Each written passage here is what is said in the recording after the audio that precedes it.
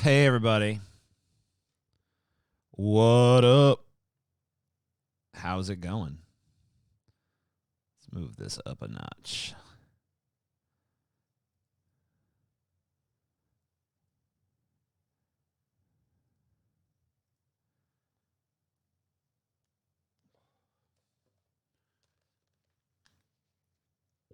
Yeah. The show's begun. Quit crying.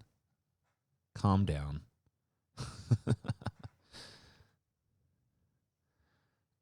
You think this is a game, TJ? Yeah, I do. Yeah, I fucking do. Quick, start disliking. Oh, no. No. Please don't take away my precious likes. No. No. Can't handle it. Oh, man, no. Please, God, no, not my likes. I need those likes to live. What'll I do without them? It's brutal. You guys are brutal. Brutal, oppressive, mean people. Why do I even do anything for you? Late. It's not late. It started exactly when I said it would. Exactly. To the fucking minute. To the letter.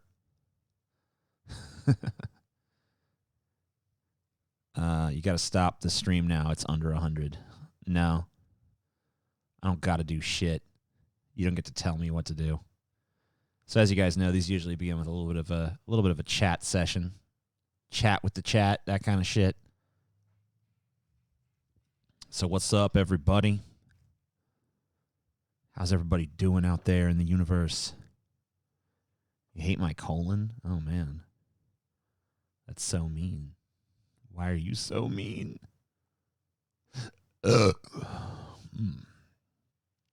Excuse me. Do I like Sudoku? No. Why the fuck would I like that shit? Glasses again. Yeah. That's right. Glasses again. Hash brown update. I need to get some new potatoes before I can try more hash browns. Why doesn't the super chat work? Super chats are not allowed for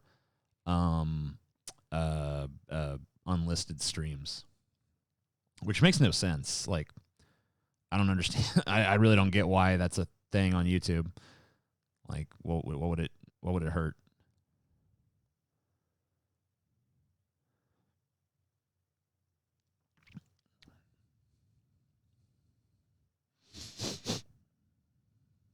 Are those personality glasses? Yeah. I wear these glasses because I have no personality, so I need to substitute with something else. So I wear glasses. Can't believe I'm actually online for a live stream. Yeah, isn't it beautiful? I'm tired. Shouldn't even be doing this. I wasn't even planning on doing this today. I was planning on doing it Thursday, the last day of the week. But Paul got sick today, so we canceled the stuff we were going to do. So I've fucking figured I might as well do this. So that's what's going on.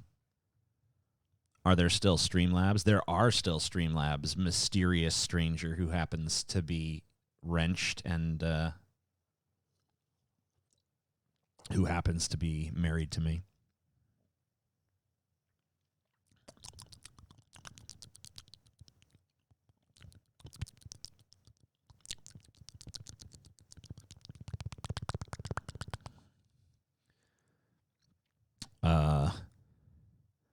Is the show going to be painful? It's Abandoned Hope. Yeah, it's going to be painful. You know it's going to be painful. Does Paul have the Rona? No, he has some kind of stomach thing. Paul's got the Rona. Does Paul have COVID? No. Stop with that. He has a stomach thing. He's got a stomach bug. His tummy hurts. TJ, how do you cope? Cope with what? Does Paul have COVID-19? You know what? Yeah. Since you're paying me money, he does. You know, I can lie to these free people and tell them he just got a stomach bug, but I can't lie to someone who's giving me money. Yes, Paul has the Rona. He is soon to be dead. How much legal tobacco did you smoke? You know what? I haven't smoked any. Maybe that would help me out. Maybe if I was to have some manner of legal tobacco here. You know? First one live. Live. What kind of music do you enjoy, TJ? I like music that slaps. Your opinion on Daniel Day-Lewis's best acting performance, up to date if you could pick one. Not your favorite movie with him, but his best performance. Thank you. Well, it's not my favorite movie with him, but I thought that he fucking was pretty goddamn dynamite as Abraham Lincoln in that Spielberg movie. Now, the movie itself was a little schmaltzy for my liking, but you know. Boom, boom, boom, boom, boom, boom, boom, boom, boom, boom. I admit that in the past I've been a nasty. They weren't kidding when they called me, well, a witch. But you'll find that nowadays I've mended all my ways, repented, seen the light, and made a switch. True? Yes. And I fortunately know a little magic. It's a talent that I always have possessed. And here lately, please don't laugh, I use it on behalf of the miserable, lonely, and depressed. Pathetic, poor, unfortunate souls in pain, in need. Oh, you guys suck so much dick. Why is the audience so lame? Why is the chat so fucking ugh? You know? Come on. Don't be a bunch of goddamn losers. Say something interesting. This is the opening of the show. The show just began, and you guys are killing it. I'm fucking awesome. I'm doing a good job. This chat, bleh, awful, wretched, vile, insipid. Has COVID challenged us marriage? What? The fuck kind of nonsense is that? TJ, we ever come to Phoenix? I've been to Phoenix. Because we're a reflection of you, TJ. No. If you were a reflection of me, you'd be awesome. But you're dog shit. So, obviously, that's not true. I'd rather be staring at my own reflection right now. In fact, I'll just look at the picture of me up there. Wow. He's... This microphone out of the way. Oh, yeah. Oh. Ooh. Hey. How you doing? Fucking pieces of shit. Fucking goddamn pieces of useless, subhuman, inauthentic shit. Boo. Boo, chat. Boo. You know what I'm gonna do to you guys? Since you're such pieces of fucking shit, I'm gonna subject you to fucking Dusty Smith. That's what I'm gonna do. You don't get to be here. Yeah, you know what's going on. I guess I should probably turn off the chat on this fucking one. Of course, I'm torturing myself just to get at you. That's no fun. I wish I didn't have to torture myself just to torture you guys. But I guess I do. Bloop, bloop, bloop, bloop, bloop, bloop, bloop. Are you ready? Are you ready? It's Dusty time. It's time for Dusty time. You know, the last time I made a video response to something Dusty said, he literally was like, why are you even addressing what I say? You're a big channel and I'm just a little guy. Even Dusty thinks it's a waste of time to engage with Dusty. Yet here I am. Kyle Kulinski is making $14,000 a month. Oh, man, that son of a bitch. Fucking goddamn you, Kyle Kulinski. Why can't I, Dusty Smith, be making $14,000 a month? Could it be my utter lack of credibility and charisma? No, of course not. It's just that the world is an unjust place. Off Patreon alone, which is like $170,000 a year, not including what he's making off like maybe Super Chat. Oops. I think I need to move my camera. I'll go up here. That's a good place, right? I'll just go up here. Oh, shit. I didn't get to see what that said. Oh, well. Hold on. Let me check on that guy. I should probably open a Streamlabs thing. I didn't know you guys were going to be doing the Streamlabs. Usually, when I do private streams, no one fucking gives me shit. So I didn't really expect it. I didn't account for it. But apparently people are doing it, so let me just set that up before we even fuck with this. Come on. Streamlabs, come on. Load, bitch. What the fuck is your problem? You slow, sluggish piece of shit. All right, let's see what was said. Here's some of my essential worker money. Thank you. I appreciate that. By the way, I don't think that it will show me your guys' Streamlabs unless they're at least $5. So we'll see how that goes.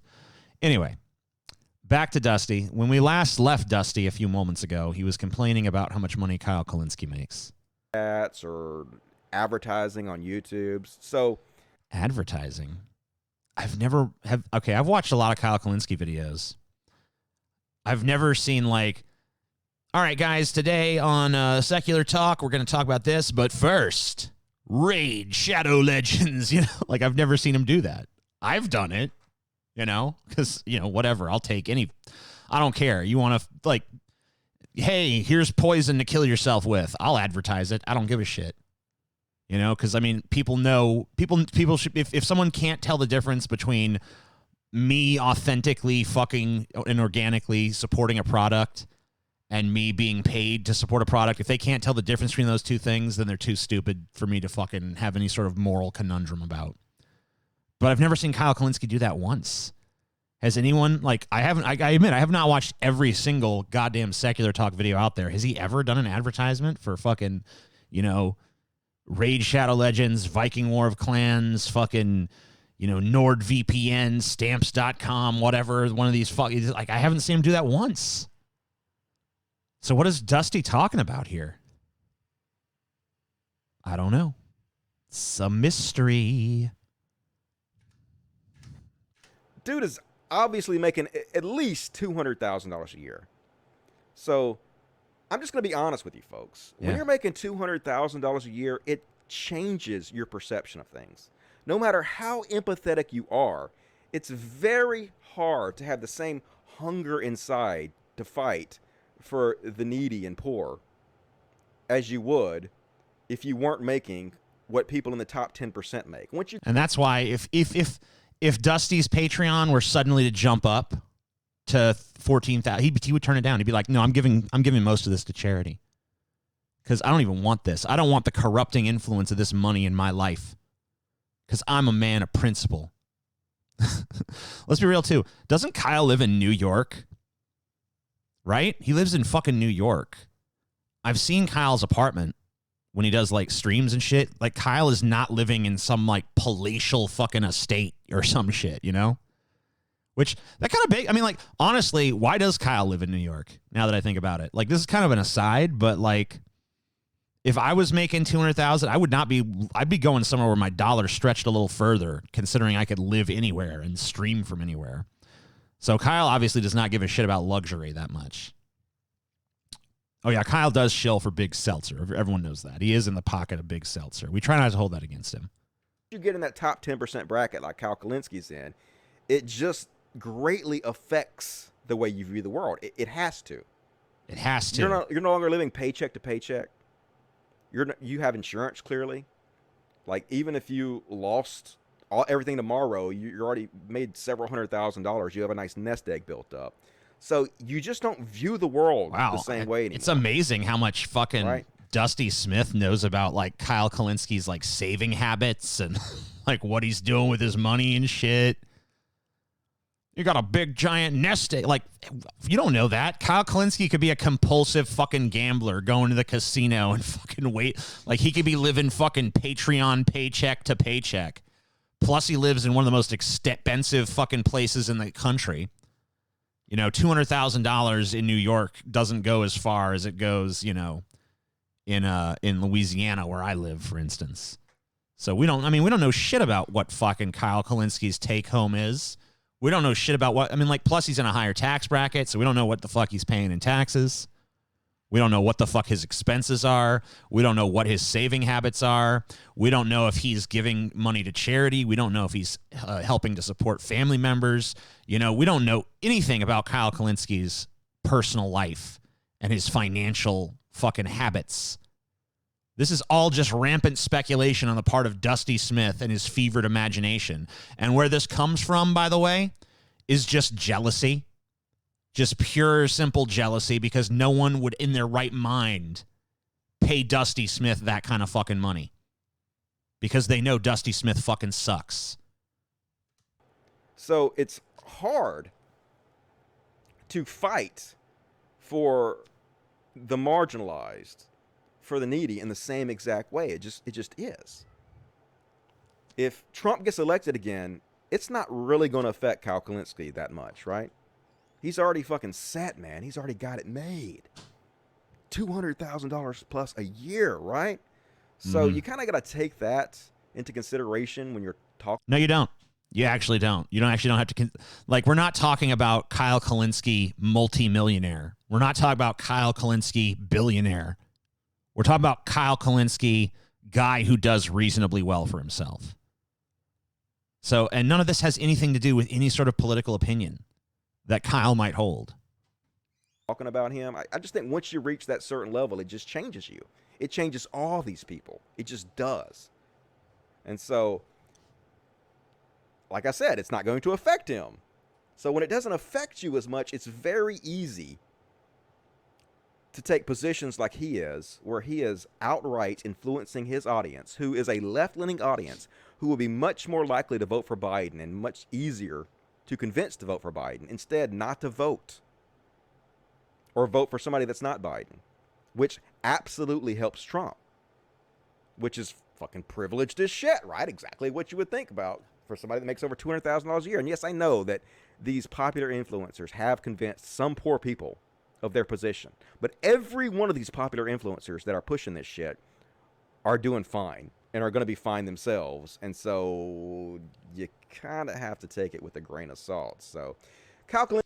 All right, so the argument so far in this video is that you know, Kyle Kulinski, he can't be trusted to fight for the poor or the disenfranchised because he makes too much money, because he makes, you know, maybe $200,000 a year according to Dusty's logic.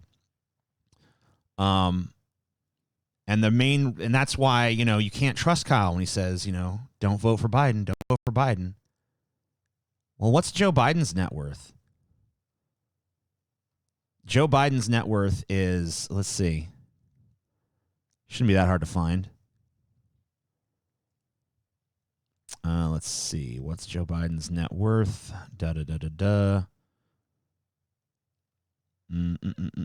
Is your credit card debt stressing you out? Yeah, it is, but not as much as your ad. Let's see, here's Forbes. They should have the answer.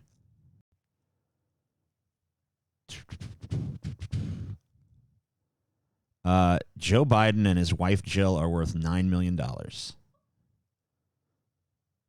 So wait, so can't trust Kyle Kulinski to fight for the poor and the oppressed because he maybe is making $200,000 a year. But we got to trust Joe Biden to fight for the poor and the oppressed, even though he's got a $9 million net worth. Him and his wife do. Okay. Just making sure I understand. Kulinski made this video, a lot of people sent me. People Where basically he addresses the controversy. And part of this controversy was brought to him by Vosh, and part of this controversy has been brought to him by me.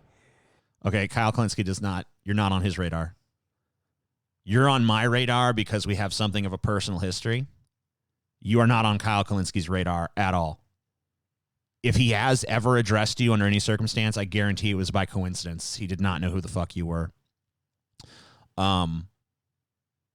As far as Vosh, yeah, maybe Vosh brought it to Kyle's attention.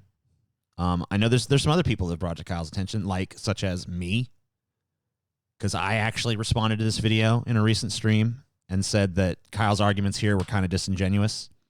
I think I stopped a little short of actually using the word disingenuous, because I know Kyle well enough to know that he's not a disingenuous person.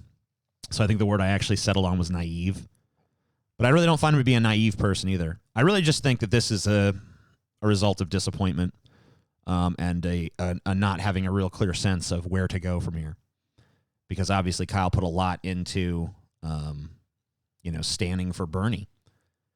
And now that Bernie is no longer a factor in the election, it's like, well, oh shit. Where do I go from here? I don't think he knows. And that's why I think he's taken this stance of just like, I don't know what to do other than just sit this one out. Because Biden does not meet the standards of my purity test. And, that's where he's at. And he tries to address it and give his opinion. Like I said, people were sending me this video, be like, oh my God, now you don't have to fucking straw man anymore. He's told you exactly why he holds these positions. And so, like, I'm going to discuss it right now. And I don't think I straw man him. And I really found this video to be Weasley as fuck. Right. No offense, Kyle. This video was Weasley as fuck. No offense. You're a weasel. No offense, though. You're a disingenuous, lying, two-faced son of a bitch that would stab a man as soon as look at him. If you saw a homeless man starving on the streets, you'd probably piss on him. No offense. First of all, he starts out by talking about Noam Chomsky. Noam Chomsky came out and said that if you are on the left and we're likely to vote for the DNC, and you're convinced not to vote for Biden or vote for somebody else instead of Biden instead, that's like a vote for Trump, right? Very easy to understand what he's saying here. He's saying that he's not literally saying that that not voting is a vote for Trump, or a vote for anybody but Biden is a vote for literally a vote for Trump. He's using an analogy here. Even a child can understand what he's saying. He's saying that if you oh my God, could be influenced. Like, how long does it take to explain this? We live in a two-party system. Your two choices at this place are at this point are Biden and Trump. If you're on the left and you are more likely to vote for Biden and you instead abstain from voting because he does not meet your purity test of the left, then that is you're more likely to hand Trump a victory. That's the fucking argument you're trying to fucking spit out, Dusty. Just get it out of your fucking... Like, I stumbled a couple times, I admit. But man, I got it out there. That's what you're trying to say, right? Get it out, bitch. Or you mush-mouthed fucking Mississippi mudhole fucking retard. Trump. It's like a vote for Trump. It basically, instead of canceling out the people that would vote for Trump, it's like giving them a double vote, which in essence is... No, okay, what? No, it's not. It's not like instead of canceling, double vote. No, you don't. It doesn't work that way. No, you not voting is one less vote for Biden, but it doesn't like add a vote to the Trump category. You just defeated the fucking argument. You just literally said a moment ago that that's not what you were saying. And now you're just coming right out and saying it. That's not how it works, Dusty. Sort of like a vote for Trump, but like not literally. It's clear that he wasn't being literal. You're not literally voting for Trump. You just said it doubles the vote of a Trump voter. It gives them a double vote somehow. So that does imply that it's giving a vote to Trump. So what are you talking about? You're just helping Trump.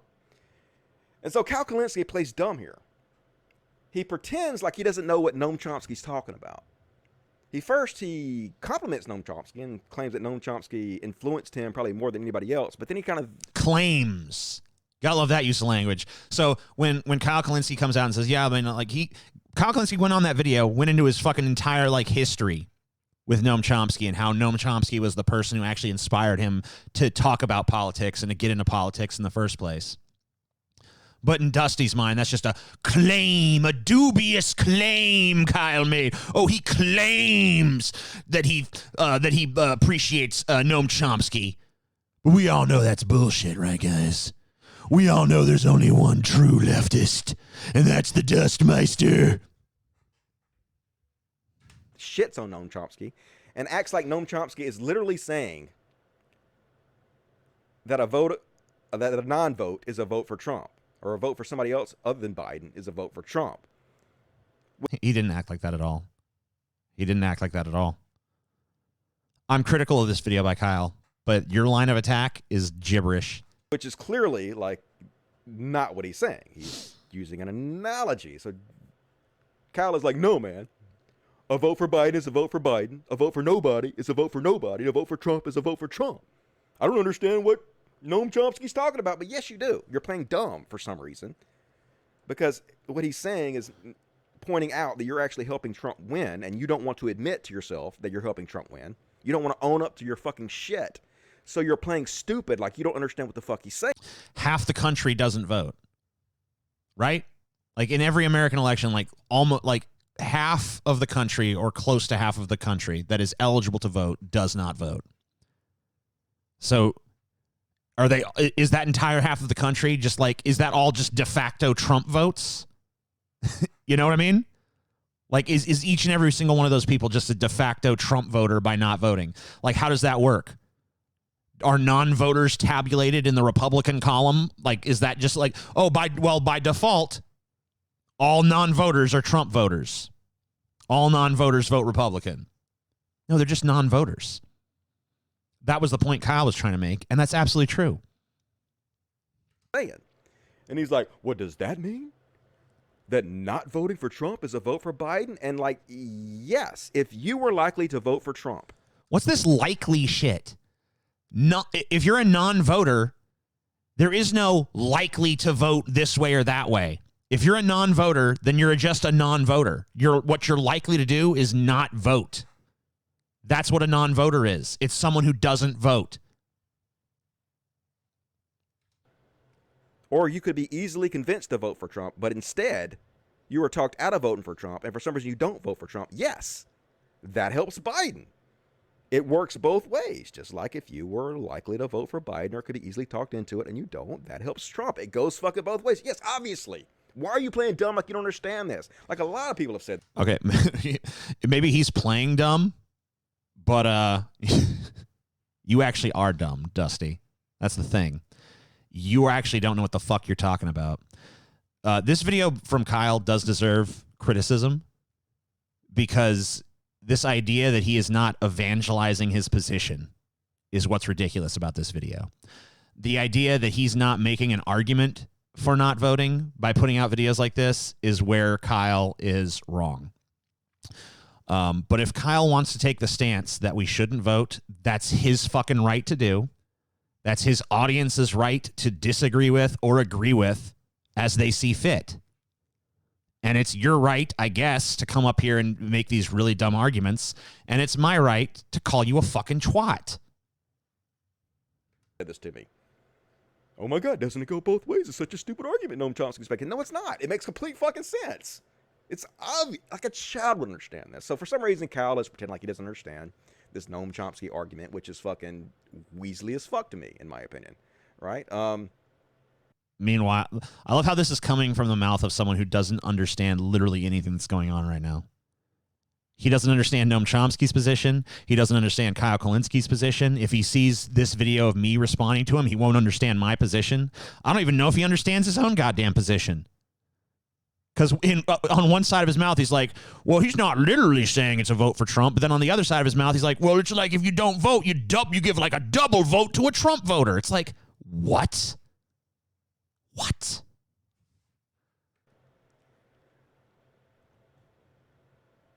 And another thing he says in this video, which I think was fucking absolutely ridiculous. You notice how he's not playing the video? Like, Kyle Kulinski is not litigious about protecting his videos. You could just play Kyle's video and we could hear his own words on this stuff.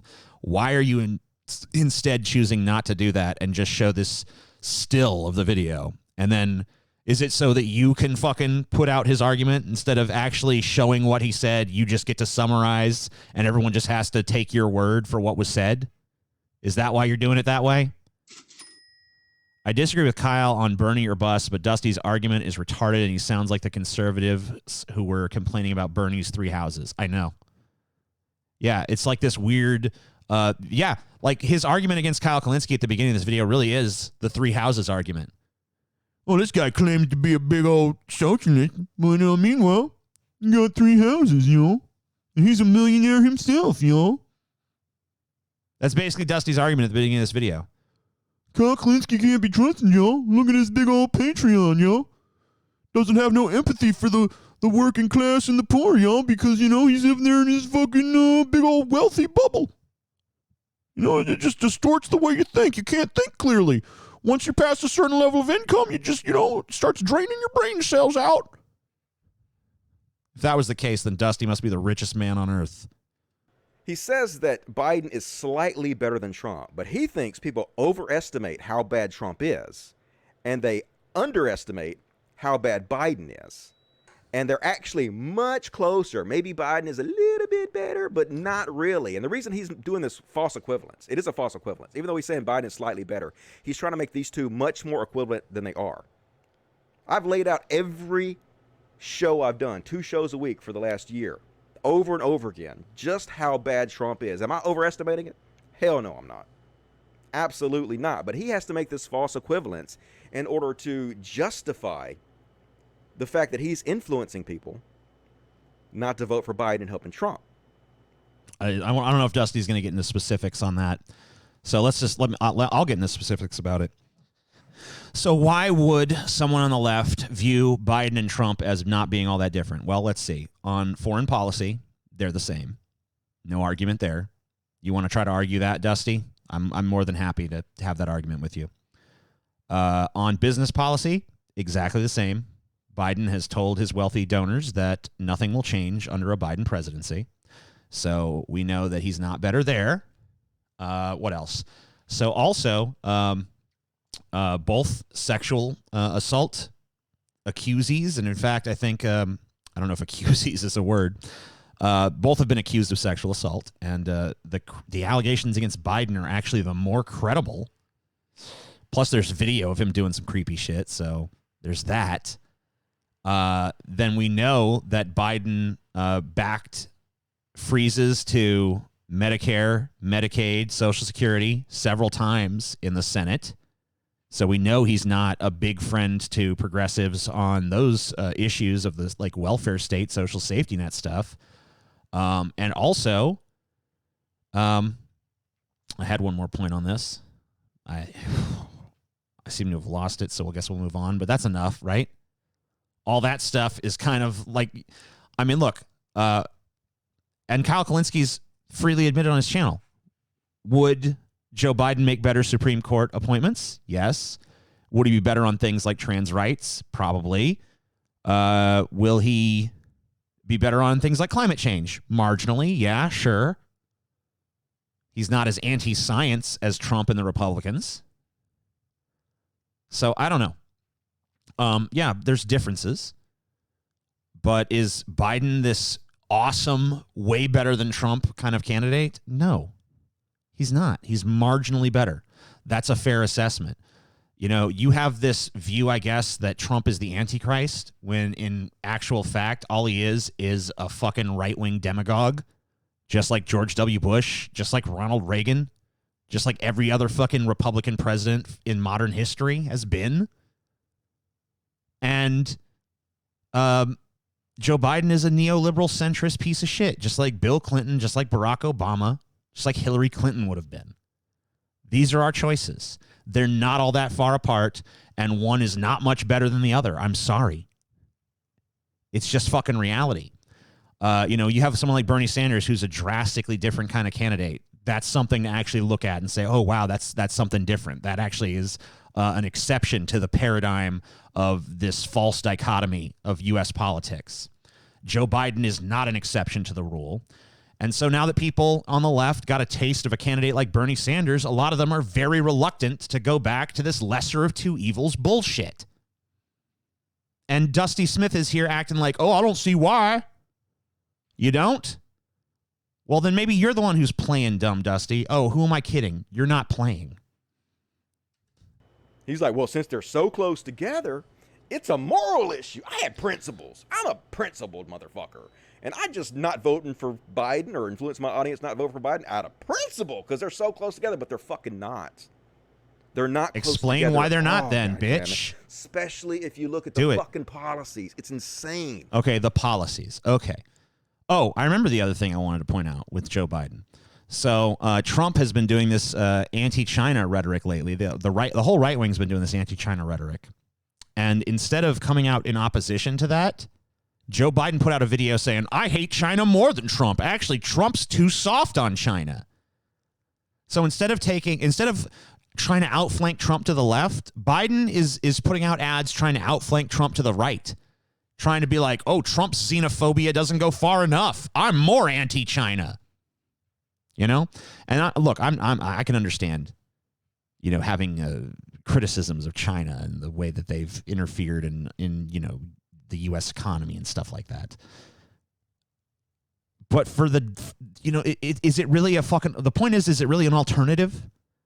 When you got one guy saying, I hate China, and another guy saying, actually, he's too soft on China, I hate China more. Is that really presenting two fucking choices at that point? Anyway, so on policy, yeah, Joe Biden's got some good policies, you know, if you believe he'll actually fight for them. So Joe Biden's, some examples of some good Joe Biden policies, $15 an hour minimum wage. Wonder where he got that idea. He's got the $15 an hour minimum wage. He's got his public option. No, not a public option. Yeah, it is a public option. He's got a public option plan. He's going to try to, do a patch on the glitchy as fuck Affordable Care Act by adding a public option to it. So thus, preserving the private insurance industry, but I guess giving people a government option that they can also use. That'll probably be shit.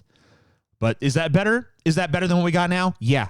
That's better than what we got now. I'm free to admit that. $15 an hour minimum wage, better than what we got now. Okay. So Biden, Biden's got some decent policies here and there. He's got some decent policies here and there. I'm not denying it. Will he actually fight for any of those policies? I mean, who fucking knows? Obama said that Obama ran on having a public option, and we didn't get one. Right? Obama said he was going to close Gitmo. He didn't do it. Obama said he was going to fucking get us out of Iraq on a certain timetable. He didn't do it. We're still in Iraq. We're still in Afghanistan. Obama said he was going... Obama was even talking about nuclear disarmament. Nothing ever happened on that front. So issue after issue after issue, Obama broke his promises. But now we're supposed to believe the promises of his vice president, Joe Biden, who has a fucking pretty conservative track record in the fucking Senate. But we're supposed to believe that all of a sudden now he's going to fight like hell, tooth and nail, to get a fucking $15 an hour minimum wage passed. So because you like the empty promises of Biden better than the empty promises of Trump. Therefore, these two are miles apart. At the end of the day, I'm not even disagreeing with Dusty on this shit. Because my position is not that they're the same. My position is they're way more similar than they fucking should be. They're pretty goddamn close to each other. And on the, like I said, on foreign policy and business policy, they're the same. Social issues, Biden's better. Courts, Biden's better. Climate change, Biden's better. Workers' rights kind of shit, Biden's like a sliver, like a little tiny sliver better.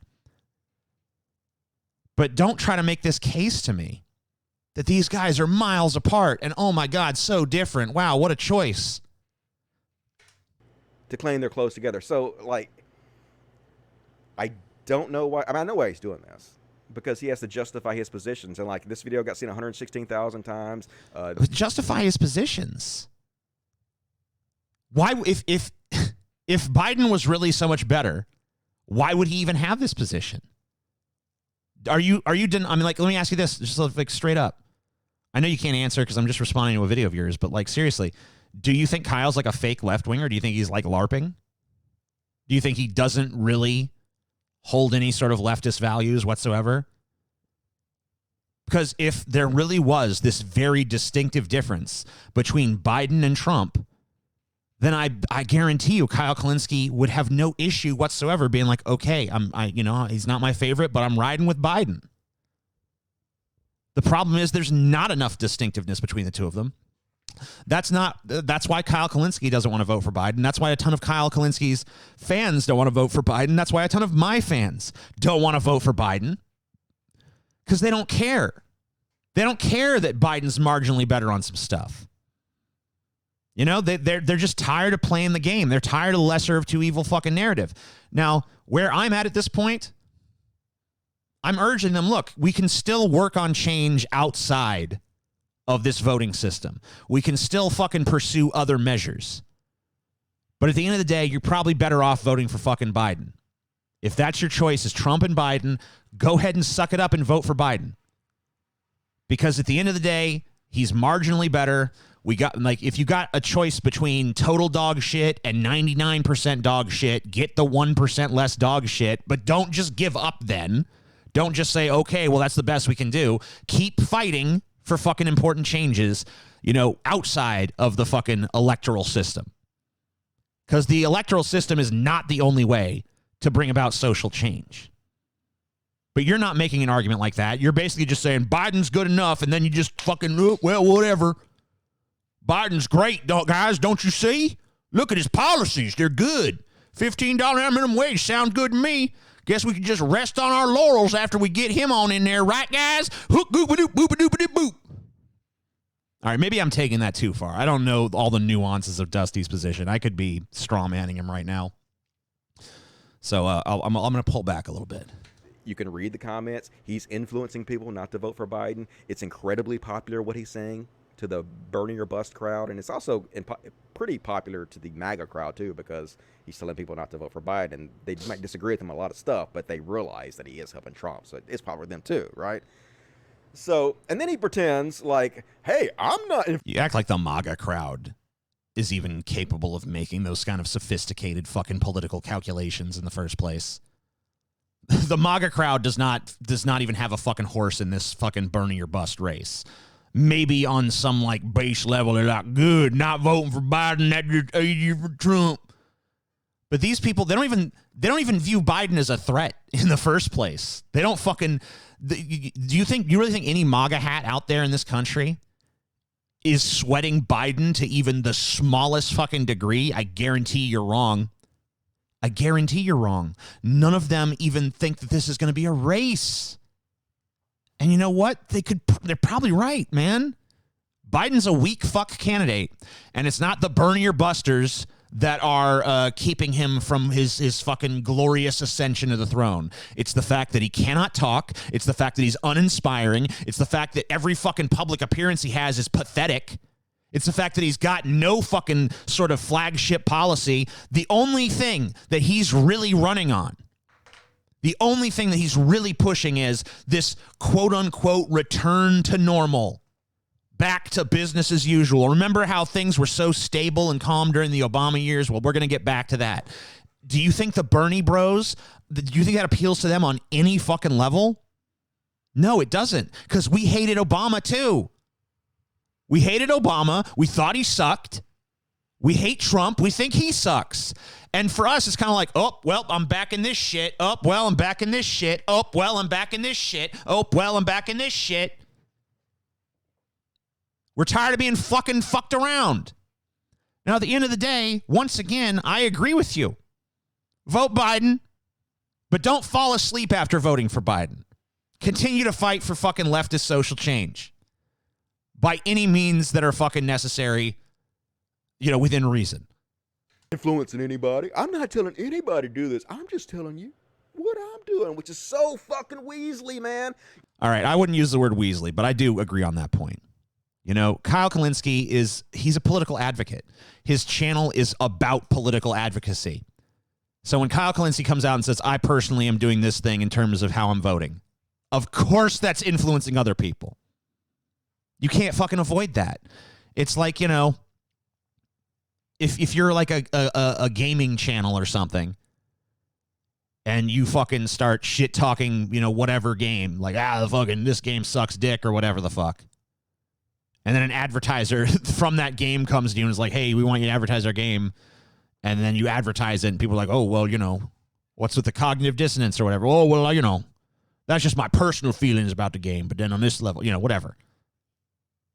You're one of the most popular political commentators on the goddamn internet. You know goddamn well you're influencing people. That's your fucking entire job, is to influencing people.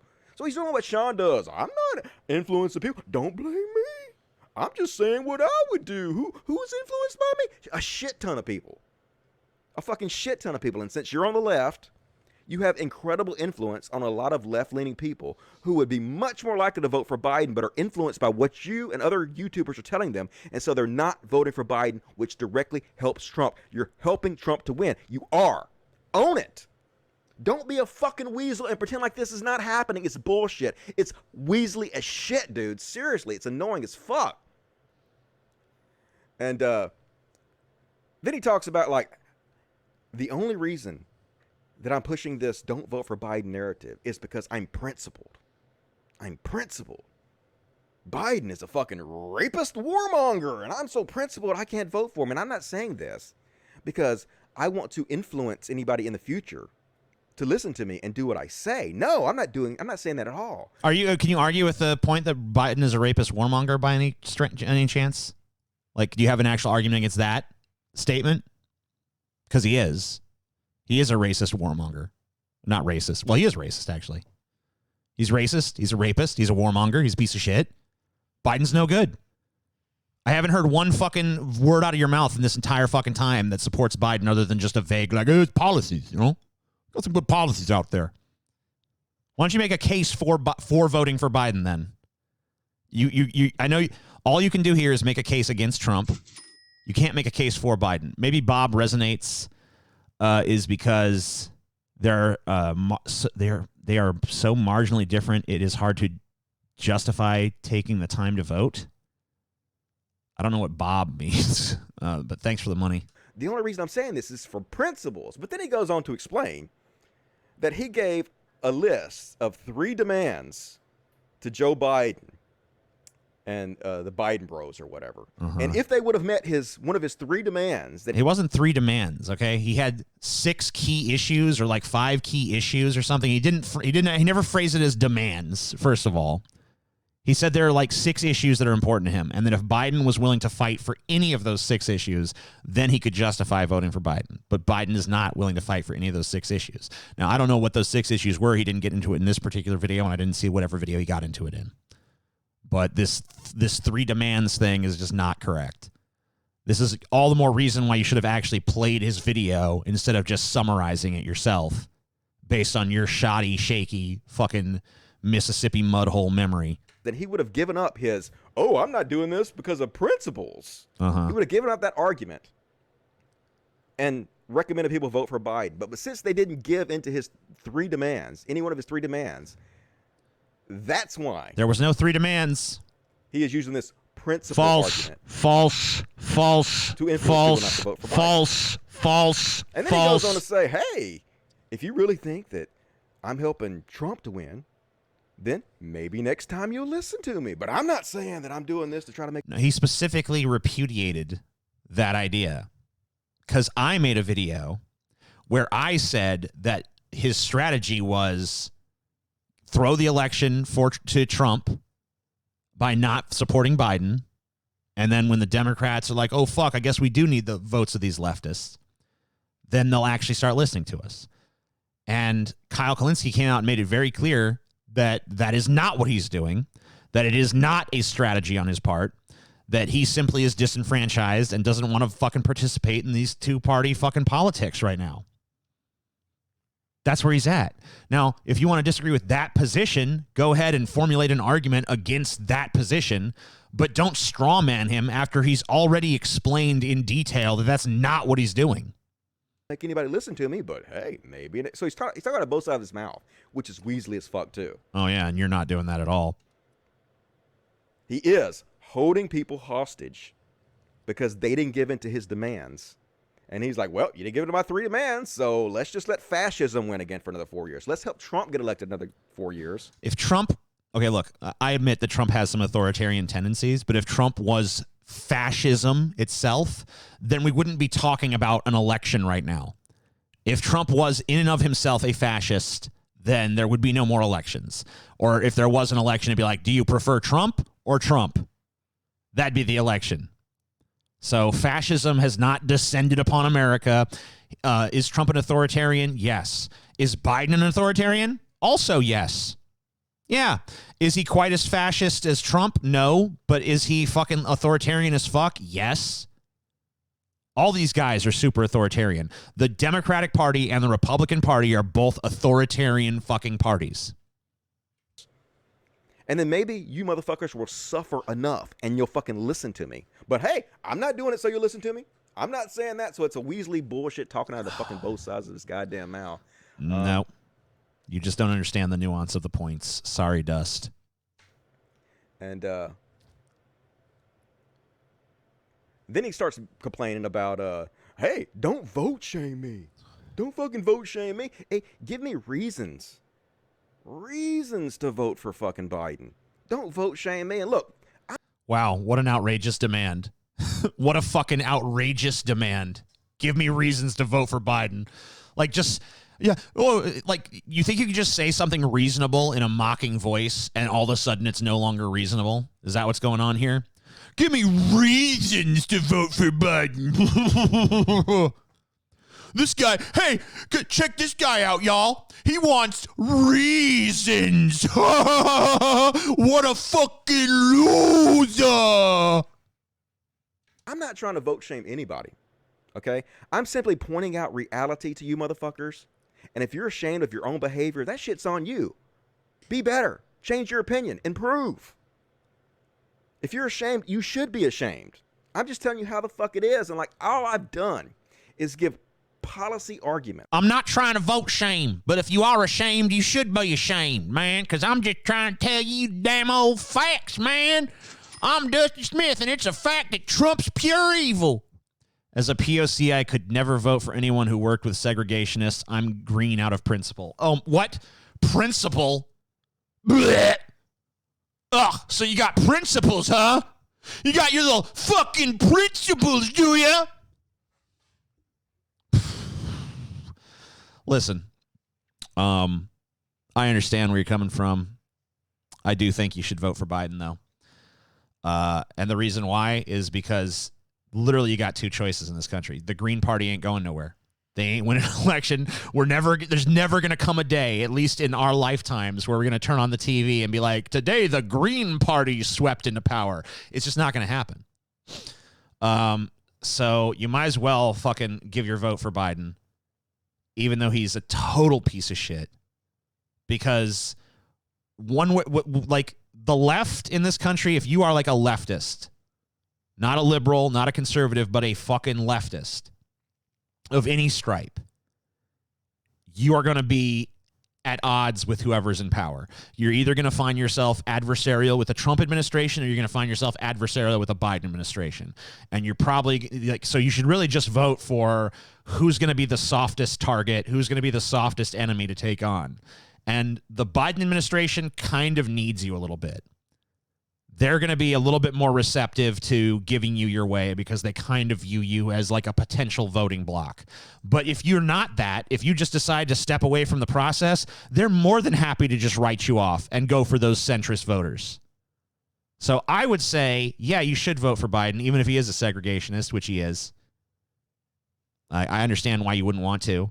I understand not wanting to vote for a rapist. I understand not wanting to vote for a racist. I understand not wanting to vote for a fucking corrupt piece of shit. I understand not wanting to vote for someone who has fucking dementia. I understand not wanting to vote for someone who wants to continue the fucking disastrous foreign policy of this country and the disastrous fucking business policy of this country and give giant tax breaks to corporations and all that bullshit. I understand that perfectly goddamn crystal clear.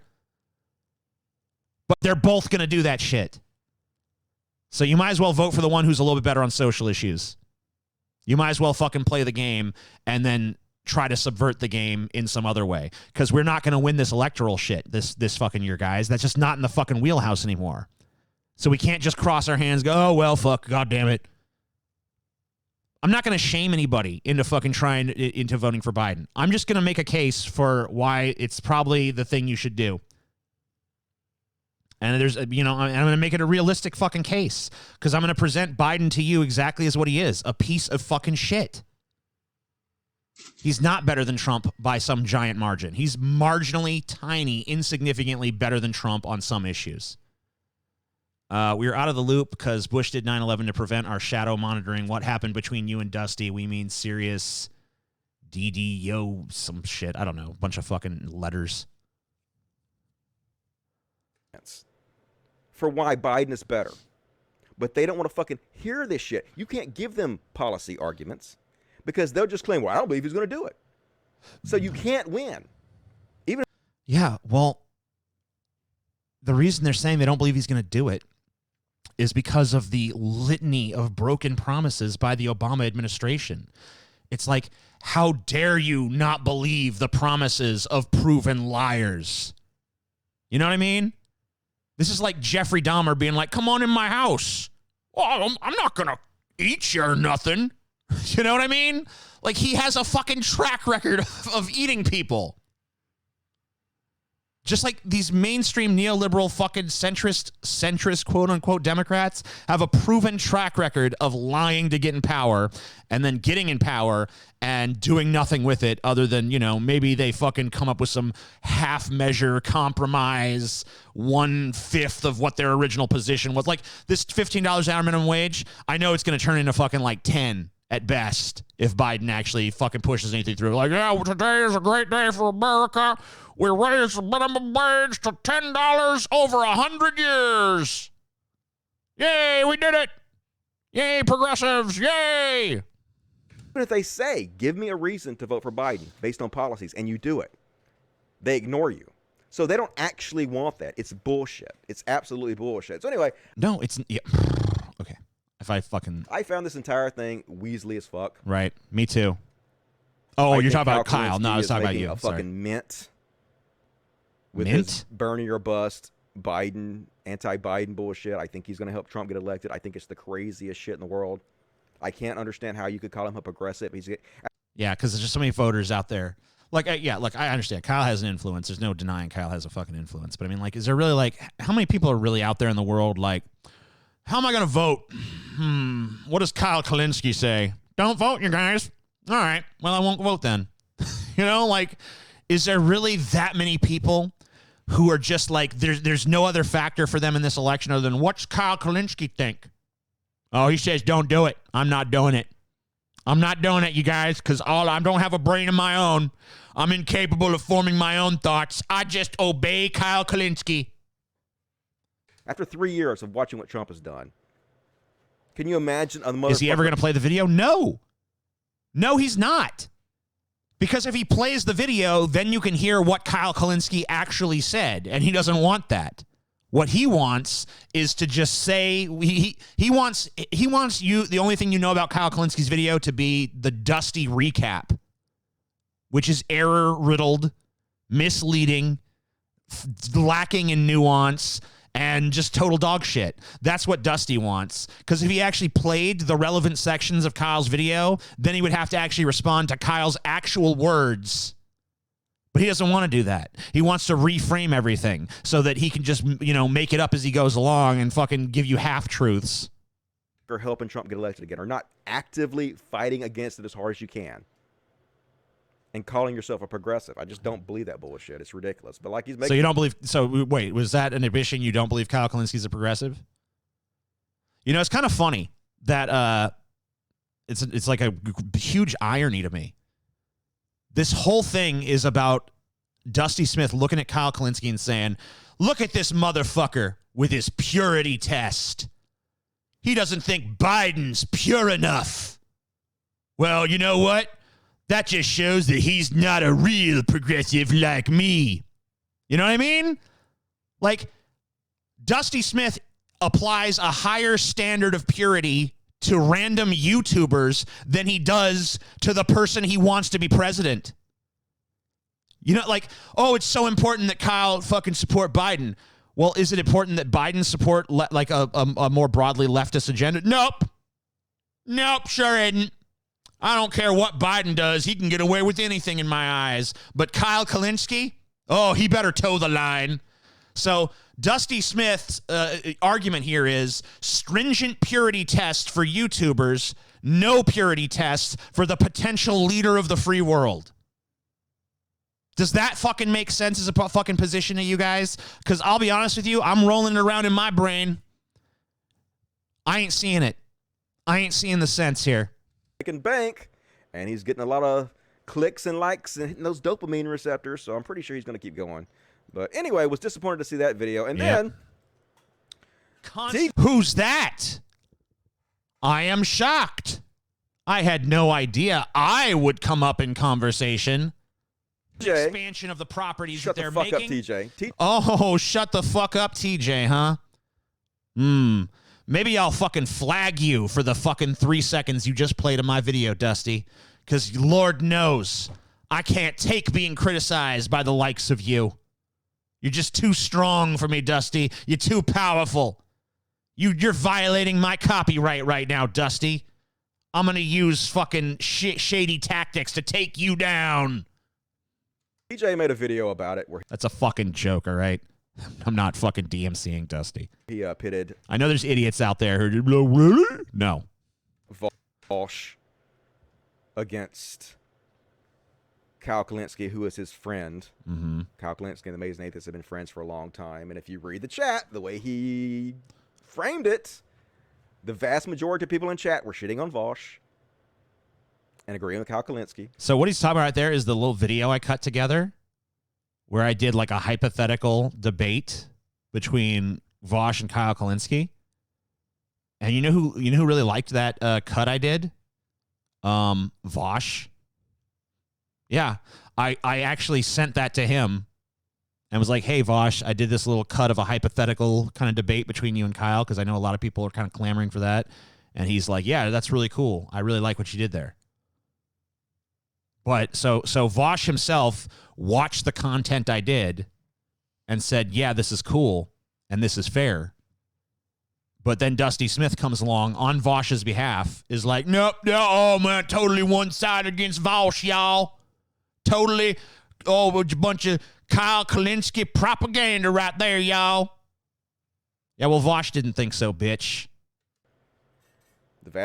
He's basically like, hey, the guy that wants to help Trump get reelected is just as valid as the guy who thinks that's stupid as shit and harmful to our country. But so there, I don't know if you're Dusty. Like, what does this take? You're literally now just talking about Kyle Kulinski as the guy who wants to get Trump reelected. That is disingenuous as fuck. There is a legitimate rift in the left right now. A legitimate rift of people who are going to go for Biden and people who are saying, I'm not going to participate in this. No one gets to take, like this idea that like, oh, well, we're going to revoke your lefty card. Like, how is the left ever supposed to go anywhere in this fucking country if every fucking little contention is just like, well, then you're not a real leftist. I'm a real leftist. You're not a real leftist. You de facto support Trump. Kyle Kulinski, you admitted yourself moments ago, is a leftist with tons of leftists listening to him. That's your whole point. The whole crux of your argument about Kyle's position is that Kyle is on the left and that his audience is on the left and that he's misleading his audience to the wrong position. But now you're saying he's not even a leftist. He's not even a progressive. He wants Trump. And that by somehow juxtaposing clips of Kyle making his points on the matter and Vosh making his points on the matter, that's somehow unfair. Using their own points and their own words to fucking draw a fucking contrast between the two positions is me being somehow unfair to Vosh's stance when Vosh himself saw the video I put together and said, yeah, that's reasonable? Fuck you, Dusty, you miserable little sack of shit. both sides, am I right? But no, both sides are not fucking equal. The way he framed it was completely fucking ridiculous. And he even went on to say that Kyle Kulinski and people like that should actually ask for more money, that they're not being greedy enough. Yeah, that's a totally fair summation of what I said. I'm just like, man, Kyle Kulinski and them people, they need to fucking be greedy, y'all. They need to be more greedy. I mean, in fairness, I did actually say they should be more greedy. But I clarified what I meant. What I was talking about, Dusty, is the fact that the leftist media sphere online, which includes you, by the way, even though I don't like you, I would include you in this too. They need more money.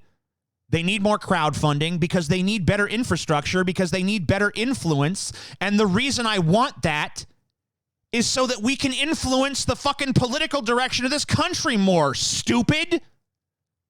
Yeah, you know what? When leftists have money and we can pay for our own advertising and not get suppressed by the YouTube algorithms and shit, when that's the case, and then you can get more viewers and you can better influence public discourse. What is your issue with that? Are you really making an argument against the left being more effective? I guess you're not a real leftist, Dusty. You're a stupid bag of shit, Dusty. You really are the dumbest motherfucker I've ever had the displeasure of fucking. By the way, so a couple weeks ago, Dusty talked some shit at me, and I'm like, yeah. He's like, why don't you come on my show then? I'm like, yeah, sure. I'll come on your show. Just DM me. We'll work it out. It's 2 weeks ago. You think I've got a DM from Dusty in my fucking inbox? Nope. They should ask for so much money that they can hire full staff and stuff. So, yeah, TJ's all about the fucking money, dude. It's just... Yeah.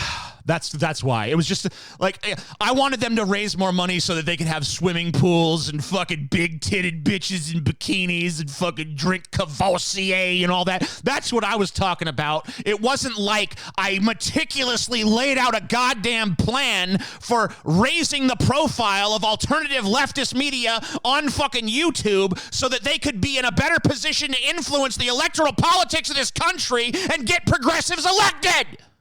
That's not what I was saying at all. You stupid fucking retard piece of inept, useless dog shit.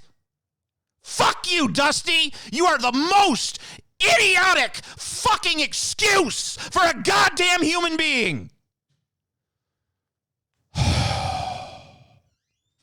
But you know what? I hope you raise some more money, Dusty. I hope you can get as rich as Kyle Kalinske so that your view can also be tainted. Just crazy. But yep, you read through it. He's definitely influencing people. And he's influencing people against Vaush. So Vaush, when you No, I'm not. No, I'm not. How am I influencing people against Vaush? I have said nothing but nice things about Vaush. I watch a shit ton of Vaush's videos. I think Vaush is lovely. Just fucking peachy keen. I like Vaush. I like Kyle Kalinske. You know who I don't like, Dusty? I'll give you one fucking guess. Hey.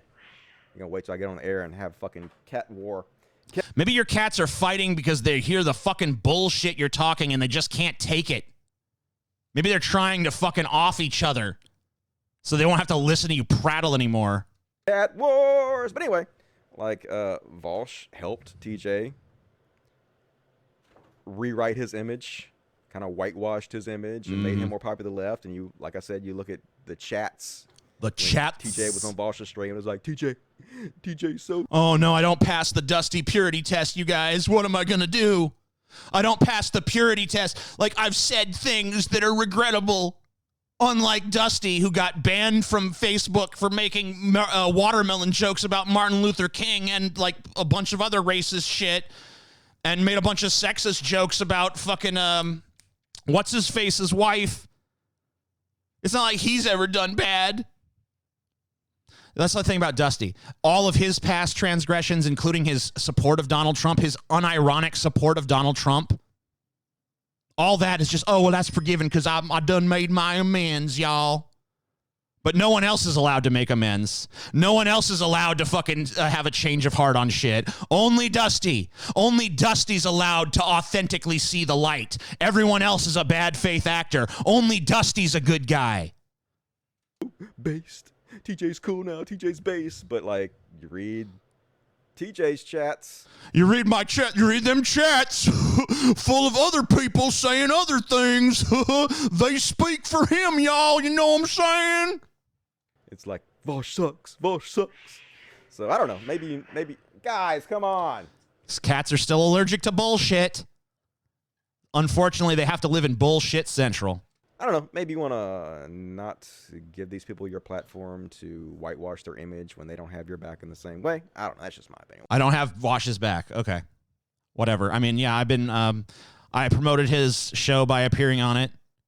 I mean, Vaush recently did a thing on Twitter where he's like, wow, I'm seeing all this sub growth. And there was like 5 or 6 different comments down there of people who were like, yeah, I saw you on, because The Amazing Atheist and I fucking subscribed. Right? And I mean, yeah, I got something out of it. Vaush got something out of it. I'm not saying it was like whatever. There was benefit both ways there. But I have numerous times on my public streams said very complimentary things about Vaush. And in fact, I tried to host a debate between Vaush and Kyle Kalinske because I thought it could be a productive discussion. And I thought we could resolve some of these issues that you're bringing up in this stream. Maybe fucking reach some kind of consensus. Maybe reach some kind of understanding. Whatever, you do whatever you want to do. That's just what I think. Yeah, I'll do whatever I want. You don't want me to do what I want, Dusty. You really don't. Is that a threat? Shut up, Dusty. We're done with you. Be gone. It's time to fucking talk to the chat. Hey, chat, how's it going?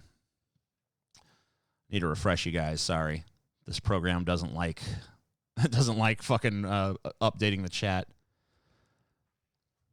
I discovered Vaush through you. Yeah. A lot of people did. A lot of people discovered me through Vosh. That's good. Wonderful. We helped each other out. I agree with most of his politics. I do. I'm not ashamed to say it. Just realized you're wearing a Pink Floyd shirt, TJ. What's your favorite album? I like The Wall, although the shirt I'm wearing is for Dark Side of the Moon.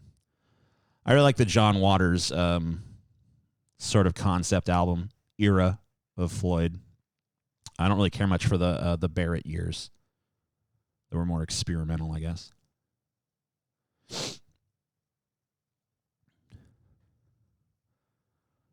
TJ, smoke legal. Shut up, Dusty. I don't want to hear from you. I've had my fill.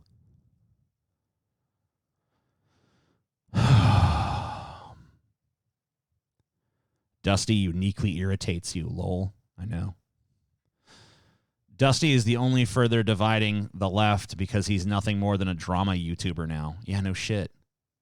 It's because he cares more about fucking exploiting dissidents than he does about, dissonance, not dissidents. He cares more about exploiting dissonance than he does actually arguing for fucking policy, even though that's what he claims to care about. Hey, TJ, opinion on the Family Guy episode about Marilyn Manson? I wish they would have gotten a voice closer to that of Marilyn Manson's actual voice. Or better yet, just fucking get Marilyn Manson to come do his own voice. You should have turned him off after 2 minutes. Whatever.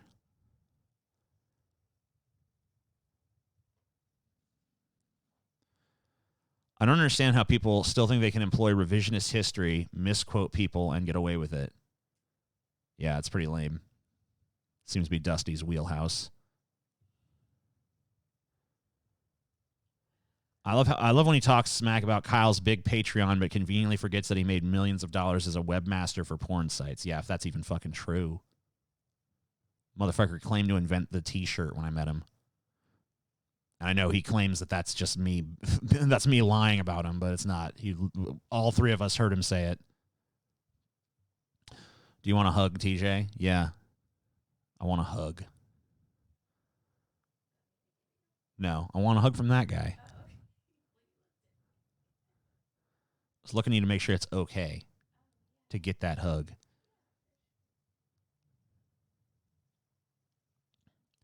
I actually am Vosh. Beat that. What do you think about Liette Kynes being cast as a woman? I don't know what the fuck a Liette Kynes is. I guess I could look it up. Liette Kynes?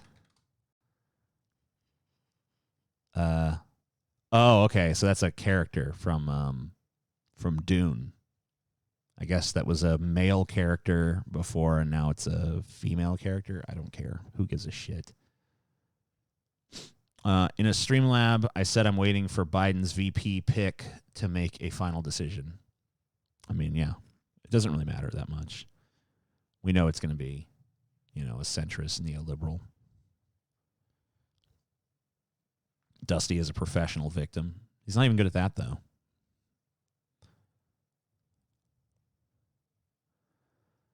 I am actually TJ. The man on your screen is an imposter. I knew it. I knew it.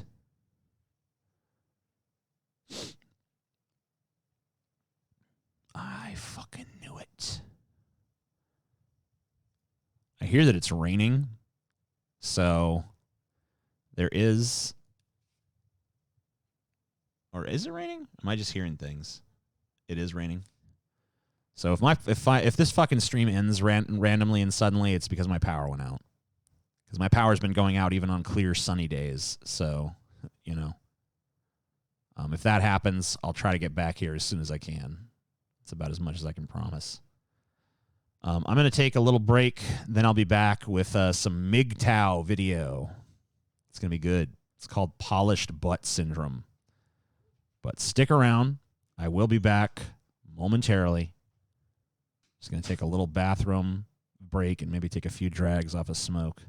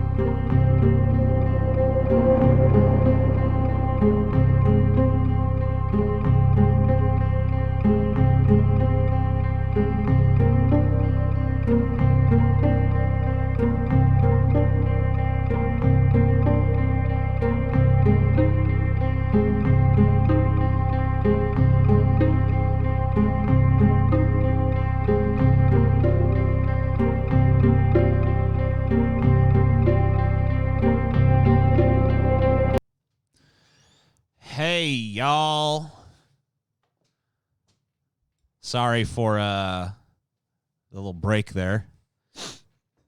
So there's a pretty crazy storm raging outside right now. So I'm going to try to keep going with this, but if the power goes out, obviously I have no control over that. So hopefully that doesn't happen. Just knocking on all kinds of wood.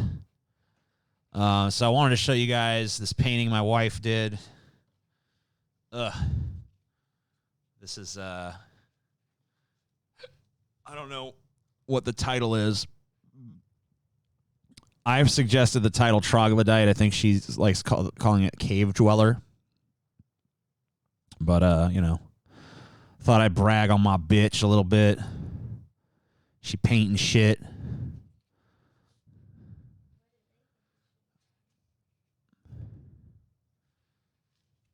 I don't know. Here you go.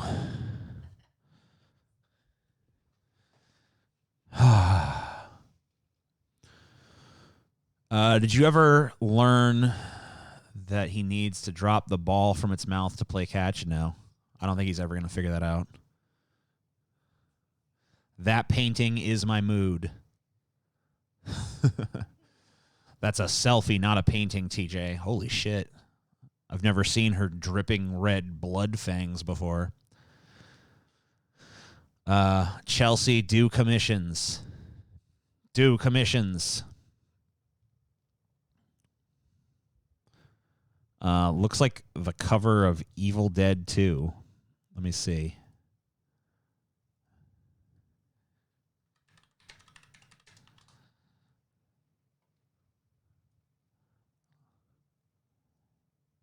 Yeah, this guy. I can kind of see it.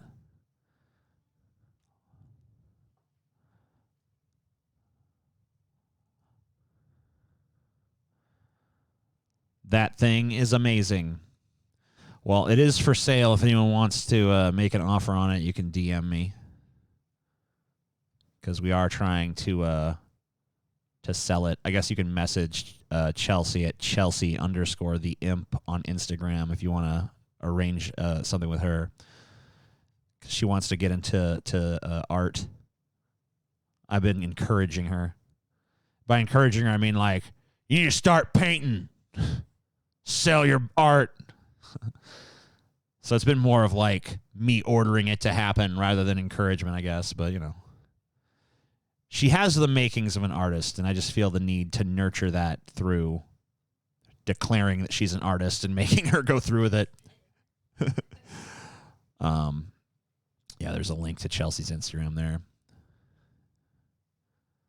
So anyway, I guess I'm so reluctant. I'm so fucking scared that I'm going to lose power because it's happened so many times. But the show must go on. Let's go ahead and take a look at a MGTOW video called Polished Butt Syndrome. And I have not watched this. I don't know what this is about, but it looked interesting enough, so... Hi everyone, SaneMain here. This video is brought to you by a donation from... Excuse me, I should probably put it on the screen. That'd probably be good. Hi everyone, SaneMain here. This video is brought to you by... Sandman here? Sandman? Oh, well. Donation from Randall, and here's what he has to say. Okay. Hi SaneMain, this video sponsorship is a thank you for inspiring me to get prepared for the COVID-19. Early in saving a few dollars in my IRA accounts. Please discuss the topic of your choice. I'm giving you those donation with no strings attached. Well, Randall, thanks for the donation. First, what I want to talk about is what doctors called polished anus syndrome. That's what doctors refer to as to what happens when you wipe your derriere extraordinaire too aggressively with toilet tissue. It's mostly women that have bought all the toilet paper during Corona-chan, and as of today, March 19th, 2020. I'm also not quite sure when I'll be releasing this video to the world. Governments have finally gotten serious and have actually followed the lead of places like China, Japan, Hong Kong, and Taiwan.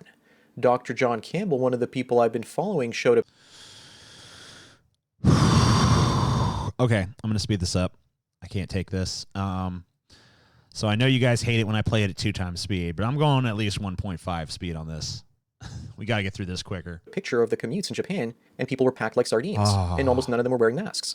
The cases in the country were down to a trickle. In 3 weeks, people are going to be asking themselves why they got so crazy and started fighting each other for toilet paper in the shops. I think this is also the bottom or near bottom to the stock market because oil is at $20, and it hasn't been this cheap since the 1990s. Yet another reason I figured that it was time to buy into the stock market was because someone contacted me and asked me if I have a gun and some farmland. So if this guy's a MGTOW, that means men going their own way, right? Why is he showing all these pictures of fucking attractive women for? You know?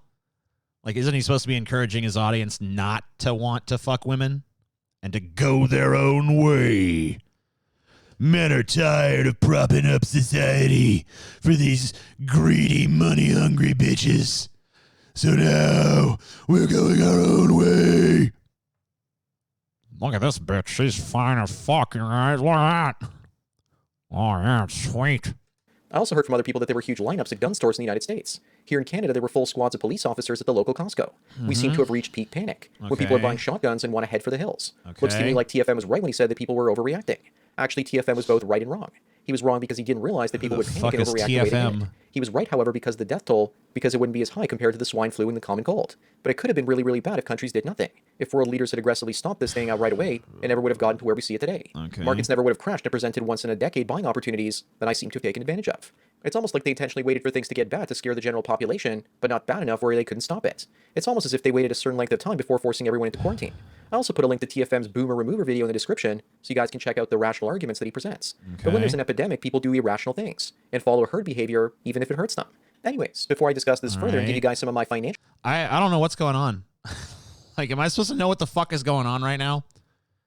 Can anyone tell me what's going on? Like, what's happening here? Like, is there some kind of argument being made? Is there some kind of point going on? So something okay. So something about buttholes being overly polished, and then the stock market's down because the government acted not fast enough / too fast, and people are overreacting / underreacting to COVID-19. I don't know what's going on. Like, I can't follow this. Maybe this guy is just in an intellectual class, you know, like a few rungs above me, so I just don't know what the fuck is happening now. But I'm lost. Is anyone following this? I'm not following it. I'm gonna keep trying. Musings. Before it's too late, let me first tell everyone about today's sponsor, the Brave browser. Didn't we already do a drinks water like a duck, but he also drinks your data. So tell him and Google to shove your data up their schwing-schwangs by downloading the Brave browser. It's free, blocks online advertising, and protects your privacy and data from evil tech companies. You only see ads if you want to see them, and you get cryptocurrency for your attention. Don't let Zuck use you to make a buck. Download Brave by clicking on the link down below. Anyways, now back with the show. Roger that. In the midst of scripting this video, someone named Louis sent me a Facebook message, and he said this, and I quote, "Sane man, no need to sound the alarm bell. The curve will soon flatten, and the markets will shoot up like a relapsed heroin junkie. People just have to hang tight. Here. Investing 101. Unquote. Like nice I couldn't agree more. On March 18th and March 19th, I went bargain hunting for stocks. Most of the ones I actually wanted were already down 40 or 50%. I sold weeks before the crash and was playing games trying to catch a falling knife. An article I attached in the description called, "A Coronavirus Explosion is Expected in Japan. Where is it?" convinced me that it was time to buy. The media seems to be creating panic. The article appears to be justifying that Japan is about to fall because of the virus that they've had for 2 months now. Stock? So stock's down because of the coronavirus, so now is the time to buy, I guess. That's all I've gotten so far. But they seem to have managed to control it very, very well. Countries like Taiwan, Singapore, Hong Kong, and South Korea and China appear to be getting a handle on this and flattening their curves. China, of course, might be lying, but I find it hard to believe that 5 other Asian countries are doing the same thing. It appears to be able to be controlled, and it can be beaten using social isolation and contact tracing. Once enough people figure this out, the market will explode. I just put my orders in for Delta Airlines, Carnival Cruise Lines, Royal Caribbean, and Alaskan Airlines. Wish me luck. But at the time most of you are listening to this, you'll probably be laughing at me, wondering how I called the bottom or near bottom. Currently, the cruise ships seem to be priced for bankruptcy. People are going to realize they all went insane. With good reason if the virus doesn't actually get under control. But I believe it will be controlled. I also bought some oil stocks that were 70 to 80% off their previous prices. The day I bought everything, my cousin and a friend of mine both sent me information about 2 drugs. I don't know. I can't even get a grip on what's going on here. He's talking about stock, I guess. I don't know, man. What does this have to do with MGTOW? What does this have to do with butts? What does this have to do with toilet paper? What does this have to do with anything? I don't understand. Like, am I going crazy? Am I being gaslit? What the fuck is happening here? that work together that stop nearly 100% of the deaths from this thing. They changed the amount of zinc in your cells, and CoronaChain can't get you. Even Trump brought them up at a press conference. People were also laughing at TFM for buying when things were falling. But I guess he's going to have the biggest laugh now, perhaps. China also closed all of its Starbucks and Apple stores when all of this started. But now they're all opening up. Yet the professional traders don't seem to see this as a bullish sign. I think they can't see the good news because it's buried by the bad. As for TFM, I spoke to him and he told me that he didn't actually think that people would panic. I, on the other hand, did. But what I didn't realize is that politicians like Justin Skippy Trudeau would react as aggressively as they did. I originally thought that it would wait until it was too late, until hundreds of thousands, if not... All right. I'm pulling the plug on this. I don't even know what position is being advocated here. I don't know. Like, this just sounds like him ruminating on, like, why now is a good time to buy stock. So I guess if you're into buying stock, this might be an interesting video. I don't know. His voice is really annoying, and I just don't care. All right, here's Ben Shapiro. This should be fun. Good old Ben never lets me down.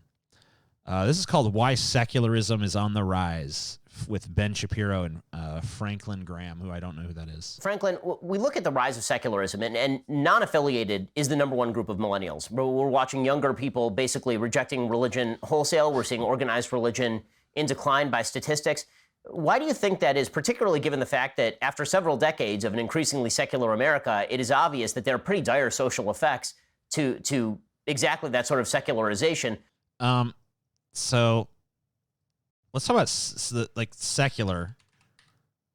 Secular is denoting attitudes, activities, and other things have no religious or spiritual basis, or of clergy, not subject to. Well, that one doesn't apply. So when you talk about secularism as a concept, that's defined by Merriam-Webster as in political terms.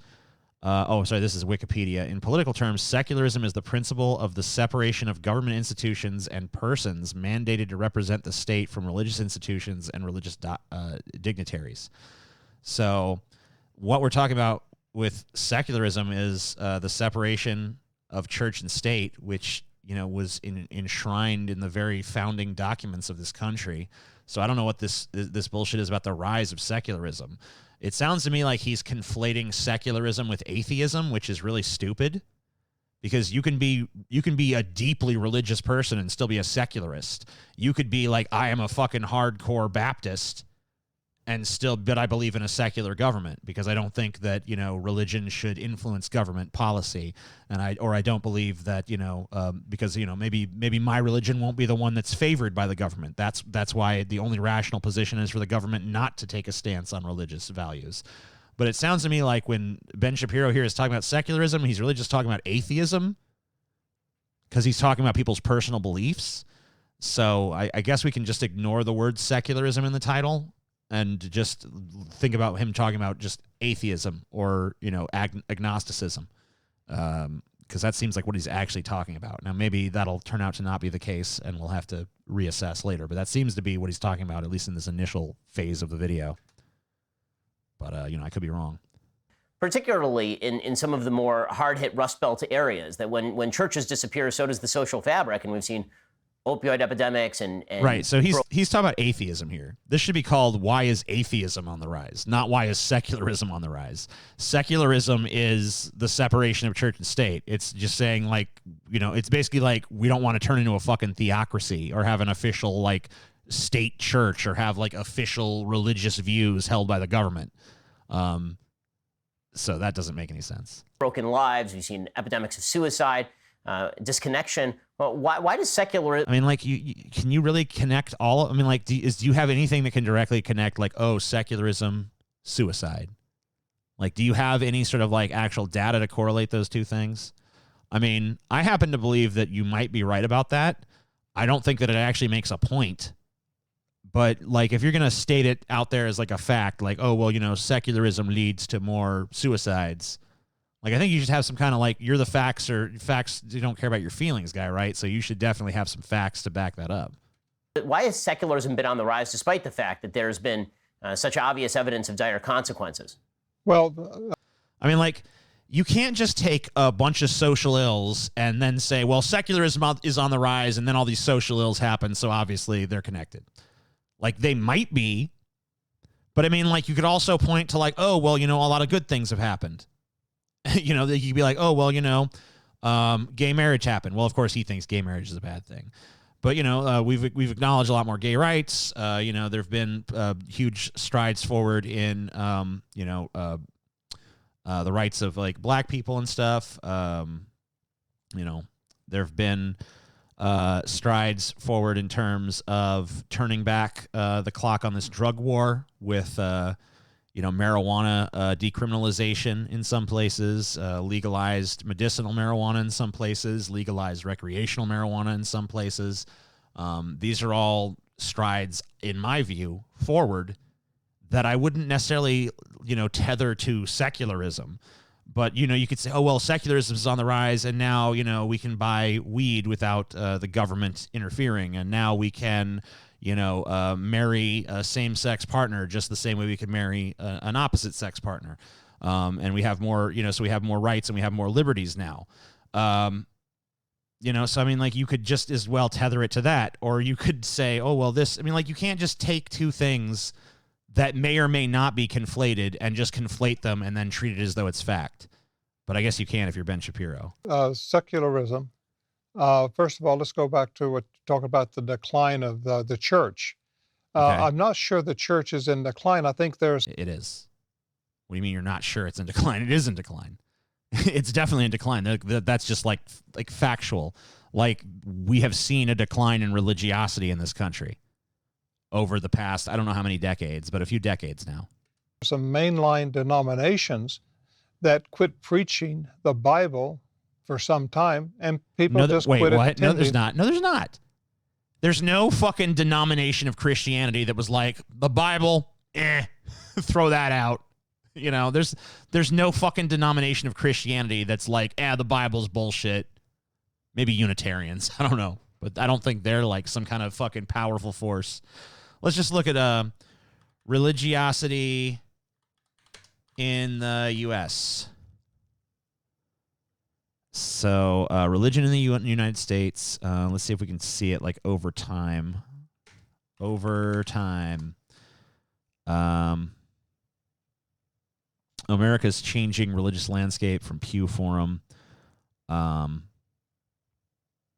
So we've seen just between 2007 and 2014, and I don't know what's happened since 2014 because that was obviously 6 years ago, but from 2007 to 2014, you saw religiously unaffiliated go from 16.1% to 22.8%. And maybe I can find the modern day number as well. Let's see. Religiously unaffiliated U.S. Okay, so there's from 2014. All right, here's something from, this is from 2019, so this is a pretty recent number. This is a thing from Pew. It says, in U.S., decline of Christianity continues at rapid pace. So this is aggregated Pew Research Center political surveys. This is Christianity gone from 77% to 65%. This is religiously unaffiliated has gone from 17% to 26%. So the idea that there's, you know, like some question as to whether or not religion is in decline is pretty ridiculous. It is. Christianity is in decline in the United States. There's no doubt about that. The polls clearly bear this out at this point. In those churches. What you see is a rise of Bible teaching churches where pastors just get up and they open up the Bible and say, let's read today what God's word says, and they start teaching the Bible. What is this anecdotal horse shit? Are we not on the fact show? It's like, well, you know, a lot of preachers they like, you have, like, are we going to talk fucking facts and evidence here? Well, no, you're religious, so of course not. Those churches are full. They're packed. People are hungry today. They want to know the Word of God. And okay, so if they really want to know the Word of God, here's an idea. Go buy a Bible. Go steal one from a hotel room. Go fucking get your ass a Bible. Go read it your fucking self if you really want to fucking read it. It's there. If you, I mean, like, this is America. What's the literacy rate in this country? I mean, I think we still have more literate than illiterate people. So why don't they just go read it them fucking selves if they really care? You know why they don't go read it themselves? Because you open that motherfucker up and it's boring. Ezekiel begot Hezekiah, and then Hezekiah begot Greganor, and then Greganor begot Schlemiel. Schlemiel begot Grucifucculus. Grucifucculus begot Shimby Dimby Doodock. Shimby Dimby Doodock begot Ray. It just goes on and on and on. These long, boring genealogies. And then, you know, like, oh, this is what you should do with your crops. It's like a long, boring, meandering, stupid book full of contradictions and nonsense and whimsical tales of fucking bullshit. And, you know, most people don't want to fucking sit through that. So they'd rather have some fucking huckster stand up in front of them and just tell them the good parts, and then, you know, then just fucking get money thrown at them on the stage while they pretend to blow away COVID-19. COVID-19, go away. Go away and never return, COVID-19.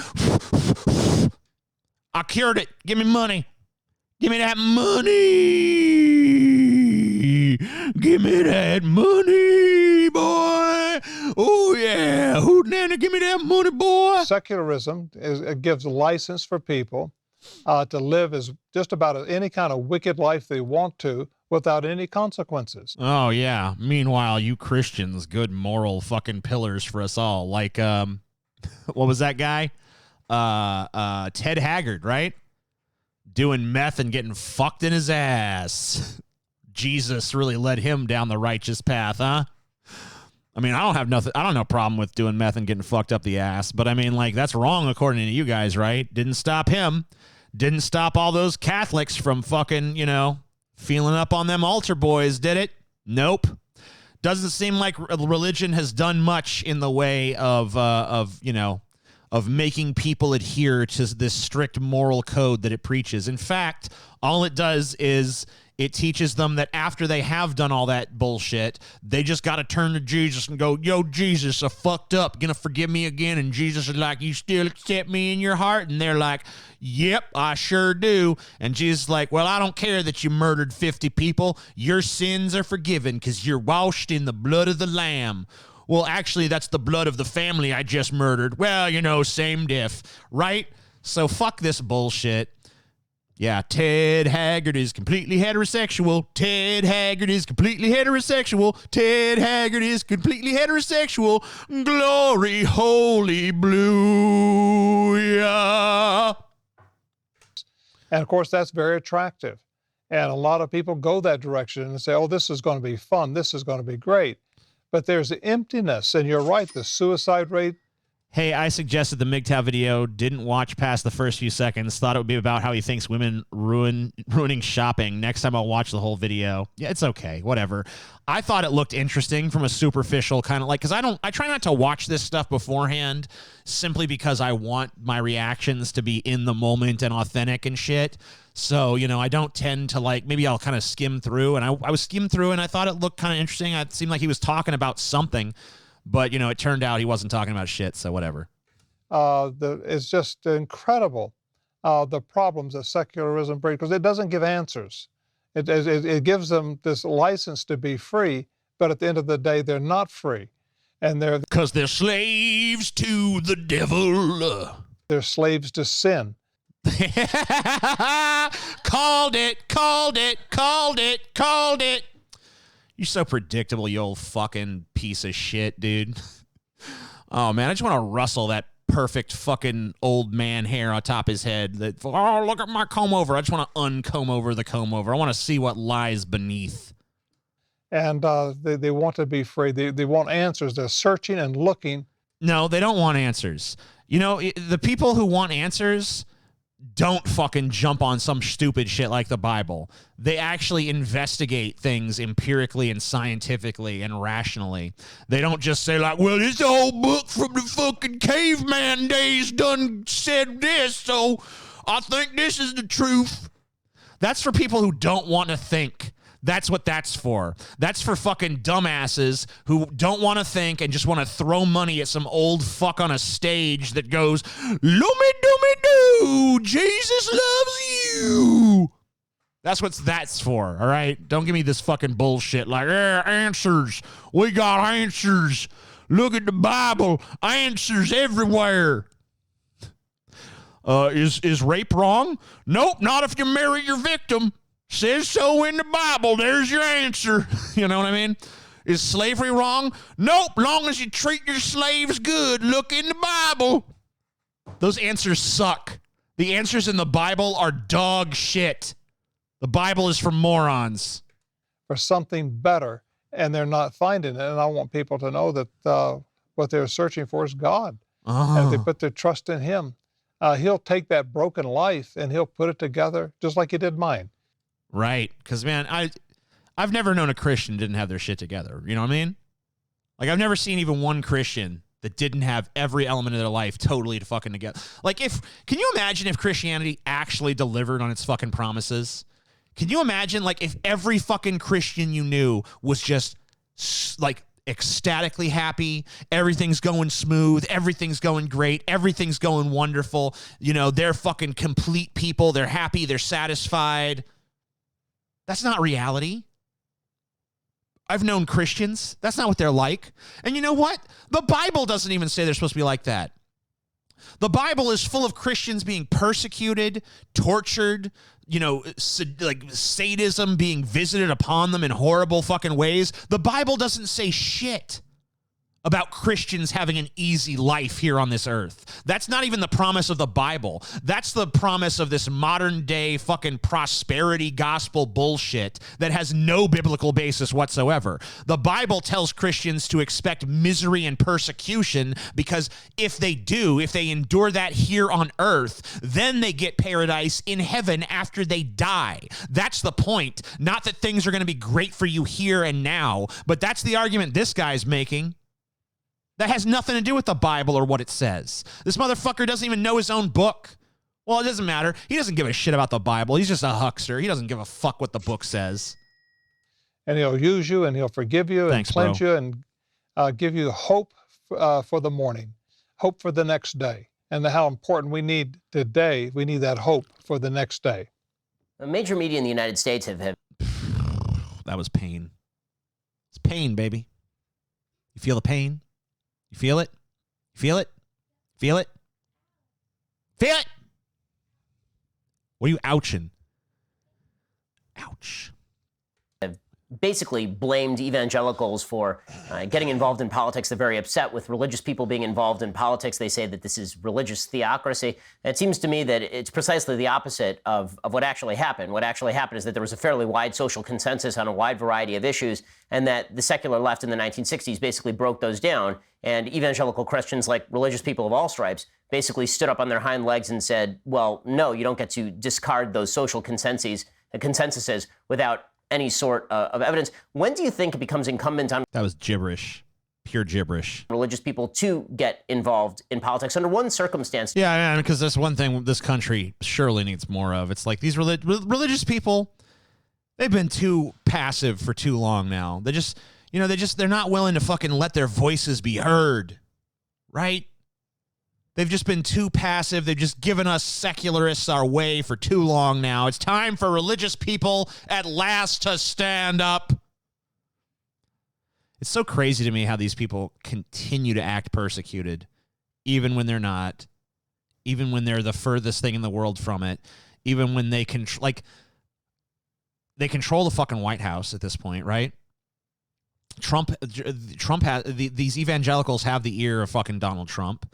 These evangelicals majorly had the ear of George W. Bush, who even said that, like, the reason we had to go fucking to Iraq was because he prayed about it and God basically told him to invade Iraq. But man, these religious people, they ain't got enough power in this country. They're just so fucking, they're so put down and put upon.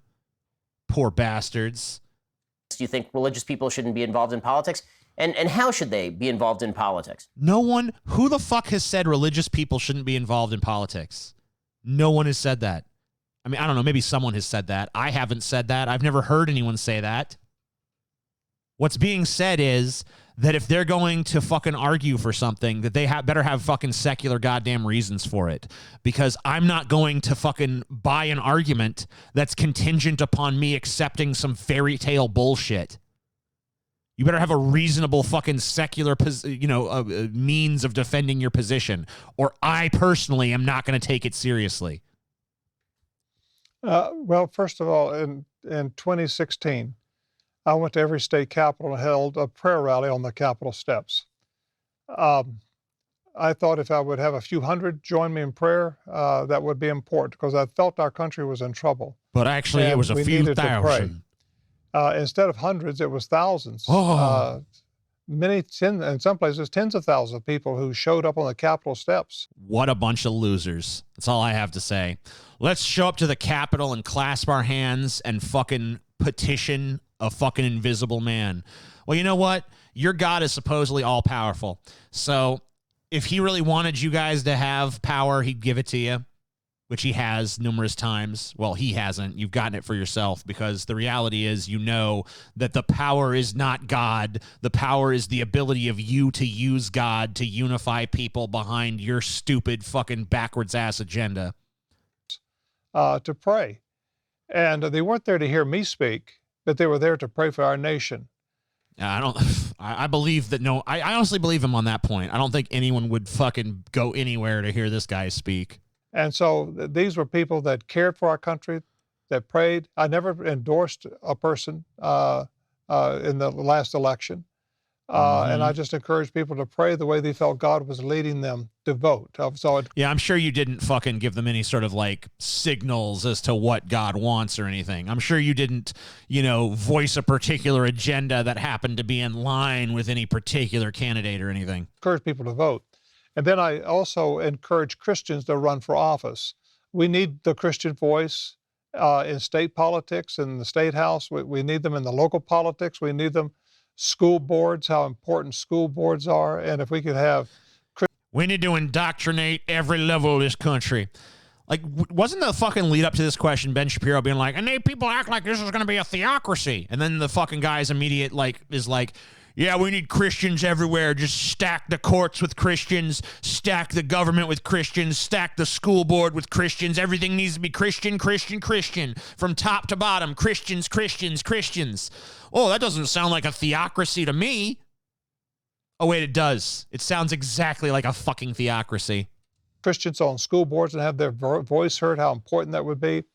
And so I encourage Christians to not only to vote, but to get involved politically, because the gays and lesbians have their candidates. The gays and lesbians have their candidates, as if no gays and lesbians are Christians. Well, not true Christians, right? By your definition. Muslims have their candidates. I love that this narrative is such a crock of shit.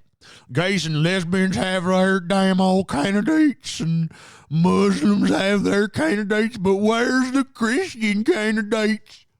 Where are they? Hello? Christian candidates? Where are you? Everywhere! They're fucking everywhere!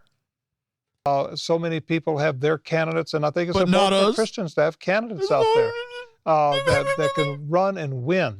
You guys have, there are so many fucking God-bothering politicians in this country. They're like, God, God, God, God, God. And this motherfucker's acting like, where's all the Christian politicians at, y'all? I just don't see them. Well, you must be closing your eyes because they're right there. And we need the Christian voice. This is America. This is democracy. And we certainly have the right to have a voice at the table. So that's kind of what we're doing, Ben. We encourage people to vote. Again, I don't try to tell people how to vote. Yeah, you do. I'm a conservative. Of course you are. I have conservative values. Of course you do. Just not only politically, but spiritually. I have conservative values. Right. And but I think we as conservatives have a right to be heard and to have a right to vote and to be part. Yeah, as if anyone's arguing with that. Someone's like, yeah, conservatives shouldn't be able to vote, you guys. No more votes for conservatives, you guys. I love how it went from, I'm not telling people how to vote. but Christians need a voice at the table, but I'm a conservative, and conservatives need a voice at the table. Conservative, Christian, Christian, conservative, conservative, Christian, Christian, conservative. I'm going to just conflate those as much as possible. But I'm not telling people how to vote. Vote however you want to vote. But, if you're a Christian, you better vote conservative. That's all I'm saying. Part of the process. I hope you enjoyed that clip from the I didn't, Ben. I didn't enjoy that clip from Ben Shapiro Show Sunday Special. If you did, go ahead and hit the subscribe button so you stay up to date on all of our future. Nope. Not gonna do it. Sorry there, Benny boy. And now it's time for PragerU. I hate clean air and water. Yeah, me too. I don't care how much companies pollute rivers and streams. Yeah. I don't even like trees. Neither do I. I just care about tax cuts. Right. Who am I? Every conservative ever? Well, that's easy. I'm a conservative. Right. Or at least I'm a progressive caricature of a conservative. Oh, wow. So I was wrong. Conservatives aren't like that. It's just their policies that are like that. I get it. But the caricature is absurd on its face. Is it? Conservatives breathe the same air and drink the same water environmentalists do. Yeah, but they're also stupid. Like, that's the problem here. I understand that it's not in their best interest to pollute the water and the air, but they seem like they still want to do it anyway, Conservatives love taking their kids to the same national parks environmentalists do. Okay. So what? In fact, the whole idea of national parks was created by a Republican, Whoa. Ulysses Grant. The park system was Liberalism defeated. greatly expanded by another Republican, Teddy Roosevelt. And the Environmental Protection Agency was, yes, established by a Republican, Wow. Richard Nixon. He liked clean air too. Cool. Conservatives want to conserve things. It's right there in the name. That's not what it's referring to. And one of the things we want to conserve is our environment. Okay. Because you can't have a healthy community. Okay, so that's fine. All right, so I'm glad that you're on board with all this. That's cool. You want to protect the environment. We want to. Everyone wants to protect the environment. So, all right, so here's what I propose then. Let's not let mega corporations pollute the environment wantonly and endlessly. Like, let's try to transition away from fossil fuels that, pump like CO2 into the fucking atmosphere and shit. Let's stop with the fucking coal. Let's stop with the bullshit lie of clean coal. Let's fucking raise emission standards. Let's do all these things, right? Like, if you're for protecting the environment and we're for protecting the environment, let's let that be reflected in policy, right? Without a healthy natural environment. That wasn't even hard for me to say. Right. Okay, because good. I believe it. Good. Conservatives love the environment every bit as much as environmentalists do. Yeah. The question is, what is the best way to protect it? And here's where we have big differences. Okay. The environmentalists say the best way, the only way, is through massive federal and even international regulations. Right. Conservatives say the best way to protect the environment is by protecting property rights. Oh, okay. So we agree on the goal, but you guys just have a retarded, backwards, and horrible approach to that goal. I get it. Encouraging innovation. Safer, more efficient. Oh, yeah. Private property rights and innovation. That's going to do it. Because, who needs all these stupid regulations? Like, I think a company should be able to pollute as much as they want, because ultimately, at the end of the day, eventually they're going to innovate and create something that's not as pollution heavy with no prompting on the part of the government or the citizenry or anything. Like, yeah, okay, so our waters are filled with toxic sludge, but one day that company is going to look at that toxic sludge river and be like, you know what? We should probably change the way we do business, even though we're making mountains of profit, because, we care about the environment, man. We just do. We're not, no one's compelling us to, the government's not mandating that we do it, but for some reason, we're just going to spend mountains of our money, the only thing we care about, to do that.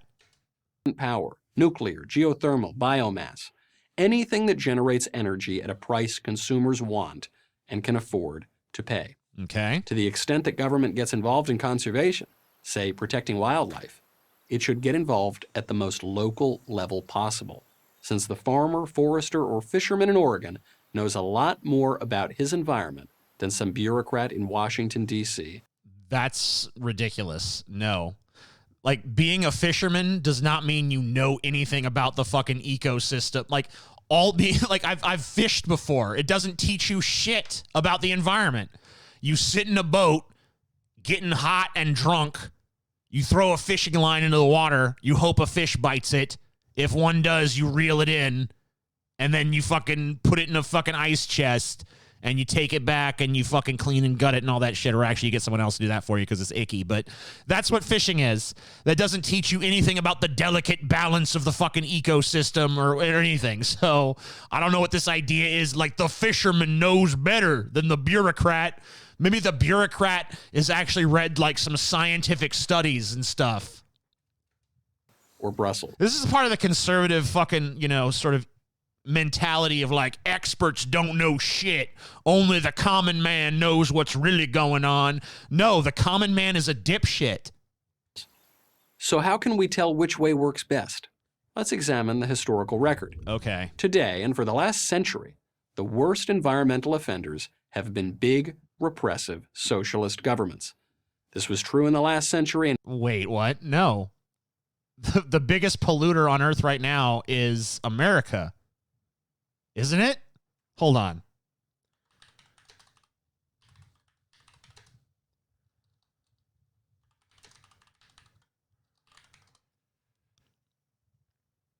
Do.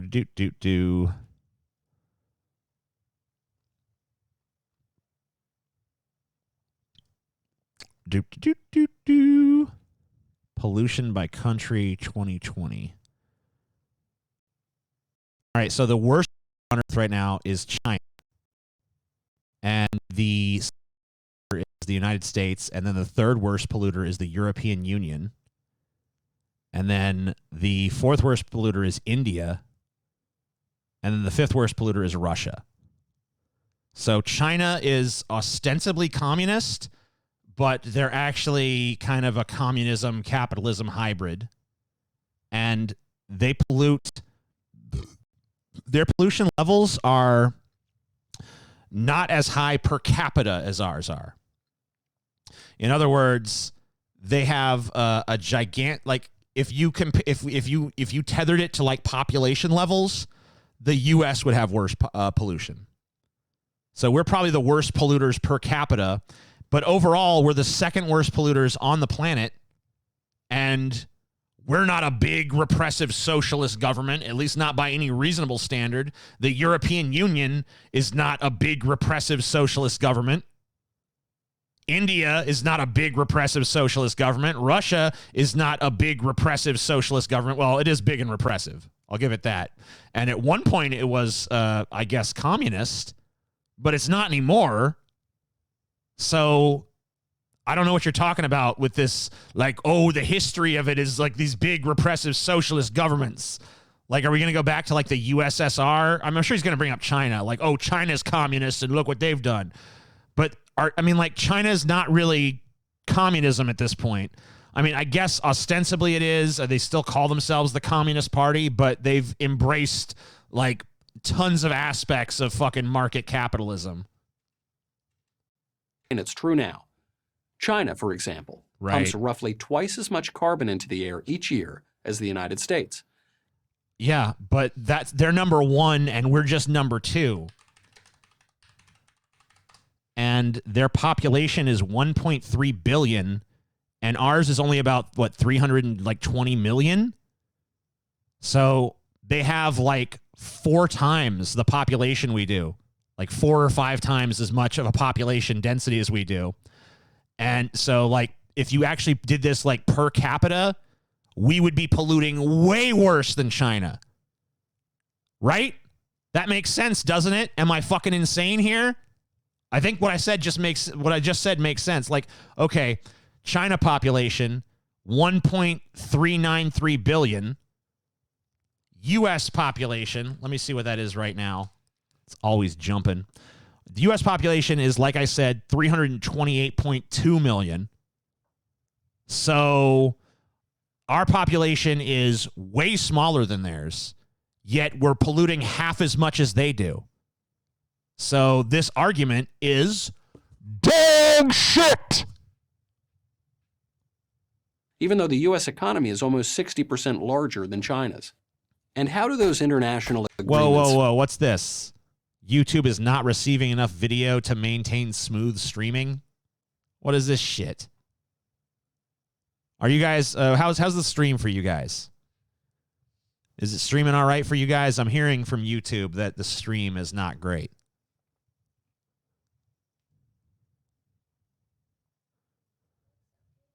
Does it seem okay? Okay, well, I guess YouTube's wrong. fair at protecting the environment? Not too well, it turns out. When President Trump announced his intention to pull the U.S. out of the Paris... Wow. Even the conservative PragerU cannot bring itself to do a flattering depiction of Donald Trump. I love that. Climate Accord. Well, you know what? They did give him huge hands, though. That's not accurate. We all know them hands is little shrimpy hands. Environmentalists warned of imminent disaster. Yet a year later, it turned out that the United States led the world in reducing carbon emissions. It did so. What are you talking about? The Trump administration literally just lowered emission standards. Hold on.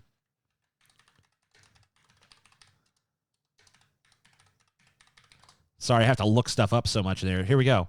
So the Trump administration literally just weakened auto emission standards. So this is just yet again another lie. Without surrendering its national sovereignty. Okay, nothing in the Paris Climate Accords asked us to surrender our national sovereignty. That's just that's another conservative lie. Moreover, Canada, the EU, and China, all signatories to the Paris Accord, not only failed to live up to their commitments, but increased their annual carbon emissions. Yeah, that's because it's a weak-ass half measure. The fucking Paris Climate Accords were basically a fucking joke. Because they don't actually... The Paris Climate Accords, the reason that they suck is because they don't actually hold any of these countries accountable. It's just like, here's some goals for you. You know what the penalty is for not meeting the goals laid out in the Paris Climate Accords? Nothing. So guess what, conservative guy on PragerU? You can't out of one side of your mouth be like, this surrenders our national sovereignty, and then on the other side of your mouth be like, and actually the Accords were a paper tiger. You can't have it both ways. Either this is some draconian Accords that it's a great thing we got out of, or, you know, it's ineffectual and it doesn't fucking work and the people can't even meet the fucking standards laid out in it, which is what you're showing here. And I agree with you on this point. I agree the Paris Climate Accords were weak. They should have been stronger. But unfortunately, if they were stronger, countries like China would never have fucking signed them. The EU released an additional 40 million tons of carbon dioxide into the air that year. China, a whopping 120 Sorry, did you just say China? China? million additional tons. Right. All while wagging their fingers at Uncle Sam. Here's what you won't hear from your neighborhood Greenpeace volunteer. Fucking Greenpeace. The left favors big government solutions not because it's better for the environment, but because it's better for leftism. Take a look at the Green New Deal, an environmental proposal embraced by virtually every major progressive in America. Forget for a moment the impracticality of a plan that would outlaw most forms of American energy and cost $93 trillion. And create a bunch of jobs and create a new green infrastructure to replace our crumbled and inept infrastructure that costs trillions of dollars every year.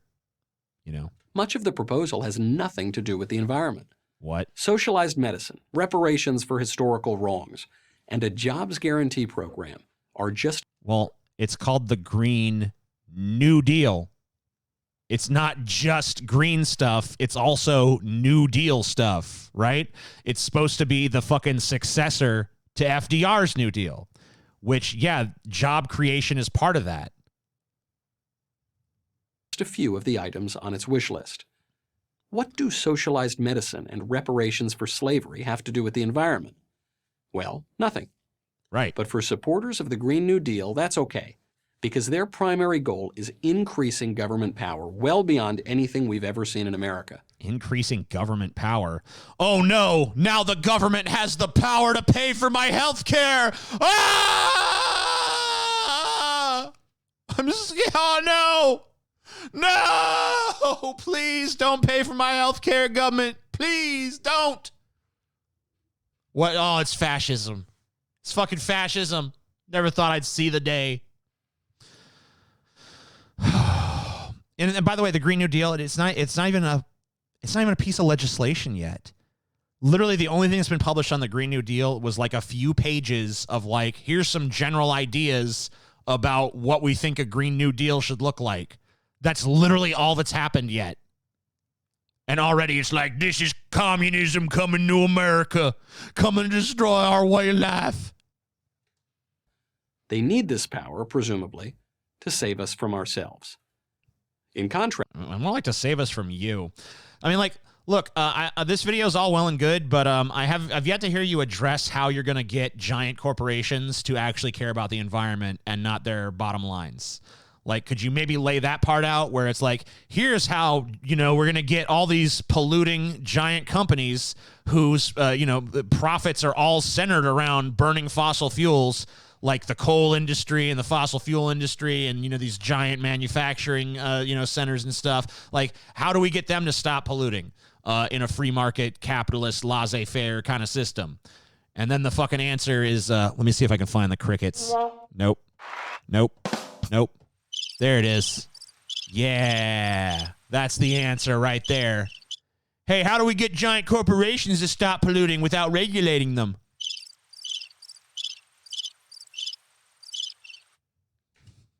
conservatives are all about innovating our way to a cleaner environment without depriving anyone of their freedom. Take, for example, that monster of all green monsters, horizontal drilling for oil and gas, right? Also known as fracking. Yeah. The left demonizes fracking, even though it actually makes the environment cleaner. Wow. I didn't realize. It actually makes the environment cleaner, you guys. Yeah, fracking's good. Yeah, let's learn about fracking. Here's some set facts about fracking here. Let's see if I can find here. How safe is fracking?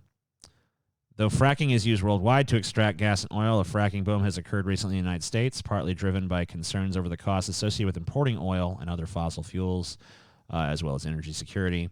That is, having uninterrupted access to energy at affordable prices and ways, blah, blah, blah, blah. 2000, number of gas wells. What the hell? There's like an ad blocking part of the article. This fucking stupid website. The areas where fracking is most profitable, blah, blah, blah, blah, blah. Oh, I'm not even reading the right section. Proponents of fracking claim the drilling technique is a safe and clean method of securing essential sources of power that will meet U.S. energy needs for decades. But opponents say the industry is whitewashing fracking's real effects, a long list that includes air pollution, groundwater contamination, health problems, and surface water pollution. Recent history supports some of their claims. A fracking well in Bradford County, Pennsylvania, operated by Chesapeake Energy Corporation, malfunctioned in April 2011, spewing thousands of gallons of contaminated fracking water for more than 12 hours. And in 2012, Chesapeake was again cited for contaminating the drinking water of 3 families in Pennsylvania, resulting in a settlement of $1.6 million, according to NPR.org. Many companies keep their specific recipes for fracking fluid secret, arguing that this is intellectual property. Researchers from Duke University tested drinking water at 60 sites throughout Pennsylvania and New York. Their research was published in 2011 in the Proceedings of the National Academy of Sciences. The researchers found that the drinking water near fracking wells had levels of methane that fell squarely within the range that the U.S. Department of the Interior says is dangerous and requires urgent hazard mitigation action. Oh my God, it sounds so awesome. It sounds great, doesn't it? Wow. Yeah, it sounds like the environment's cleaner. Levels of methane, that meet the U.S. Department of Interior level of danger and requiring urgent hazard mitigation. Wow, yeah, that sounds fucking so good. It's making everything richer, great. And now independent of Middle Eastern oil. Something thought impossible a decade. No one thought it was impossible to be free of Middle Eastern oil. We wanted to just not be dependent on oil, period. Because it fucking pumps CO2 into the atmosphere. That thing you pretended to care about earlier, remember that? Remember earlier in the video when you were talking about how bad China was for releasing too much CO2? even though their population is like 5 times larger than ours. Decade ago. How does it make the environment cleaner? By releasing up to 50% less carbon dioxide into the atmosphere than coal. And since it's also cheaper, people are happy to buy it. Not because government forces them to, but because it saves them money. No, because they have no fucking alternative. By the way, according to a Harvard study, fracking is safe and improving all the time. Yeah, okay. Good for them. Yep, innovation that produces abundant, clean... Let's just ignore the studies that say the contrary things. Let's ignore the fucking evidence of raised methane levels in drinking water near fracking sites. We can just pretend that didn't happen. Harvard said it's okay. Energy at a fair price without infringing on my freedom. I'm going to look into that. I'm going to look in this Harvard study. Was there like a citation down there? I want to know what this Harvard study actually Innovation said. that produces abundant, clean energy at a fair price without infringing on my freedom. Uh-huh. That works for this conservative. Okay. You'd think it would work for anyone who cares about the environment. Where's the Harvard and shit? People. So let me repeat. I love clean air. Uh-huh. Where the fuck is the Harvard shit? There it is. Saves them money. By the way, according to a Harvard study. Okay, so hbs.edu, competitiveness documents America Unconventional Energy Opportunity PDF. It's a long-ass fucking thing. Let's see. Harvard fracking study.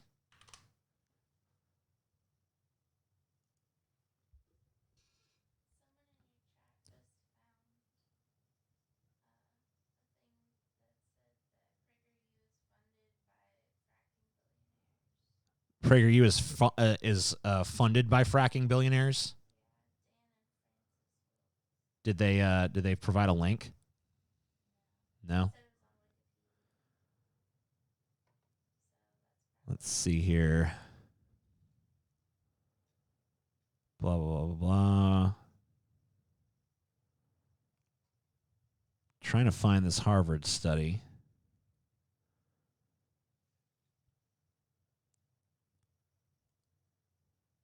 Here we go.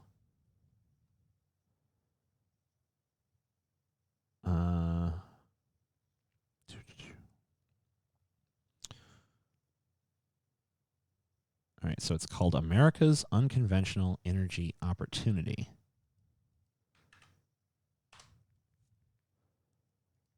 Here we go.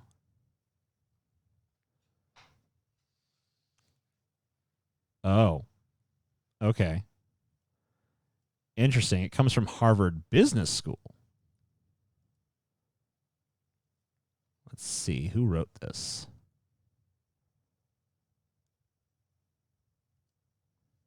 See if I can find anything about these authors here.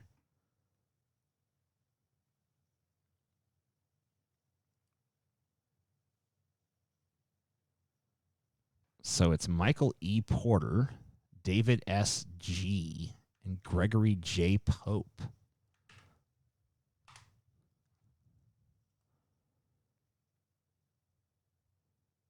Okay, so the first guy, Michael Porter, is an American academic known for his theories on economics, business strategy, and social causes.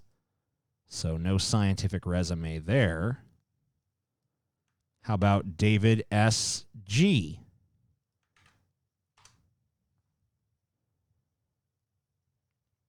I don't think he's the sheriff there.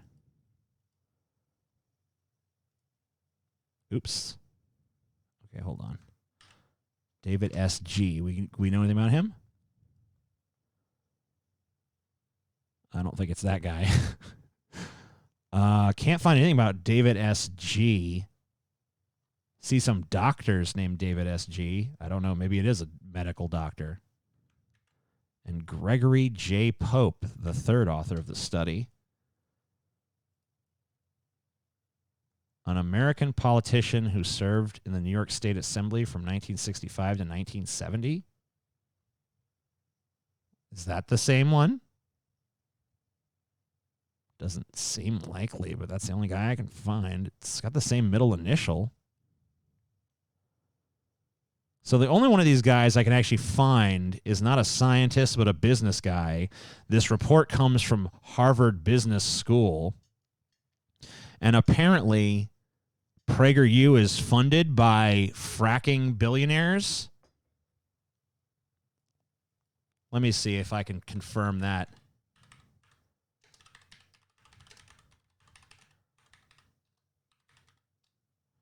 PragerU fracking.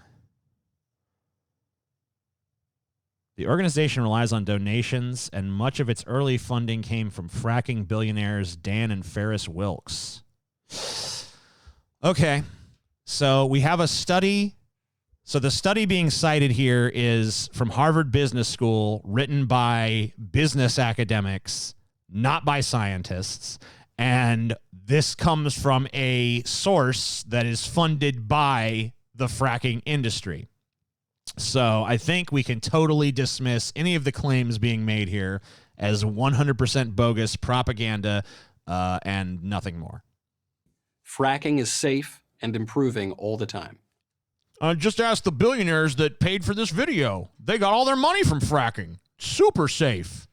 Yep, innovation that This totally bogus Harvard study written by businessmen proves it. It's like, what? produces abundant, clean energy at a fair price without infringing on my freedom. Yeah. That works for this conservative. Except for your freedom to fucking have clean drinking water, I guess. You'd think it would work for anyone who cares about the environment and people. So let me repeat. I love clean air and water. No, you don't. And I don't own even a single share of Exxon.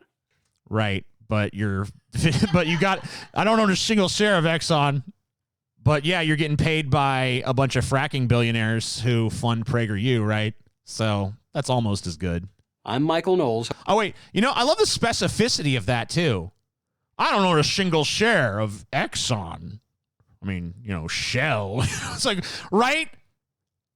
So very specific. Oddly specific, I might say. Host of The Michael Knowles Show for Prager University. Yeah, awesome. You're great. I love you. You're a wonderful guy. Very decent human being.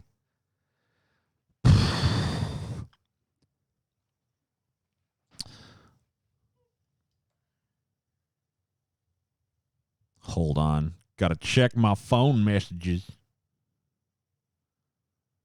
Deep beep deep beep deep beep deep deep beep. Blah blah blah. Oh, Jesus. Oh my God. Why do I torture myself?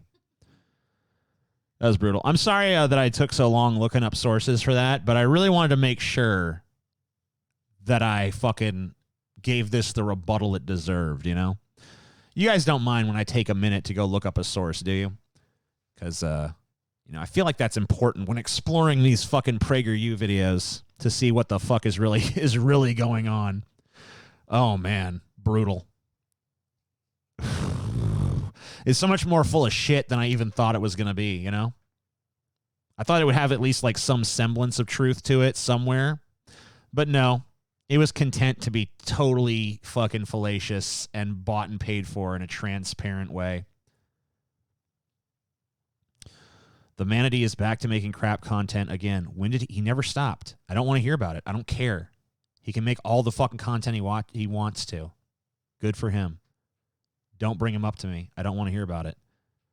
I'm the one who put the video of the clip of TJ predicting Trump's presidency too. Yeah, that was cool. Nah, good work, dude. All good. Damn right, all good, you little bitches. Got 140 thumbs up. There's 318 people watching. Why don't I have 318 thumbs up? That's the real question here. Where's my 318 thumbs up? I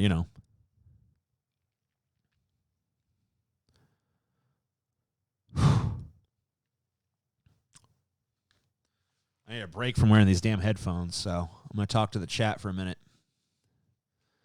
Doot doot loot doot loot doot loot doot doot doo. Dee dee late dee late dee late dee dee dee. Dee dee late dee late dee late late dee. Dee dee late dee late dee late dee dee.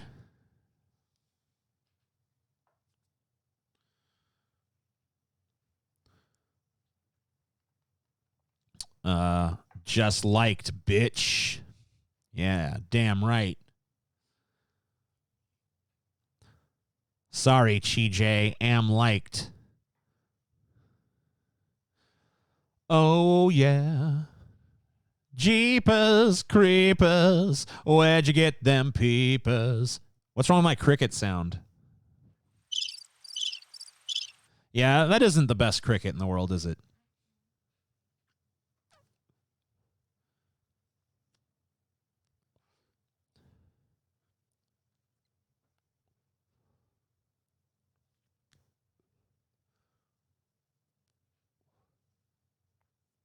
Hey, Mr. Naughty Priest. You drunk again? You fucking drunk?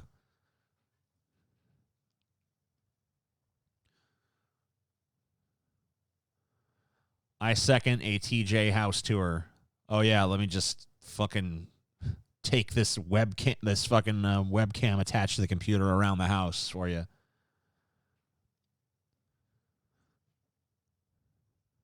Whatever happened to the Red Sonja review you guys did? Did you lose the footage or did you just not want to publish it?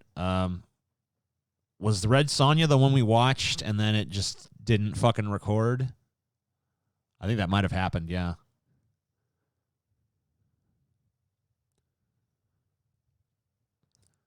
Just thumbs it.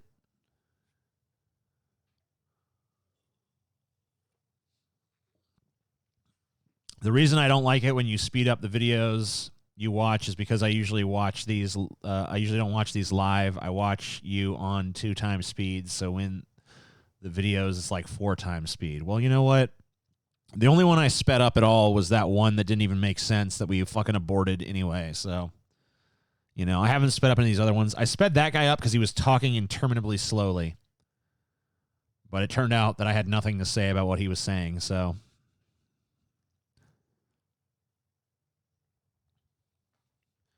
Boop boop-a-doop boop-a-doop boop-a-doop ba-doop boo. Boop boop-a-doop boop-a-doop boop-a-doop ba-doop boo.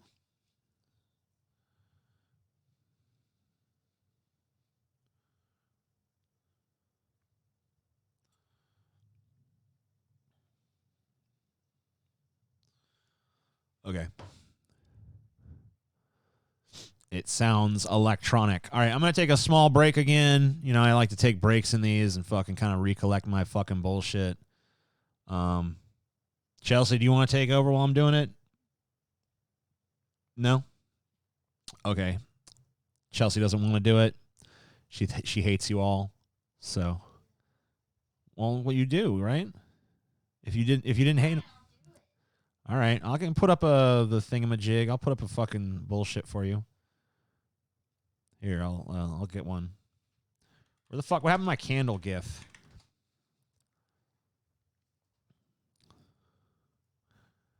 That'll do. Beep beep deep beep deep beep deep deep beep. Wah wah wah. Put that there. And just put the chat on top of that. There you go.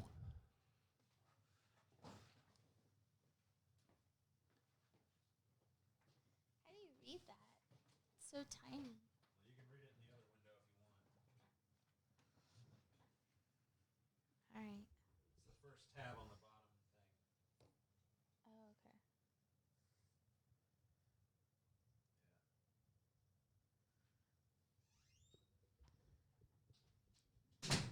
Hello, chat. Hello, hello.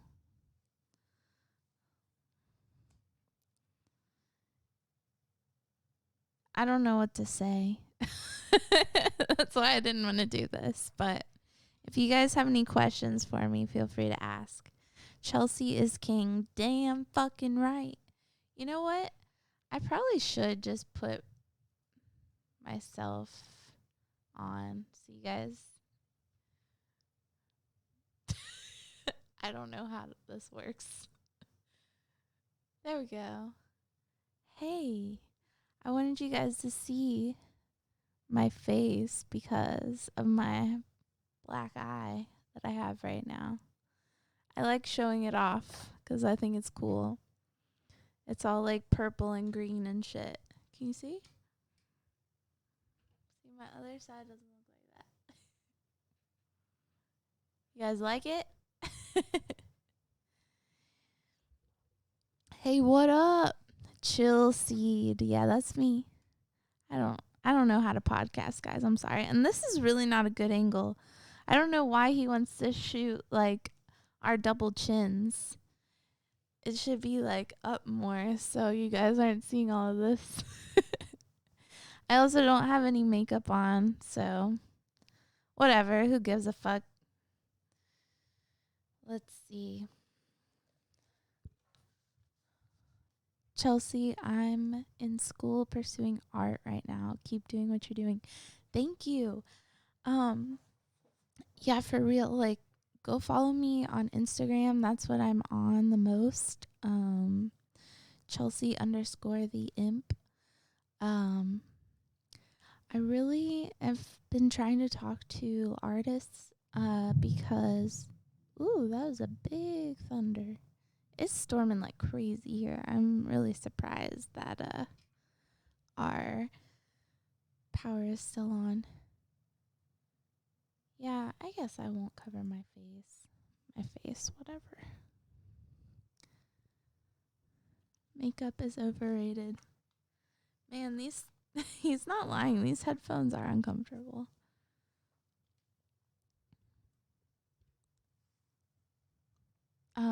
Anyway, I'm sorry. I'm losing my train of thought. I'm not exactly sober right now. But yeah, follow me on Instagram. Message me about your art, or if you have any pointers that I can do about my art, because I want to sell it. And I'm trying to figure out how to price it. I mean, you can't really do it like by the hour that you spend on it, because that's a long time. I don't know, but I also don't want to sell myself short. So, oh yeah, I forgot to talk about my black eye. No, TJ did not do this. Chelsea used to like my post on Instagram when I had one. Lame claim to fame. If any of you guys know what color guard is, I was in color guard. I was in the marching band in high school and college, and I still have my flag and a rifle and a saber.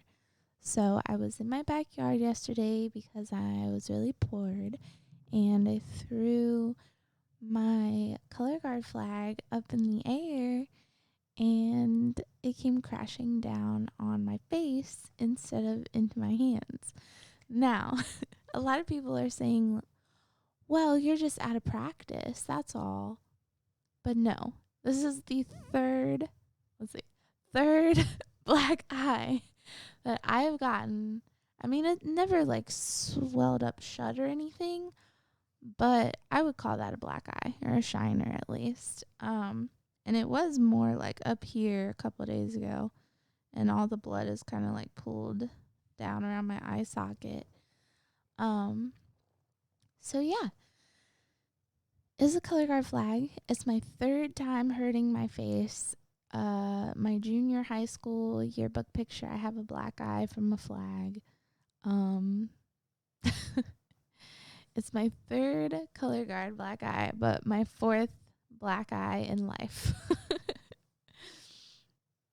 You are so lovely. Oh, all the feels. Thank you so much. I'm feeling really awesome. I'm feeling like so at one with myself recently. Like, I don't know if that's too space age for you guys or whatever, but like I just feel so good. I feel so good, like mentally, and maybe not as much physically, but I'm trying to get there. I'm working on myself. Yeah, it does look badass. And TJ thinks I've been showing it off to make people think that he's beating me. But I just feel like I love this bruise. Like, I'm a fucking weirdo, but I just love the colors in it. Like, the way it looks on my face. Like, I really like it. So, that's why I've been posting pictures on my Instagram story of like the progress of it, because it changes like it changes throughout the day. So yeah, that's the lead. Yeah. No, did Corny get out? Are you back? That was a short break. I was showing them my eye. Did you listen?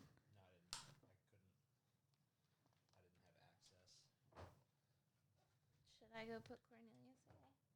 It's up to you. I just want to let you know the destructor is released.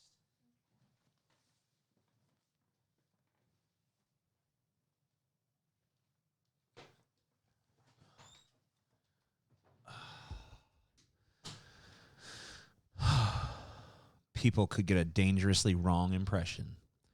Yeah, that's true. I was like, the second I saw that black eye, even I fucking have that impulse. Like, I see that black eye, I'm like, oh my God, who hit her? And I'm like, oh shit. No one hit her. She hit herself with a fucking flag. Boo, TJ. Boo, more Chels. TJ, she told us what you did to her. You're going to jail. You're going to jail, boy. TJ the abuser. Brutal. So brutal. Abusing TJ. Whatever. She fell down the fucking stairs, man. She fell down the stairs. Hit her eye on the doorknob.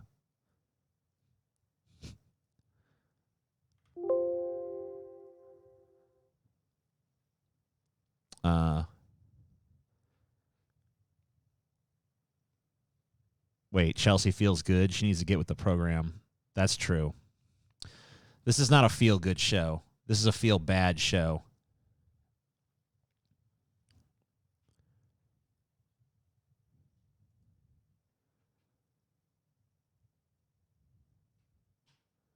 She's just covering for Paul.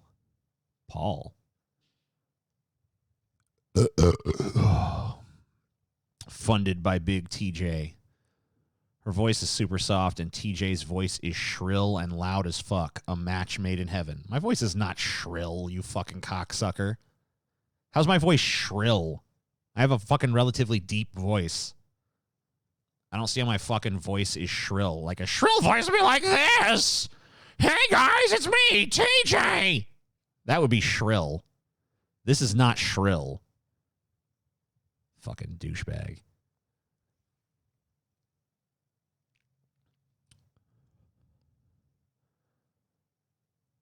Boom, boom, boom, boom, boom, boom, boom, boom, boom, boom, boom, boom, boom, boom, boom, boom, boom, boom, boom, boom. LOL.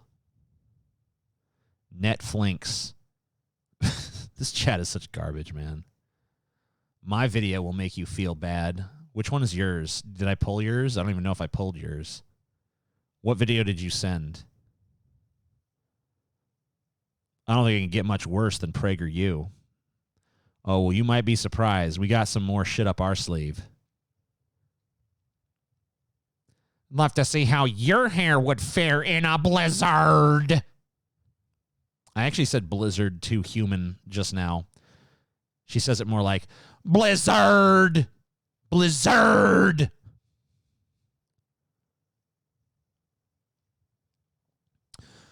To be fair, you and Scotty tend to talk kind of nasally. I need to talk really nasally. Well, Scotty has a deviated septum, and I do not talk nasally. You're full of shit. TJ, thoughts on Pink Floyd's Animals? Yeah, that's a good one. It's probably top 5. Any right-wing watch coming up? Oh, my goodness. How did you know? This is Rick Wiles. This is Rick. Well, I won't even tell you what he's going to say. Let's be surprised together. Let's have some fun with this. Bill Gates wants to get a microchip in your body. He wants a microchip in your baby's body. Really? Okay. Let's find out if that's true. Bill Gates, microchip in body. Okay. Are Bill Gates and ID 2020 coalition using COVID-19 to build global surveillance state? Wants to microchip the world.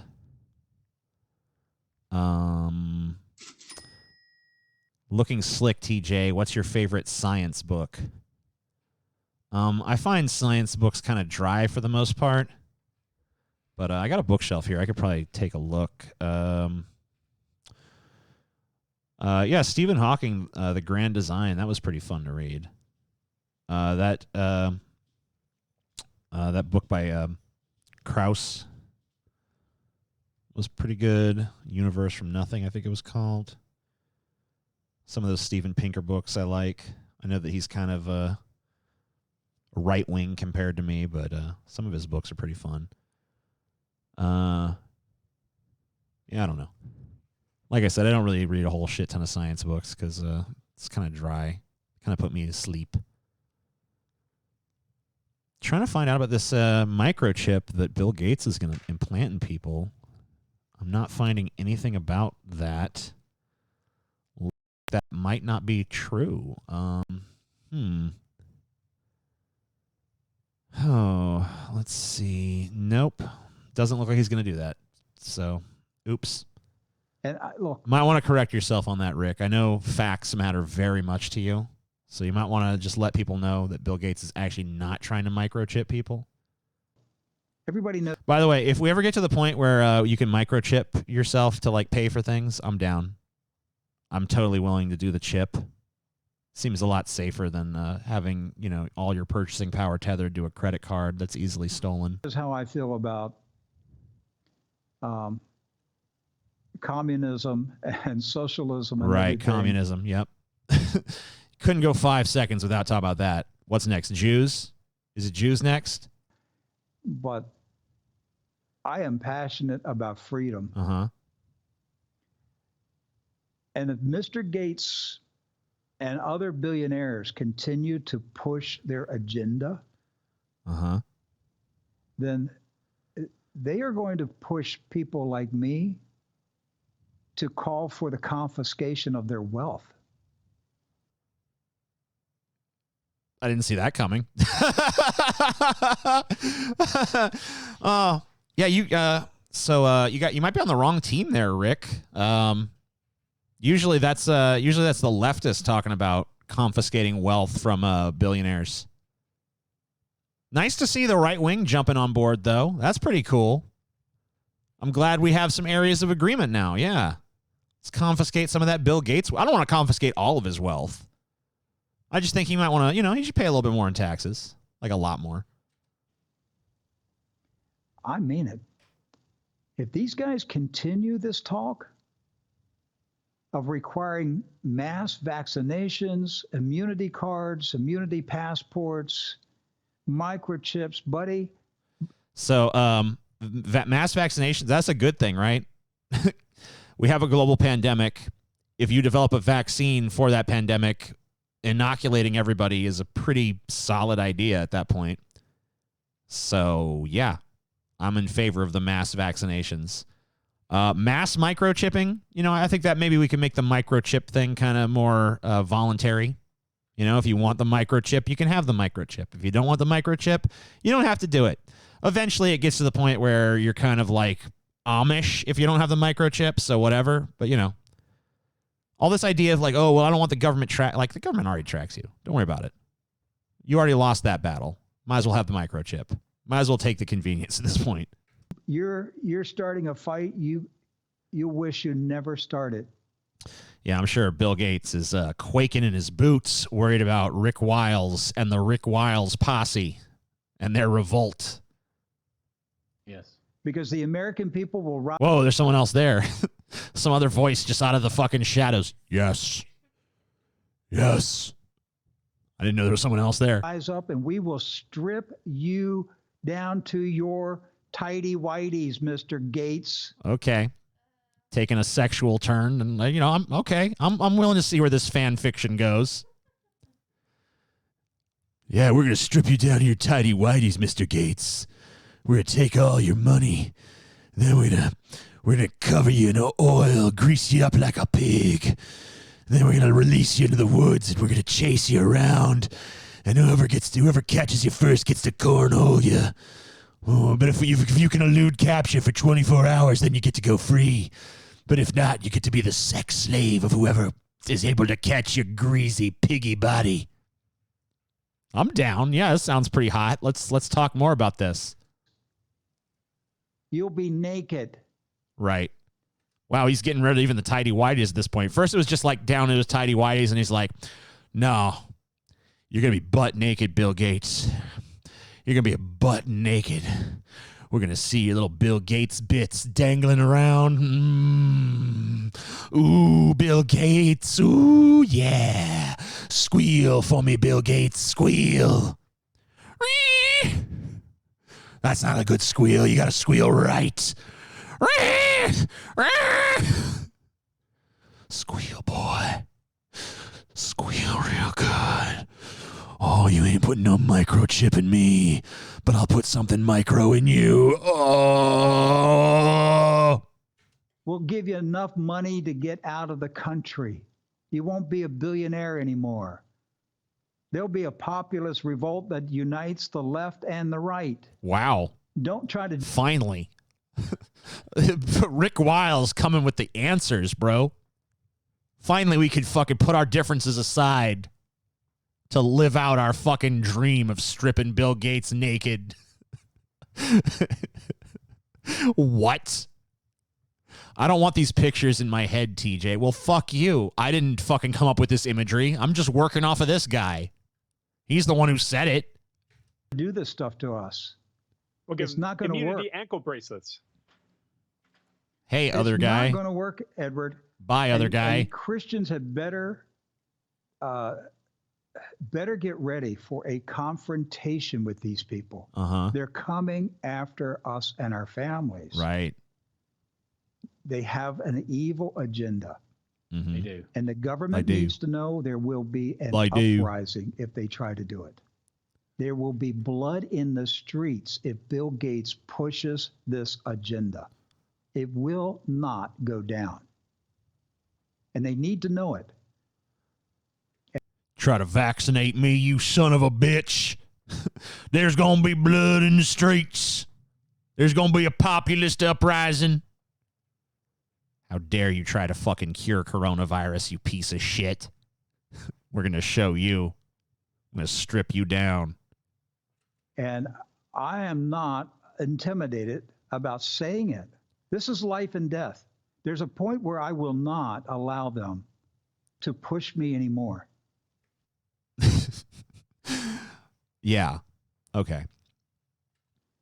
And being vaccinated with one of Bill Gates's secret vaccines that is containing nanoparticle microchips going into my body. Oh, the vaccine has microchips in it. Whoa. There's like crazy nano brain control technology up in that vaccine. Oh, it's all coming together. The nefarious plan of Bill Gates, you guys. First, he fucking releases the coronavirus. This'll show him. And then when, after he ratchets up fear, that's when he fucking introduces the vaccine. Little do you know, filled with his little Bill Gates nanobots that take over your bloodstream and connect us in one hive mind like the Borg. And those who resist, they will be assimilated into the Bill Gates collective. The Borg, brought to you by Microsoft. It ain't going to happen, Mr. Gates. It's not going to happen. Okay. That's right. It's not going to happen. That's true. That's the first true thing you fucking said. It's not going to happen. And the American people, we will rise up and we... The shadow behind him, is that the chick from The Ring? Oh my God, it is. Look at her. She's back there watching. She's telling him what to do. She's telling him what to say. Will march on your mansion. No, legitimately, I think it's a lamp. But really, what is that? I think it's a lamp. But there wouldn't be a lamp there, though. Yeah, it's like in a doorway. What is that? No, seriously, what is that? You guys see that shit? What is that shit? in Seattle. Uh-huh. We will sink your yacht that you just bought. Wow. It's not going to happen, Mr. Gates. It's like lyrics to a song. We will sink your yacht that you just bought. We won't take it no more, Mr. Gates. Try to microchip me, but you can't. Oh, okay. I love it. You need to get a life. Oh, yeah. The billionaire fucking that revolutionized computing and fucking lives in a palatial mansion on fucking on the lake. He needs to get a life. The guy taking orders from the fucking ring girl, yammering about nanoparticles and micro fucking chips and vaccines, to his fucking, loyal fan base of 12 dudes that think the Jews control everything. That's the dude who's got a life. Sure. Retire. Go away. Leave us alone. We're not interested in your agenda. And the American people need to get riled up and ready to defend the sanctity of their lives right now. Don't be like the Jewish people who marched. I knew it had to happen. I knew the Jews were coming up into the gas chambers. Oh, you actually believe that? I thought for sure you'd be the kind of guy that didn't believe that, considering how every other time I see you, you're talking about the evils of the Jews. But I guess now, is Rick Wiles taking like a weird kind of left turn in this video? Like all of a sudden he's bringing up the Jews, but not as like victimizers, but actually as victims. And he's talking about taking away the wealth of the billionaire class. I mean, he's still batshit insane, but he seems like his batshit insanity is taking a little bit of a leftward turn. That's kind of neat. Interesting little story arc. I'm interested in what happens in season 3 of the Rick Wiles show. Some interesting character trajectories going on here.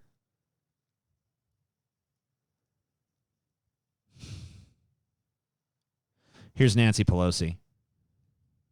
It's only 13 seconds. It's kind of like a mini one. Republicans are making it absolutely clear they want to unseat me. I refuse to let them attack our values. Right. Can I count on you to rush in $10 before midnight to help me fight back? Thank you. Wow. Good point. Who's the Republican challenger of Nancy Pelosi again? Who's that horrible Republican that she's running against? Oh wait, she's not running against a Republican. She's running against this guy. Sahid Buttar, elected Democratic Socialist to replace Nancy Pelosi. Democratic Socialist? Huh. Doesn't sound like a Republican at all. Oh, he's not. Oops.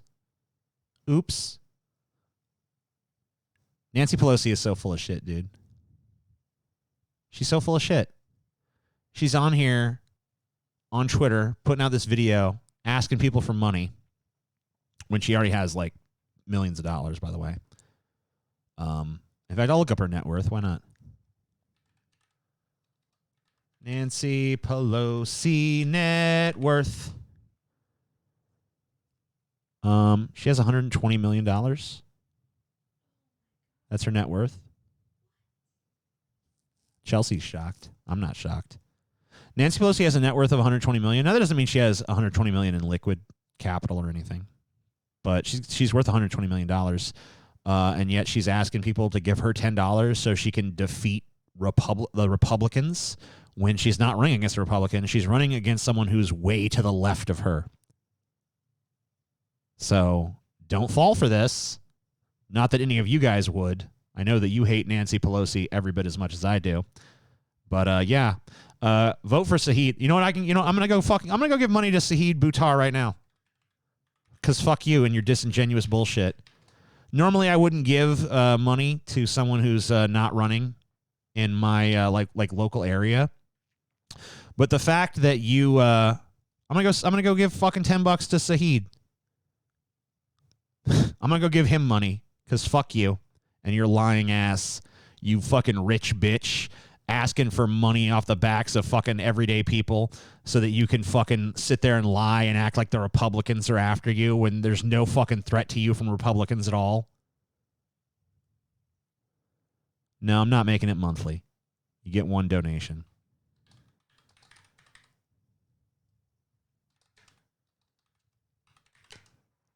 Complete donation for Sahid Buttar. I guess I'll give a $10 tip to this stupid shit. Or 10% tip. This is $1. There we go. I have to create an account. Fucking piece of shit. Sorry. No, I don't want you to save it. Just take me to the fucking thing. All right, I did it. Go away. Yeah, I just gave $10 to your opponent. Because fuck you.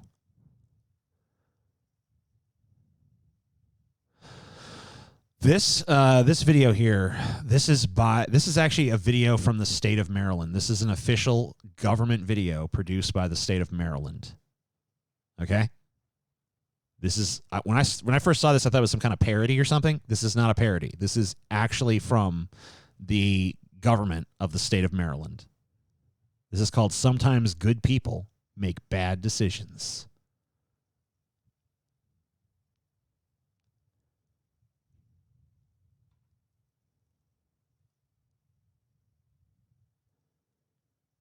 Hello? Can we get some volume? Okay, good. If you are eligible to collect unemployment insurance, be sure you understand your rights and responsibilities. Well, hi there. Hey, Lenny. Who it is? Where's that husband of yours? Oh, he's just pulling up the car. How are you guys doing? You mean since George lost his job? We're hanging in there. Oh, we're doing okay. I mean, you know, I am drawing unemployment insurance benefits. What's unemployment insurance benefits? Well, that's the money that the government gives you when you lose your job. Wow, you're lucky. Well, I don't know about lucky. Things have been a little tight, but we're about to go up on vacation with my brother for a few weeks. And I'm going to tell you, that unemployment insurance money is going to help out a lot with travel expenses. And on the bright side, I got a new job. Oh. Yeah. Don't start for a month or so, so I'm going to let the unemployment keep rolling in, you know, at least until the checks start coming in from that job. But yeah, it's great. And in the meantime, I've got him working at my catering business. Oh. Yeah. Well, you know, it's good. She pays me, but I do. She's the toughest boss I've ever had. Oh, come on. Oh, I love this music in the background. Dun, dun, dun, dun, dun, dun, dun, dun, dun, dun. Guys, take care. Bye. Bye. Sorry, there's a lot of context.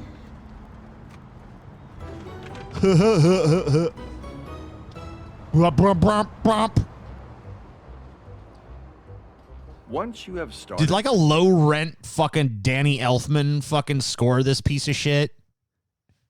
Sounds like a low rent Danny Elfman. This has to be a deep fake, right? No, this is real.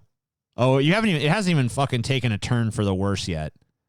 Look how the family in their car processed the conversation that just happened. Collecting unemployment insurance, you are subject to penalties or criminal prosecution if you do not follow the rules and regulations. How are they doing? Yeah?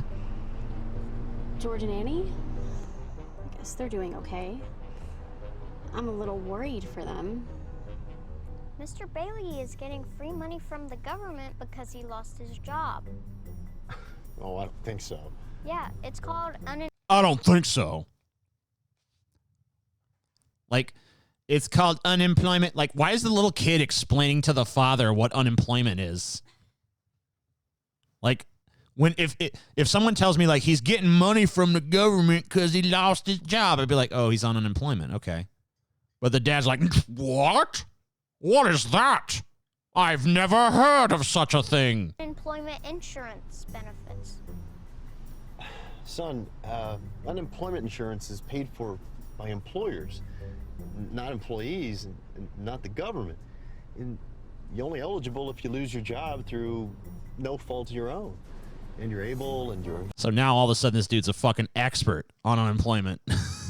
He's like, yeah, son, yes, sir, son. Available and actively seeking work. Mr. Bailey doesn't have to look for a new job.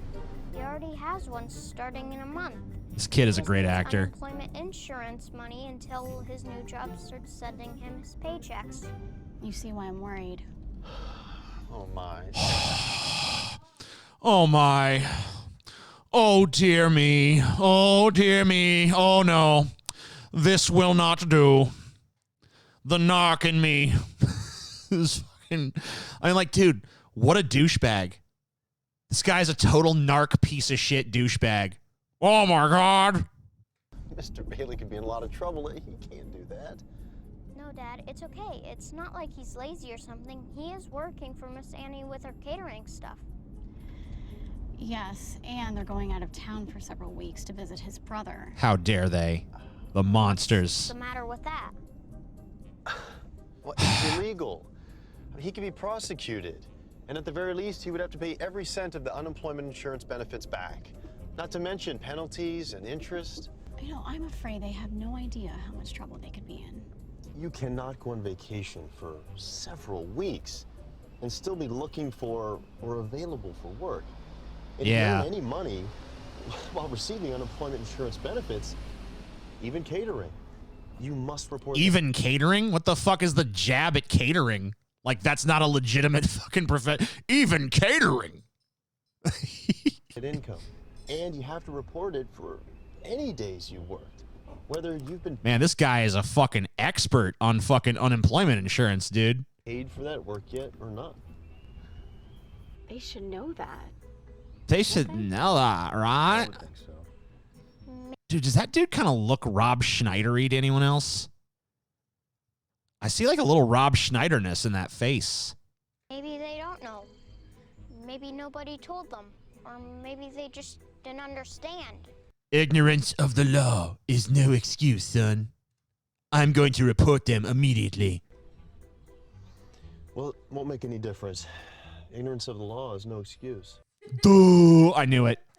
Oh, man, I hate these. Ugh. Dad, do you think the Baileys are breaking the law on purpose? Why is he looking directly at the camera? Why does the kid keep staring into our fucking souls? Enough. I don't know, son. Did Daddy Derek make this? Yeah, I think he did. Are good people. It's just sometimes good people make bad decisions. I hate this music. I hate this acting. I hate this message. Wait, they live right next to each other? The fuck? Unemployment insurance is paid for by employers. To be eligible, you must be able, available, and actively seeking employment. Any compensation you receive while receiving unemployment insurance must be reported. Do the right thing. Don't commit fraud. All right. Yeah, go jerk yourselves off a little harder. No surprise that ratings and shit on this video have been disabled. Comments have been turned off. Go ahead and leave them a dislike anyway, just so they know. Yeah. So the guy's not doing anything wrong. He lost his fucking job. We never learned the circumstances under which he lost his job. He's got another job lined up, but you know what? He still needs money in the meantime, so he's fucking taking some government money. Or I guess it's not government money, it's paid for by the employers. Whatever. Let him fucking do it. You know, he's going to get off of it in a month or so anyway. So it seems like, you know, to fucking label this like an act of fraud is pretty fucking stupid and absurd. And this family is a bunch of fucking narc assholes who, I would say I hope their house burns down, but they're connected to other people's houses. So I hope it just kind of fills with like, you know, carbon monoxide or something. And they all just kind of die in their sleep.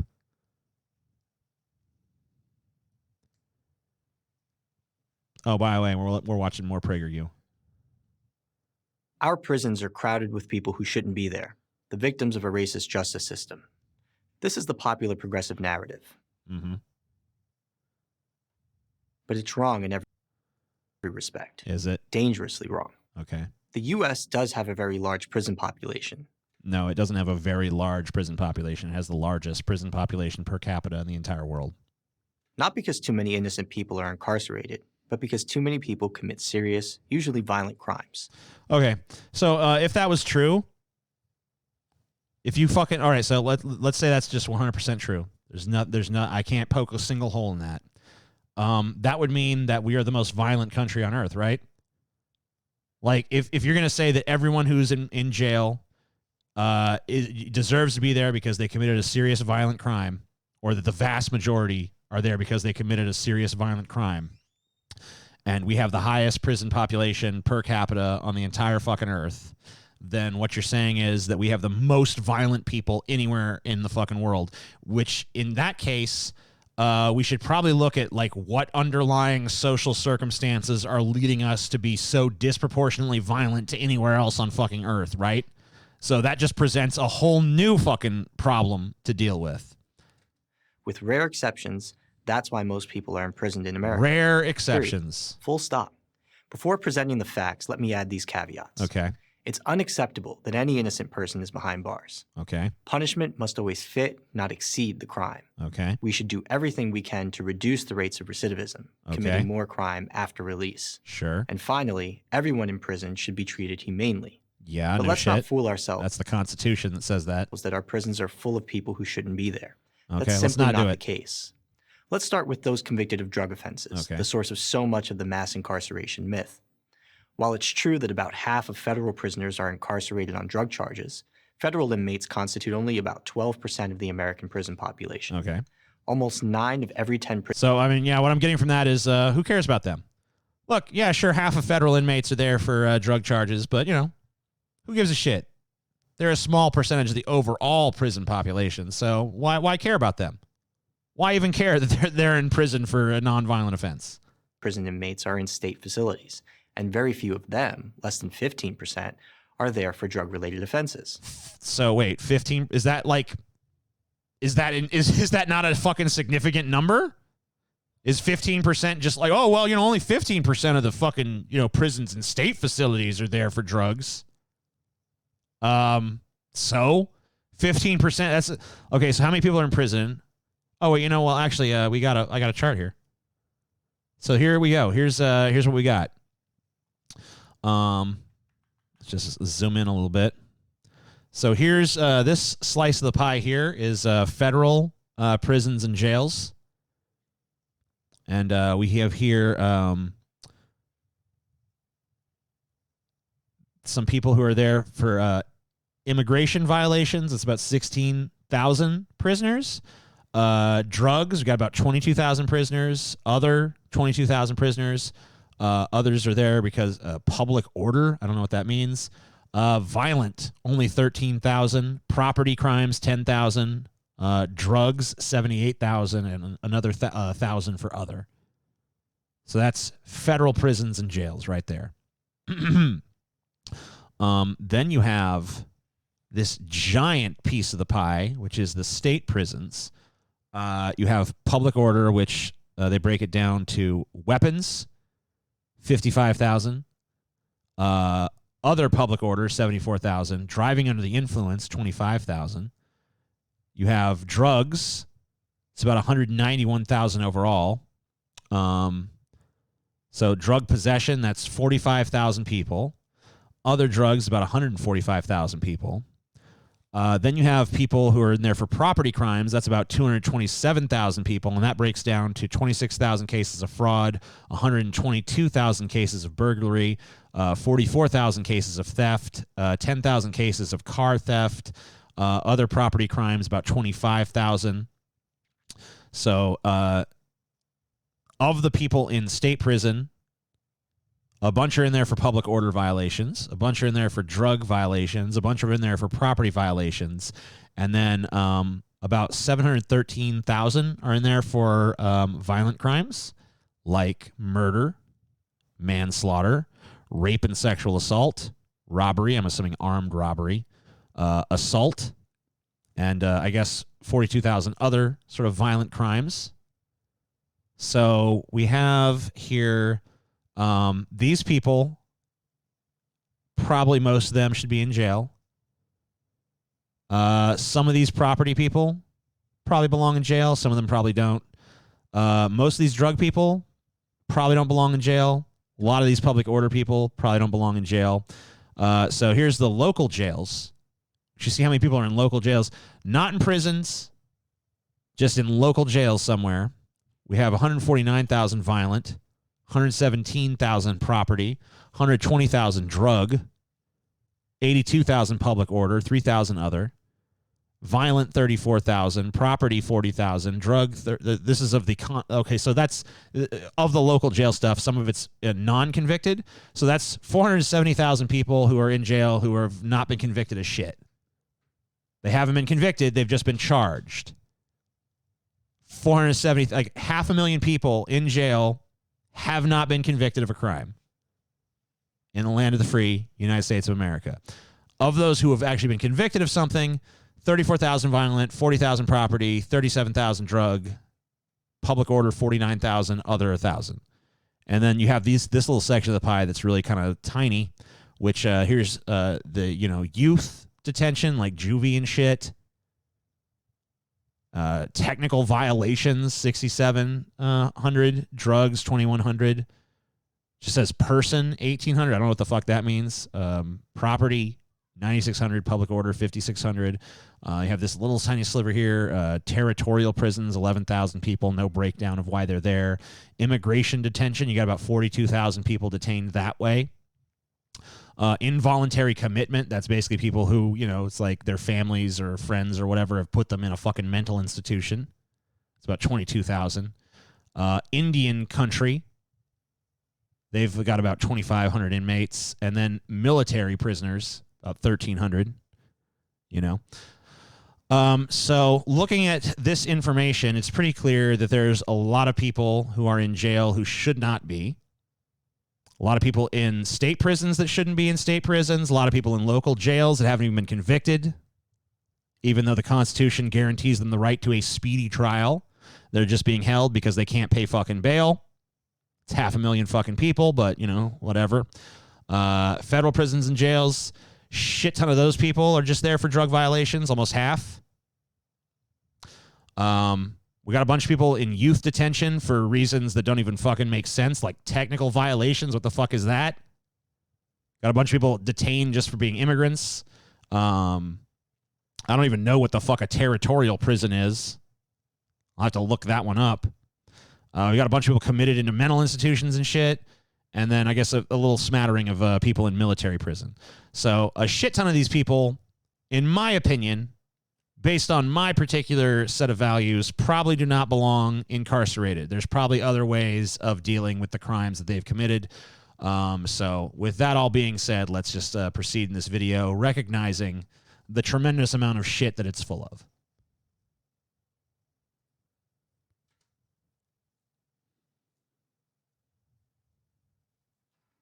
I'm supposed to be hearing something?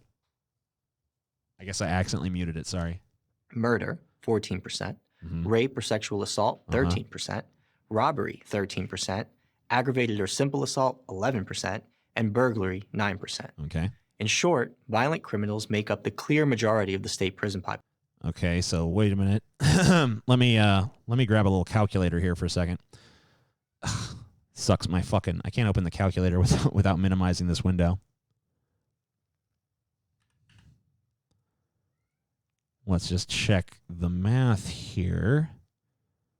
So murder, 14%, plus 13 for sexual assault, plus 13 for robbery, plus 11 for aggravated or simple assault, plus another 9 for burglary, and that equals 60%. Okay. And then if we add in the 15 of drug-related charges, that's 75%. Why are we not addressing why the other 25% are in jail here? Is there some reason why we're leaving out 25% of the total? Seems like we might want to mention that. I don't know. Population. What's more, drug offenders who do end up in prison don't actually serve very much time. Almost half are released within a year. The truth is that most criminals probably... Yeah, well, that's still 15% of the prison population, so obviously they're cycling through pretty quick. And, you know, maybe a lot of them only serve a year in prison, but we see that a lot of them just, you know, are held in fucking county jails and shit, waiting for fucking trial. Probably spend less time in prison than you think, even for the most violent crimes.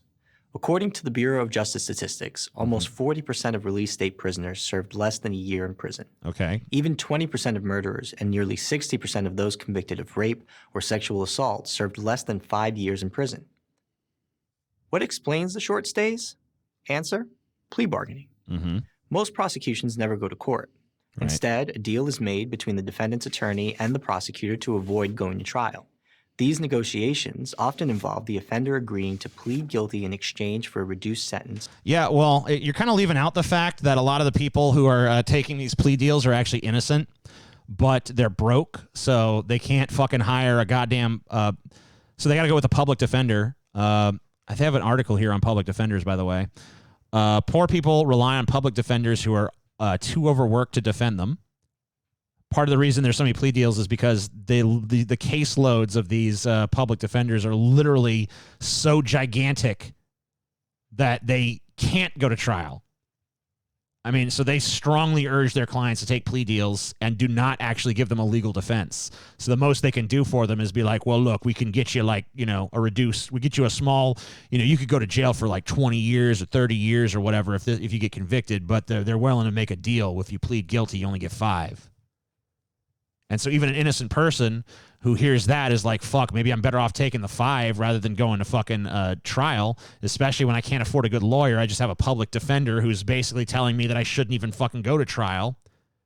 And, you know, why wouldn't the public defender be saying that? Because the public defenders are overworked and have fucking shit ton of clients. Let's see if I can find an exact statistic on that. So 80% of those charged with felonies are broke. And as a result, most of them end up with public defenders. In Florida in 2009, the annual felony caseload per attorney was over 500 felonies and 2,225 misdemeanors. You really think that anybody, even the best lawyer on earth, could not possibly defend that many people in a year? So all they can literally do, like, that's like more than, like, how many is that a day? How many cases is that a day? I got my calculator here. Might as well fucking figure it out. So we got 500 people who are being charged with felonies, plus 2,225 that are being charged with misdemeanors. Ugh, I did it wrong. Sorry, hold on. 500 felonies plus 2,225 being accused of misdemeanors. That's 2,725. Divide that by 365, which is the number of days in a year, and you got an average of about 7.4 people a day. But of course, public defenders don't work 7 days a week, so you got to fucking take off weekends. So it's probably more like, I don't know, 8 or 9 people a day that you're expected to defend. How are you supposed to fucking have a robust legal defense in that kind of system? It's no wonder people take these fucking plea deals. And I guarantee you that a shit ton of the people who take these plea deals are absolutely fucking innocent, but they don't want to risk going to trial and getting a fucking 30-year sentence with a shitty public defender who's supposed to defend fucking 8 other people that day. Boo. Garbage. Bad system. Bad. All right. Back to the fucking video. Or dropping or downgrading the most serious charges. As a result, a prisoner's conviction record often understates the crime that landed him behind bars in the first place. For example, an armed burglar who, when arrested, was found to be in possession of illegal drugs might go to prison not for his worst crime, the armed burglary, but for a plea bargain charge of, say, trespass and drug possession. But the media and the activists don't tell us about this rather important detail. Instead, yeah, well, you're leaving out some pretty fucking important details, too, as we already gone over. Instead, all we hear about is the poor fellow who's serving time for selling a small amount of cocaine. What about the poor fellow who didn't do anything but just got picked up and charged with a crime and didn't have the money to defend himself? How about that poor fellow? Can we talk about him? Or is that too inconvenient? This assumes, of course, that the convicted criminal does any time at all. Studies done by the Justice Department show that Well, they're definitely going to do some time because they're going to fucking be in jail, waiting for trial, unable to pay bail, probably for a fucking extraordinarily long time. that only about 40% of felony convictions lead to a prison sentence. Yes, many are given probation, sentenced to home confinement, or given credit for time served in pretrial detention. Yeah, credit for time served, which means time in jail, which means they were incarcerated, which means that what you're saying is false. Right? Right. But most of the time, convicted criminals don't go to prison. Do we really want even more criminals out on the street? Yeah. Yeah, I do. I don't want violent criminals that pose a fucking, threat to my safety on the street. But, some guy who's like, he got fucking, he DUI'd or whatever. Take away his license. If you catch him again, yeah, sure, put him in fucking jail. But if you found him doing the DUI once, just take away his fucking license. You're not allowed to drive a car for a year. And if you catch him driving, then maybe he can go to fucking some kind of jail sentence or something. Right now I know that there's a lot of fucking people who fucking get DUIs over and over again and don't even get that fucking shit going. But I mean, like, if you want to take it seriously, I don't want to if someone committed mail fraud or something, like, do something to limit their access to the fucking materials of that. Make them pay financial restitutions. Put them in some kind of fucking debt to the people that they victimized. There's financial restitutions. There's other fucking measures you can do that don't make them wards of the state. But unfortunately, what this video fails to want to address is the private prison industry that gets money from taxpayers the more people are locked up in fucking American prisons. Doesn't want to address that. Activists say yes. Scholars at the left-leaning Brennan Center have called for an immediate 40% reduction in the number of inmates. At least, yeah, reasonable, completely reasonable. Why should we look? Our country is all about freedom, right? That's the fucking narrative. It's right there in our fucking national anthem. For the land of the free. It's right there in the national anthem. Every fucking American, you ask them, like, what's so great about America? I love the freedom. I love the freedom of America.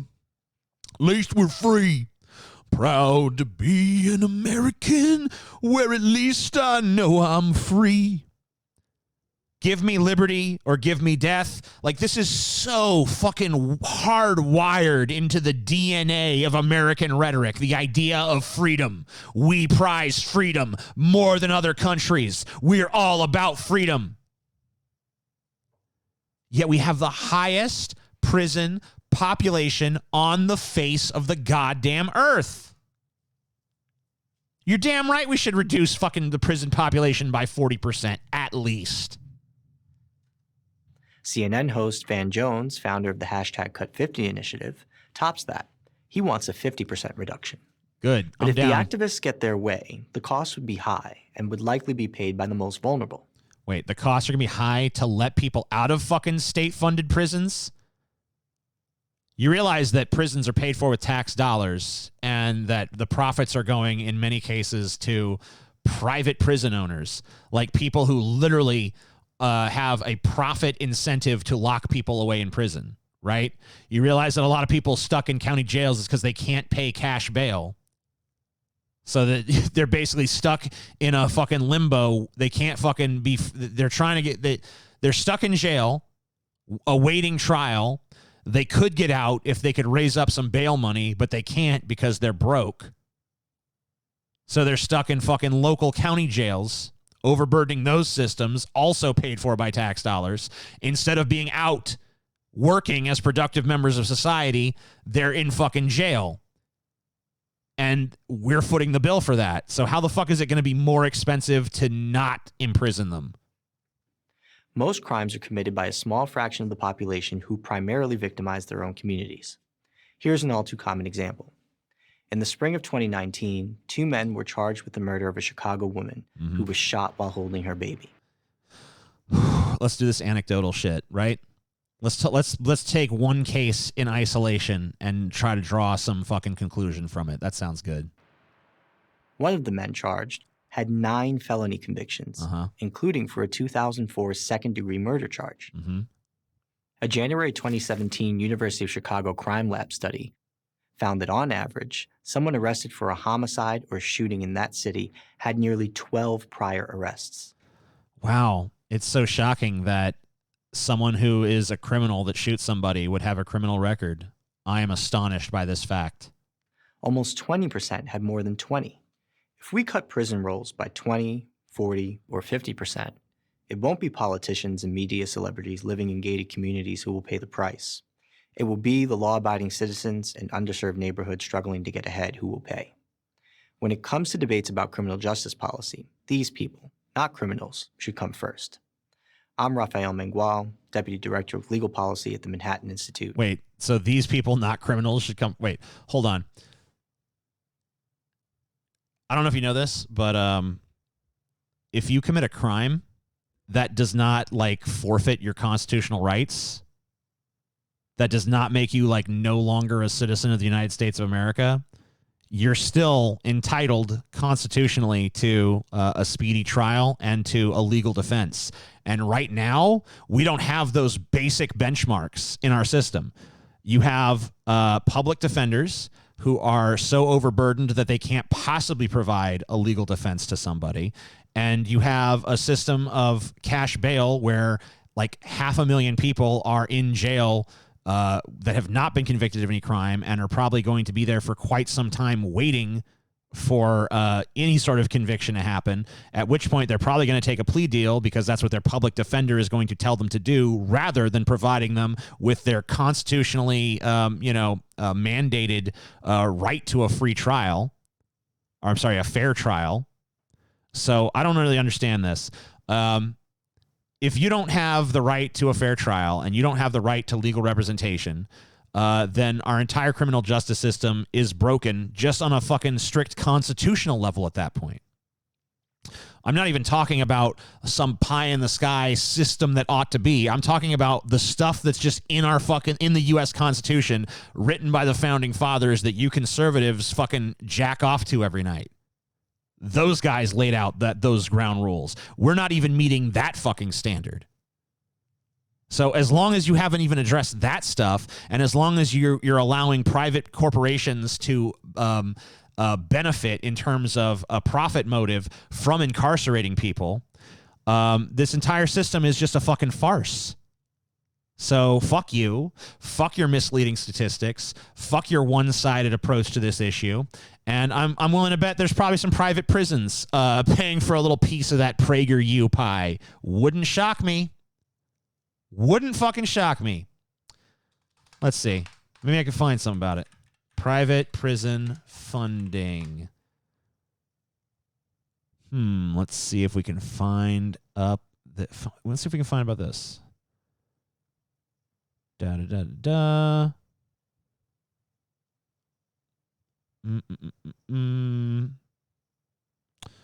can't find anything about the private prison industry specifically funding PragerU, but maybe I'll do a deep dive and see if I can fucking dredge something up, because I kind of suspect that might have something to do with this content. Because I'm of the firm belief that PragerU does not put out any videos that don't in some way serve the interests of the businessmen that fund it. So I know there's got to be a profit motive here for them to produce this propaganda. It's obvious they have zero principles and they stand on nothing. So I don't believe for a second they actually care about any sort of real like criminal justice initiatives or reforms. So obviously there's some kind of fucking money trail to be found here. I'm going to look into it. Maybe you guys can help. Someone let me know if you have any information on what the motive might be for this particular piece of propaganda. Great show, TJ. Yeah, you damn right, bitch. You goddamn right, bitch. Best show of all time.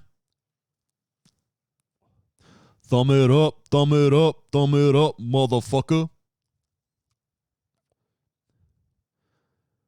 My friend got a DUI charge, and that has completely shattered his ability to get good jobs. Definitely a huge weakness in our system. Well, look, you shouldn't drive drunk, obviously. I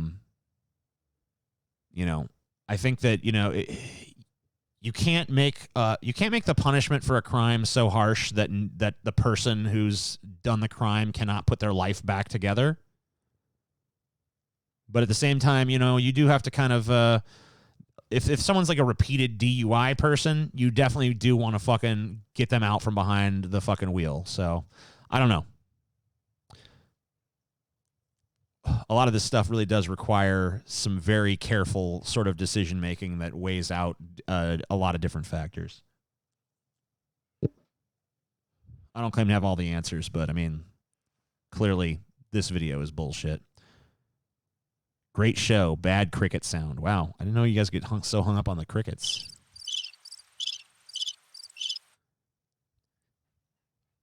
Yeah, those crickets are kind of fucking pathetic, man. It was just built into the soundboard. Those are just the sounds that come with it.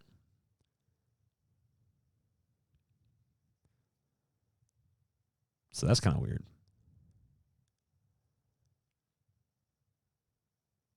God tier stream. Thank you. TJ, why do you go outside to smoke your cigarettes, but you smoke your legal tobacco in the house? Because one has a pungent odor that never leaves, and the other has a pungent odor that kind of clears out after a little bit.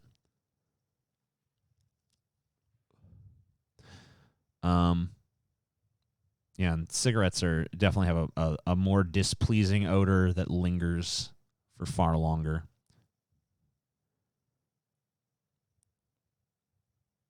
Thumbs up, make the world go round.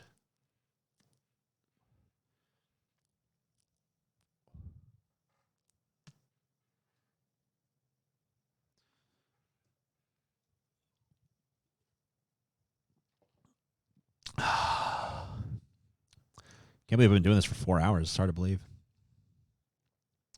Oh, well, I guess the first 15 minutes was just me playing the intro, so there is that. Anyway, more Ben Shapiro. Why not? The hell happened? Well, after he tested positive for the... I don't care about that. Cameron in Alabama, you're on the Ben Shapiro Show. Go for it, Cameron. Hey, Ben.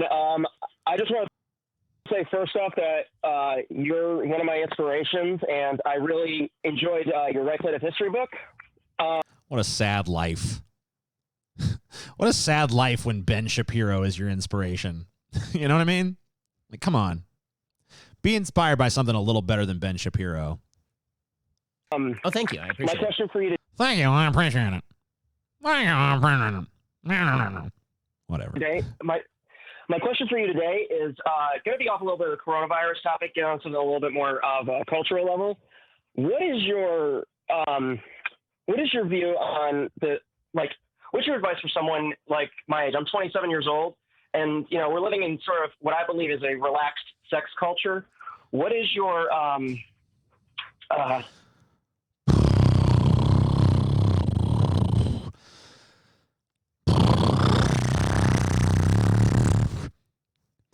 What is your, what is your, we're living in a kind of a relaxed sex culture. So, what is your, I'm 27 years old. So, what is your, in this culture that we live in, this COVID-19 culture, what is your, what is your, dude, spit it the fuck out, man. You're driving me nuts, dude. Ben Shapiro talks fast. Maybe you should be inspired to talk a little faster because, oh my God, just say it. What your question is. Just fucking belt it out. What is your advice on that, too? Because I feel like you said a long time ago at Young Americans Foundation that, people use sex as it being disposable.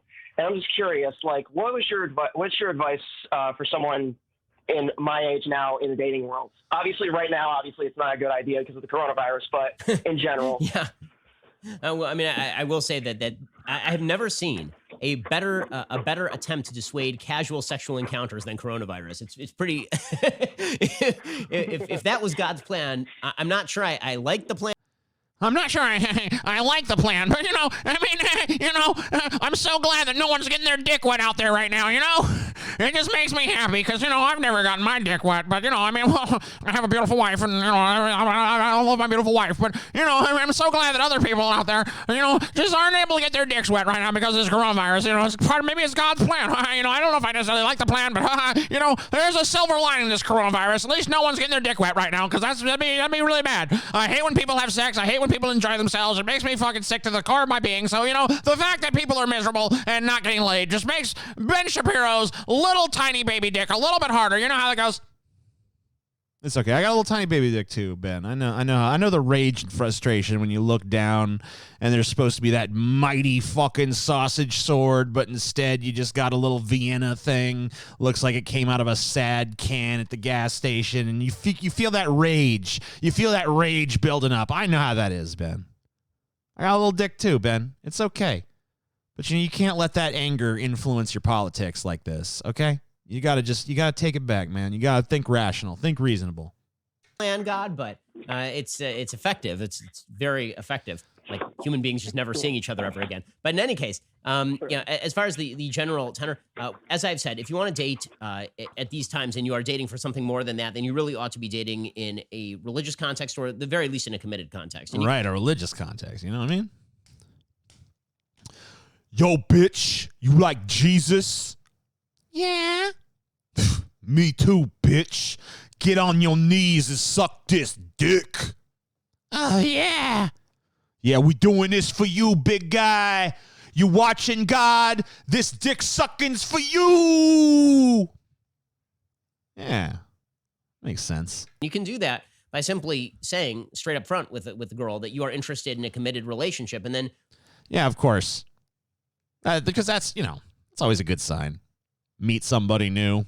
She got a fucking big rack. You're like, God damn, I'd like to suck them titties.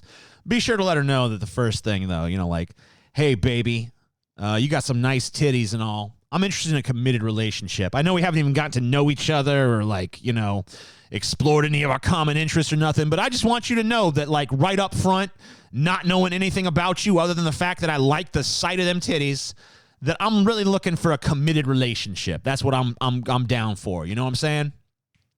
And only to the extent that we pursue that is this valid. The moment that I decide that you are not good as a life partner, or that you decide that I am not good as a life partner, we should go our separate ways and never see each other again. Because there's no use exploring anything further as, like, friends or anything like that. I just want you to know right off the bat, before we even know each other's names, girl, you the one. I want to be with you for life. Maybe. Oh. Yeah, that's a fucking... What kind of approach is that? Telling somebody you're just casually meeting, like, before even going on a date, before even, like, just make it from the onset of the fucking, whatever it turns out being. Let them know, I'm only interested in a committed relationship. Nothing more, nothing less. Don't let a committed relationship be something that fucking is an outgrowth naturally of meeting someone that's right for you and gets you and all that stuff. That's the sucker's game. The player's game is when you just tell a girl, you just walk up to her. That should be your pickup line, honestly. Hey, girl, I'm looking for a long-term relationship, and I think you might be the one. She's not going to run screaming from that. It's going to be very successful. Tailoring your conversations toward that commitment. Everybody thinks that finding TV shows in common or things you like to do together, like that's the most important stuff. Here's the truth. 90% of people like TV. 90% of people like Disneyland. 90% of people like long walks on... Wow, what a weird... Oh, my God. I don't like the cadence he's falling in. 90% of people. 90% of people. 90% of people. Okay, you're starting to scare me, Ben. A little weird, but okay. That's fine. I'm a little weird, too. We're all weird. You're weird in a way that weirds even me out, but that's cool. That's fine. That's your shtick. I'm glad it's working for you. Yeah, 90% of people do like TV, I guess, or probably somewhere roundabouts there. But, there's like a million TV shows, and, I don't think that the viewer of, like, Rick and Morty is necessarily the same person that watches, like, CSI Miami or whatever the fuck CSI is on right now, or like the person who's, you know, watching Breaking Bad is necessarily the same person who's watching, you know, America's Got Talent, or the same person who's watching Dancing with the Stars, or the same person who's, you know, I mean, I don't know. There's lots of different fucking shows on TV that cater to a lot of different interests and a lot of different mentalities and stuff. So, you know, just like I like TV, you like TV. Like, you know, you might want like maybe a little bit more commonality in taste than that. I don't know. On the beach, right? That most people have like things that are fun in common, but guess what? Marriage. No, most people. No, what? No, they don't. No, they don't. Most people, like, what kind of fucking philosophy is this? Just go up to any girl. Hey, let's be, you know, I'm looking for a committed relationship. Most people like the same things. We probably are compatible. Let's just go from that assumption. Because most people are, you know, pretty compatible, right? Everybody's kind of compatible with everybody. That's a great thing about humans. We're all just compatible with each other. It's fine. Actually, and dating, these are not actually times when you spend 90% of your time doing fun stuff. One of the things that I always found weird about shows like The Bachelor or The Bachelorette is they'd be like, oh, the best way to know somebody is to go on a hot air balloon ride with them. And I think, like, I have never been ever on a hot air balloon ride with my wife. Like, ever. Wow, dude, you're dunking on the fucking Bachelorette, dude. Take that, Bachelorette. Boom. Ben Shapiro is the intellectual superior of The Bachelorette, y'all. Good. Good for you. Nor are these people, if they ever got married, going to spend more than one day out of presumably the next 60 years in a hot air balloon. Like, why in the world are you tailoring all of these dates to like things that will never happen again, nor would they ever happen in real life? Because they just want to make interesting television and they don't care about putting these people into a lasting relationship. They care about creating fodder for, you know, people to consume and, you know, turn their brains off. That's what is going on television. You know that. I mean, you're making that. I mean, like, your show is basically just to shut your mind off and have all your fucking dumb opinions confirmed back to you, right? That's what you do. So, I mean, I think that's all that fucking The Bachelor does. It's not about opinion base. It's just like, ooh, yeah, you imagine a romantic balloon ride with a hottie. Yeah, that's how people really get to know each other. No, that's how you make good television, or at least television that will compel a lot of Americans, which I guess is not necessarily the same thing as good television, but whatever.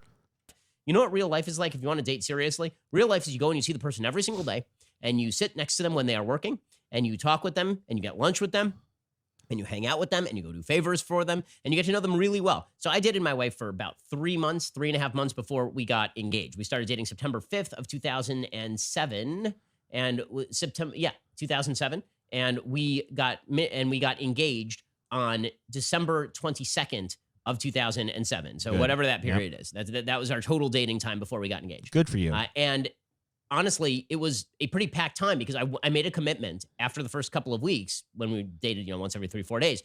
I made a commitment that I was going to go and see her every single day. And so after work, man, I just thought about being a woman, right? And dating fucking Ben Shapiro. Like, seeing Ben Shapiro every 3 days, every 3 or 4 days, seeing Ben Shapiro.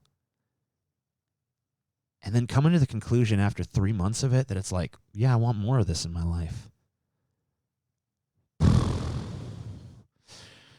I would go and I would see her every single day. And if she had to work in the library at UCLA, I would literally bring her a meal, and I would sit there and I would do my work on one side of the table, and she would do her work on the other side of the table. Okay. And I wouldn't bother her because she had work to do. And then we would take a break for 15 minutes and hang out and go back to doing work. Or if she really... Wow, what a compelling story, man. This is why. So the reason that the reality shows have the couple ride in a hot air balloon together or do some kind of wacky shit is because what you're describing right now is in fact boring as fuck. Yeah, I'm pretty bored by this, Ben. I mean, look, I'm not. Look, I don't have any problem with your personal life. You know, you and your wife, you dated for 3 months. You decide you like each other. You decide to get married. That's great. It's wonderful. I'm happy for you. I'm really am. But yeah, it's not interesting. It's really just not. Maybe it's interesting to your viewers. I don't know.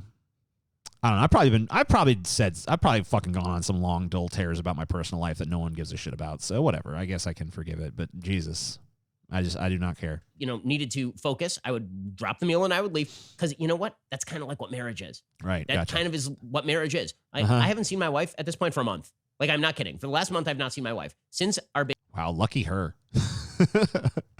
baby was born, I have not seen her at all. Why? Well, because number one, she is keeping odd hours because she has to nurse the baby. Number two, I have two other kids. One got the flu. Then a week later, another got the flu, which means I have to keep them both separate from my wife and the baby so the baby doesn't get the flu. So I've seen my wife in the last month for a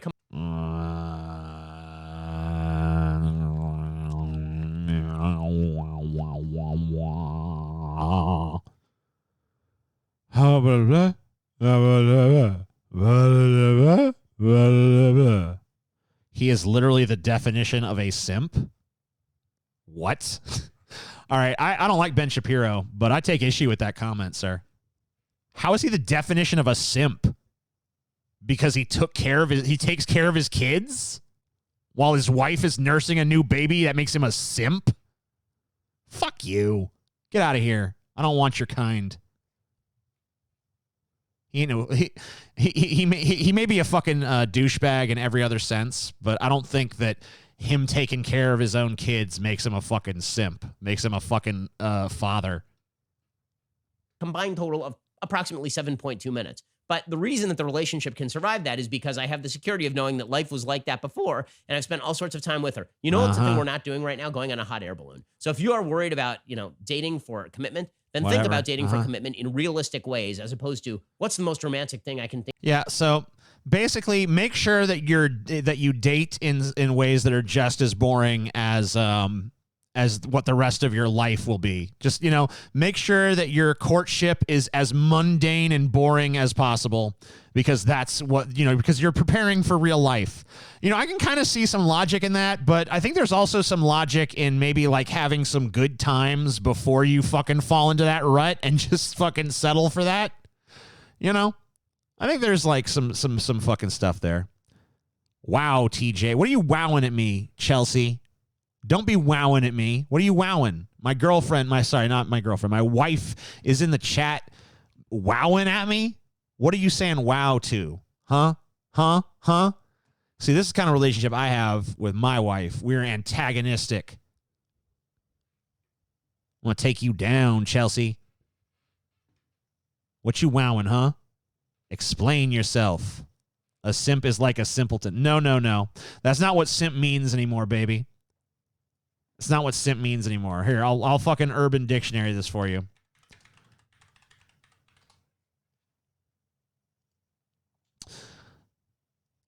Simp, a man that puts himself in a subservient/submissive position under a woman in hopes of winning them over without the female bringing anything to the table. A man that puts too much value on a female for no reason. A man that provides himself with chivalry in hopes of getting sexual gratification from women. A square with no game other than rolling out the red carpet for every female. So simp does not mean simpleton at this point. It means it's basically just interchangeable with like the popular usage of cuck or like little pussy, like, pussy whipped. Yeah, that's like the modern variant of pussy whipped. So that's where we're at on that. So yeah, his comment was basically he was fucking making the case that Ben Shapiro is a pussy whipped little bitch. I haven't seen anything in this video suggest that. Now, don't get me wrong. I believe that you can be a pussy whipped little bitch that is way too subservient to your woman. Now, like if you're in like a fucking BDSM sort of like, oh, mistress, spank me. Like that's what you're into. That's a whole other thing. But I'm not talking about that. I'm talking about dudes that just fucking like take way too much shit off their women. And of course, there's women that take way too much shit off their dudes too. So it's all fucking equal, whatever bullshit. But I don't think Ben Shapiro, from what I've heard here anyway, falls under that fucking definition. Every single day. What if I spread a rose petal lane down the middle of Main Street in Disneyland every single, like that's not real life. So make dating more like real life, and then you're more likely to get a partner that you want for real life.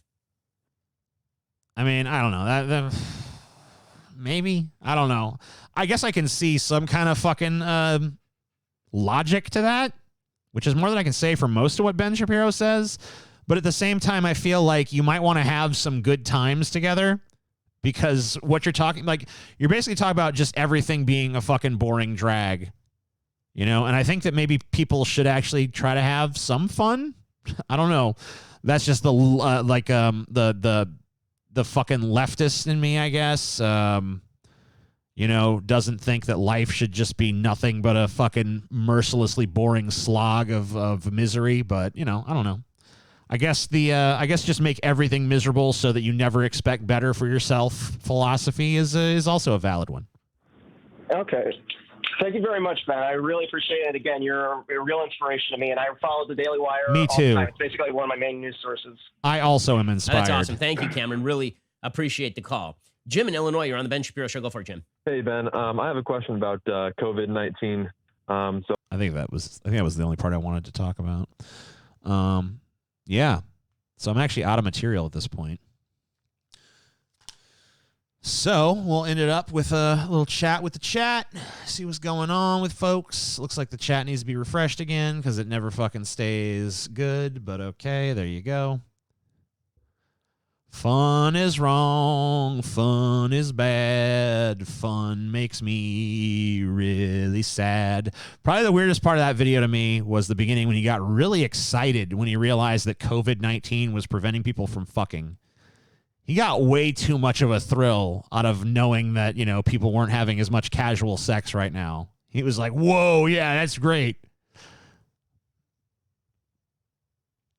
Chat with us for 12 more hours. I don't want to. I really don't want to. Do I have to?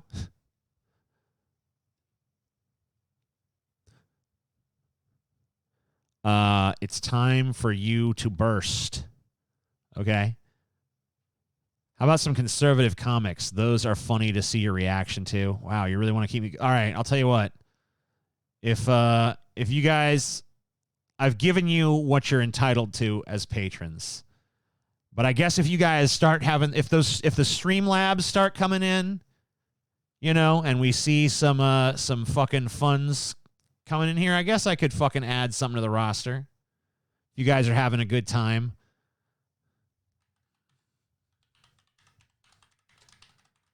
Oh, you know what? I know the perfect fucking place to look at some conservative comics too. But, you know, so we can look at some of these Lib Nuts comics by Dixon Diaz, ostensibly. That could be fun.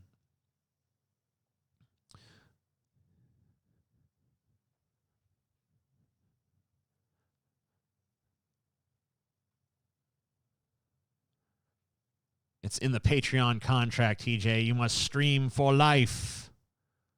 No, it's not. No, don't lie to me. There's no Patreon contract. I don't got to do nothing. I don't got to do nothing.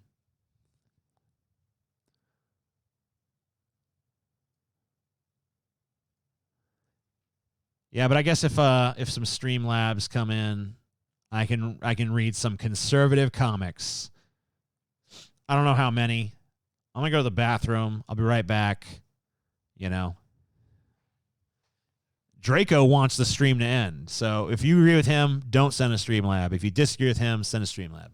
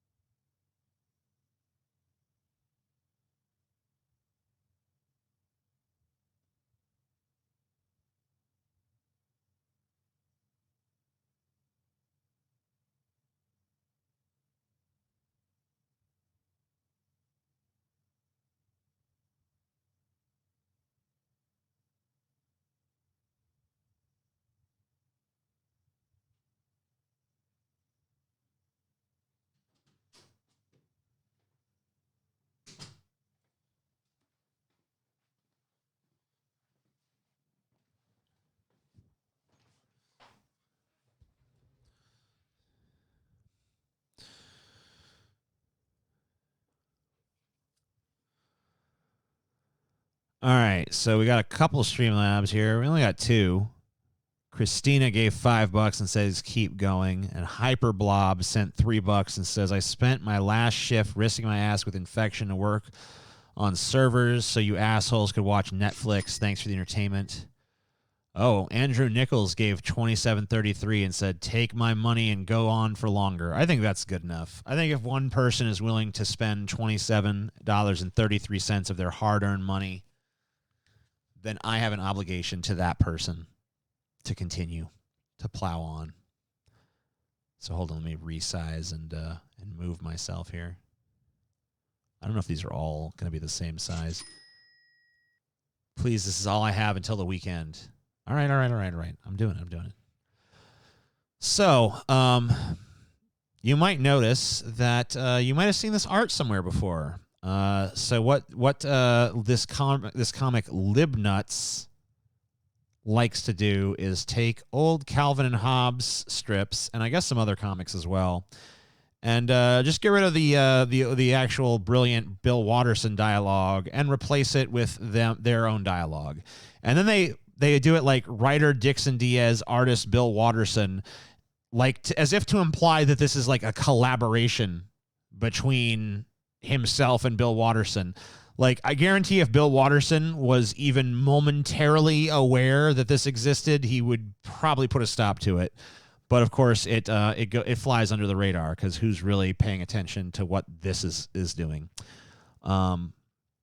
Anyway, so this first one, Calvin sees his mom digging a hole. By the way, his parents in this strip are both Democrats, and Calvin is the wise conservative. So did Hillary Clinton tell you to get ready for Tara Reid? So like, she's digging a grave for Tara Reid, you guys. Hillary Clinton's gonna have Tara Reid killed. Except if Tara Reid were to be murdered right now, it would only feed into a conspiracy theorist narrative. So it probably wouldn't be a great idea for them to do that, even if that is like how they were going to do business. All right, here we go.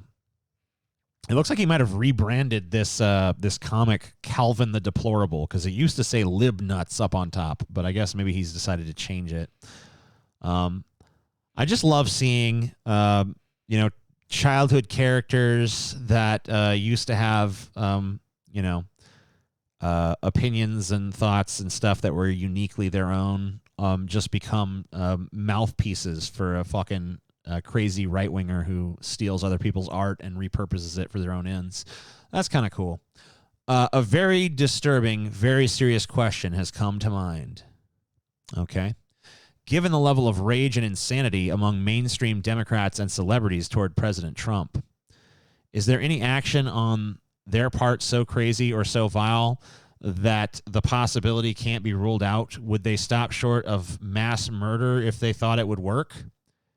If you're asking whether common sense or decency would deter them, no, this is a holy war to them. These are the times where guns come before butter, patriots. Oh, you know what? I do love how even though they totally changed the strip's meaning, they did maintain the wit and the sarcastic tone and the brilliant writing of the original strip, because it's just so funny, like the joke right there. When Calvin delivers that epic punchline, these are the times where guns come before butter, patriots. Oh my God, so beautiful. So beautiful. Best punchline ever. I totally get where he's coming from on that.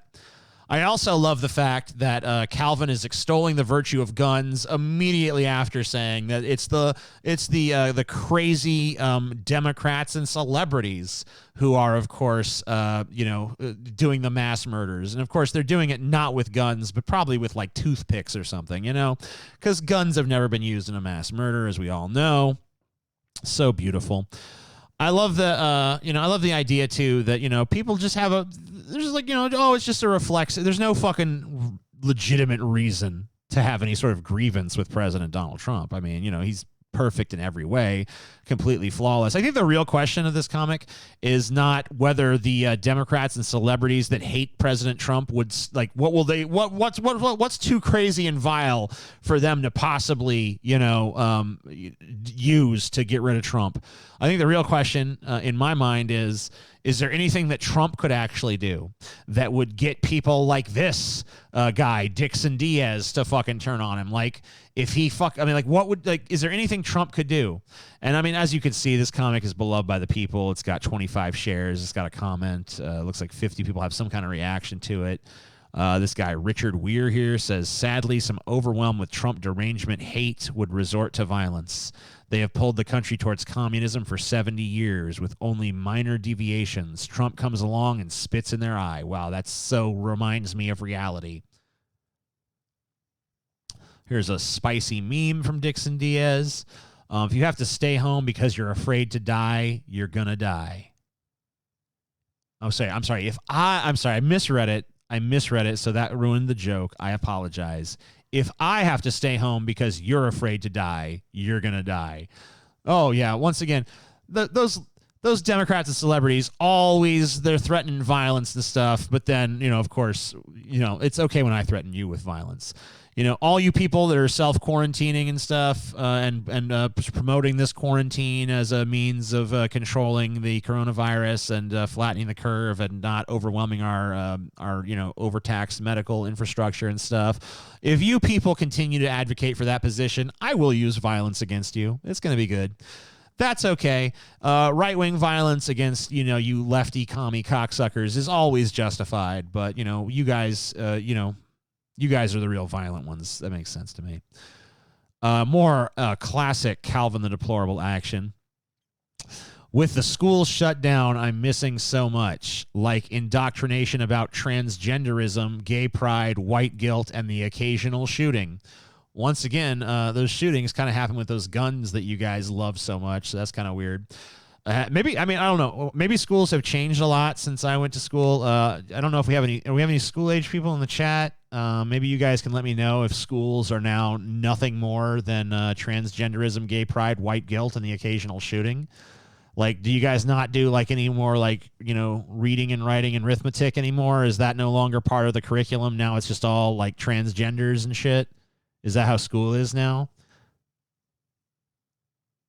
I think I'm hearing massive assent from the chat. I'm looking at the chat right now. Everyone's letting me know that this is 100% accurate and that school is now basically just like transgender camp.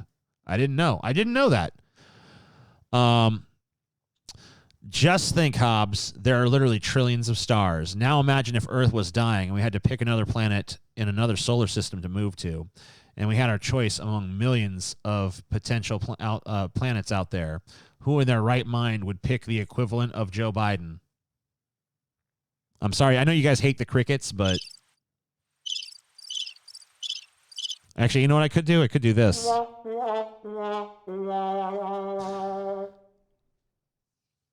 mean, I agree. Joe Biden sucks as a candidate and all that, but like, really? You're like, what a roundabout, weird way of going about it. Like, why you set up this whole hypothetical situation, and then you're like, the planet equivalent of Joe Biden. Brr, brr, brr, brr, brr. All right. The liberals are saying that Trump has blood on his hands. Sheesh. You'd think he was Planned Parenthood or something. Oh! Take that, liberals. Take that, liberals. Uh-oh. Uh-oh. Planned Parenthood. Ooh, that's the real genocide, y'all. The real genocide.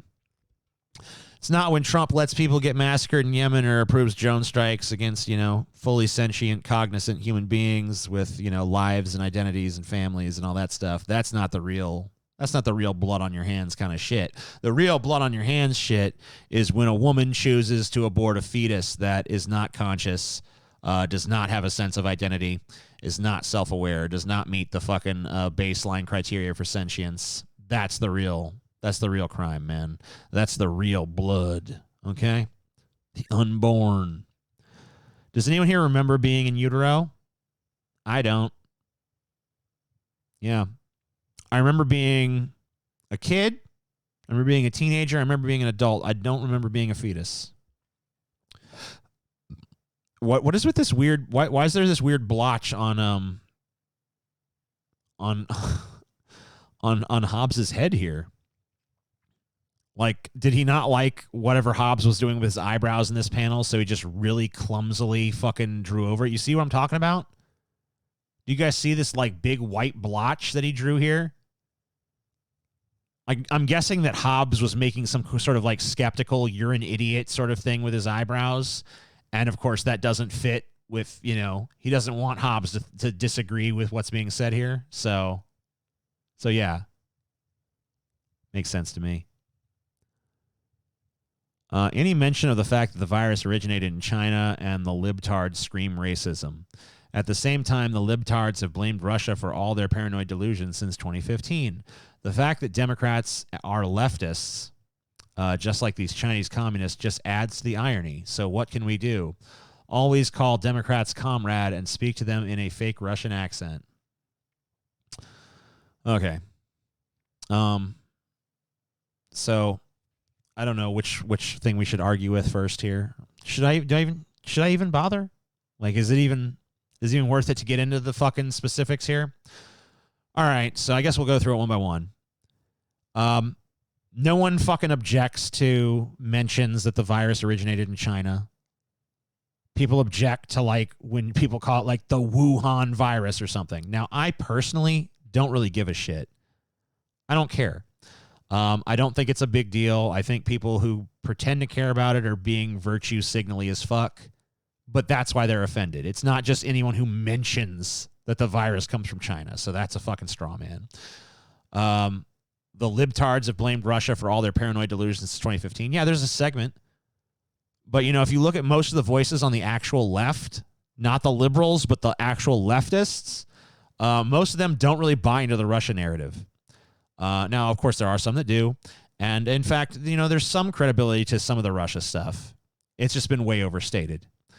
The fact that Democrats are leftists, some Democrats are leftists, but most are not. And, in fact, a lot of leftists only registered as Democrats recently so that they could vote for Bernie Sanders, who is a real leftist, but who is not really a Democrat. He's an independent. Considers himself a democratic socialist, really more of a social democrat, but whatever. No use splitting hairs on that one anymore. So then the conclusion it comes to is that we need to call Democrats comrade and speak to them in fake Russian accents. You know, I'm not a Democrat, but you can talk to me in a fake Russian accent if you want. Sounds fun. All right, here's Calvin tormenting his liberal cuck dad with some MAGA knowledge bombs, I guess. He says, it takes a real libtard to say we're all in this together while requiring mandatory social distancing. Yeah, okay. Because, you know, we're all in this together has to be taken in the most literalistic terms, you know? It has to be taken super fucking literally. You're not allowed to, you know, it's like, I'm trying to think of an equivalent of this here. It'd be like saying, I mean, this is like you guys ever read the old like Amelia Bedelia stories, where it's like she's like this maid, but she takes everything literally. So they tell her like, oh, can you please dust the furniture, and then she'll go in and throw dust on the furniture. It's like, oh, you told me to dust it, so I dusted it.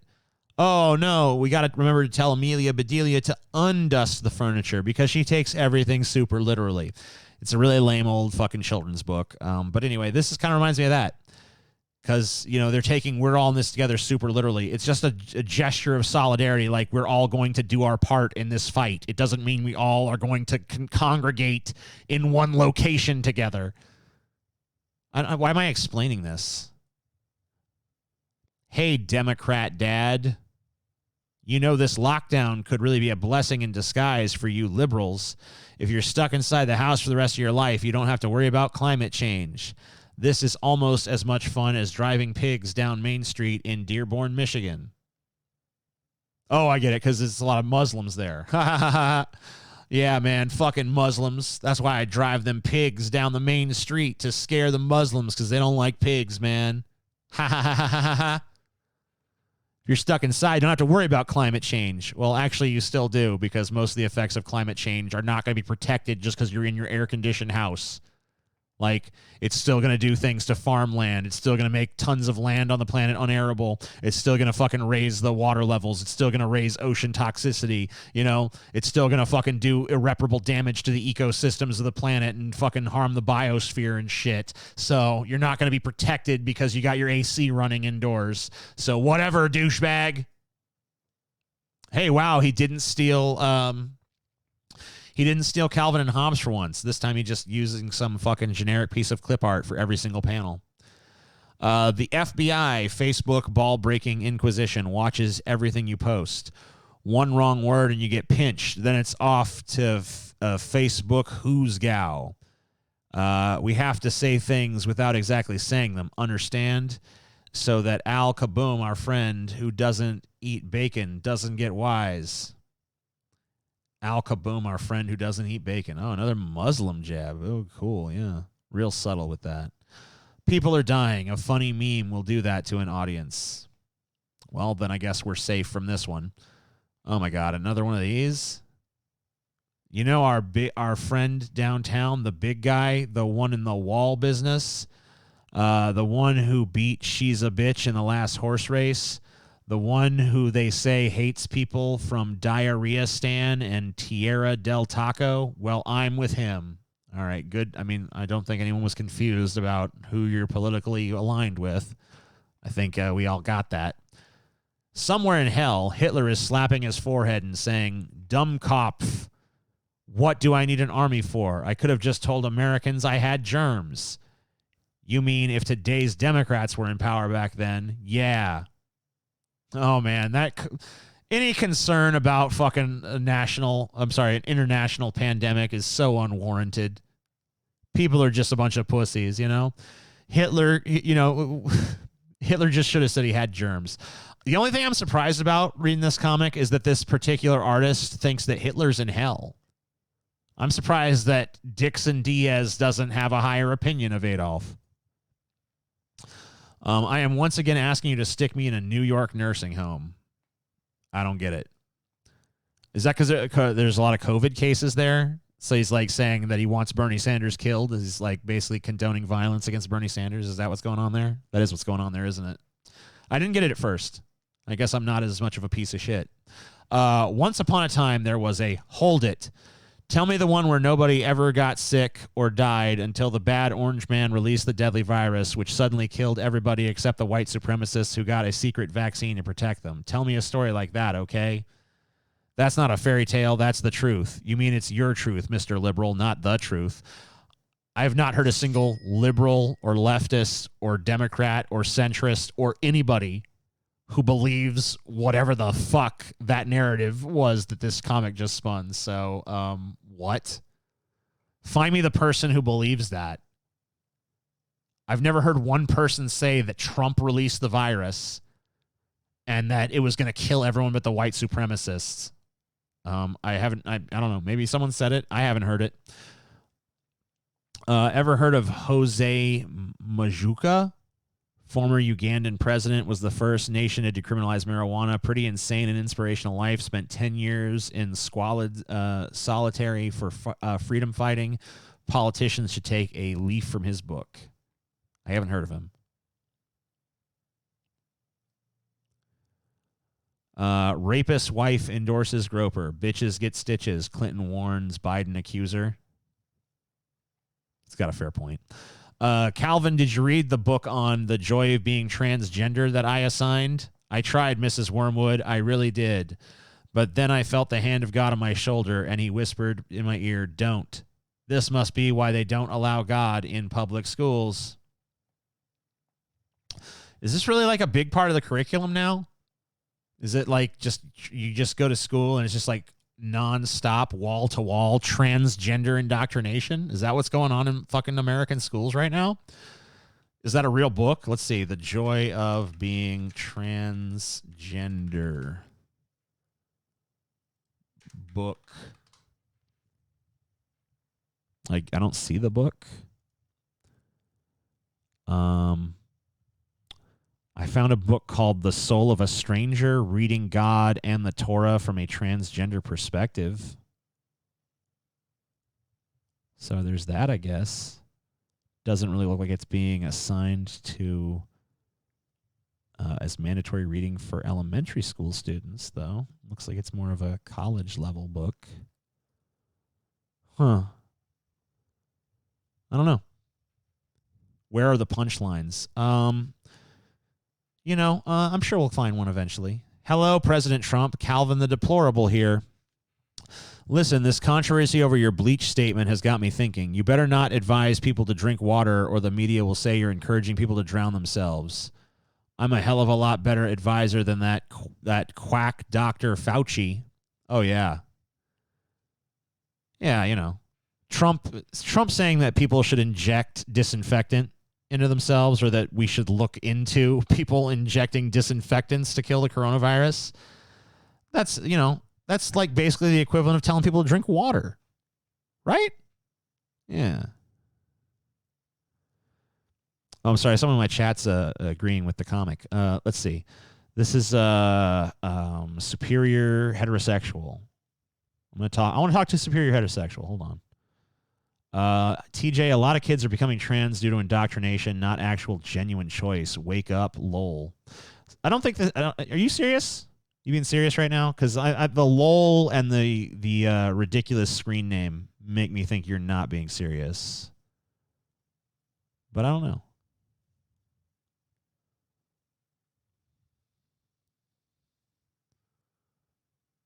I don't know. Oops. Whoopsie. Oh, yeah, I guess you guys can see my contact list over there. That's cool. Yeah, Howard Bloom is at the top. Good point. According to these old newspapers, Lee Harvey Oswald denied he shot anyone, and he told reporters he was just a patsy. Famous assassins always say they're proud of what they did. Over 50 eyewitnesses told the... All right, enough. Enough. I'm not doing some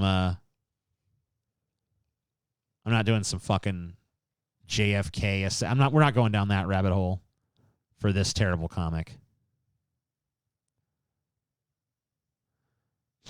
Not worth it. Not what I want to do.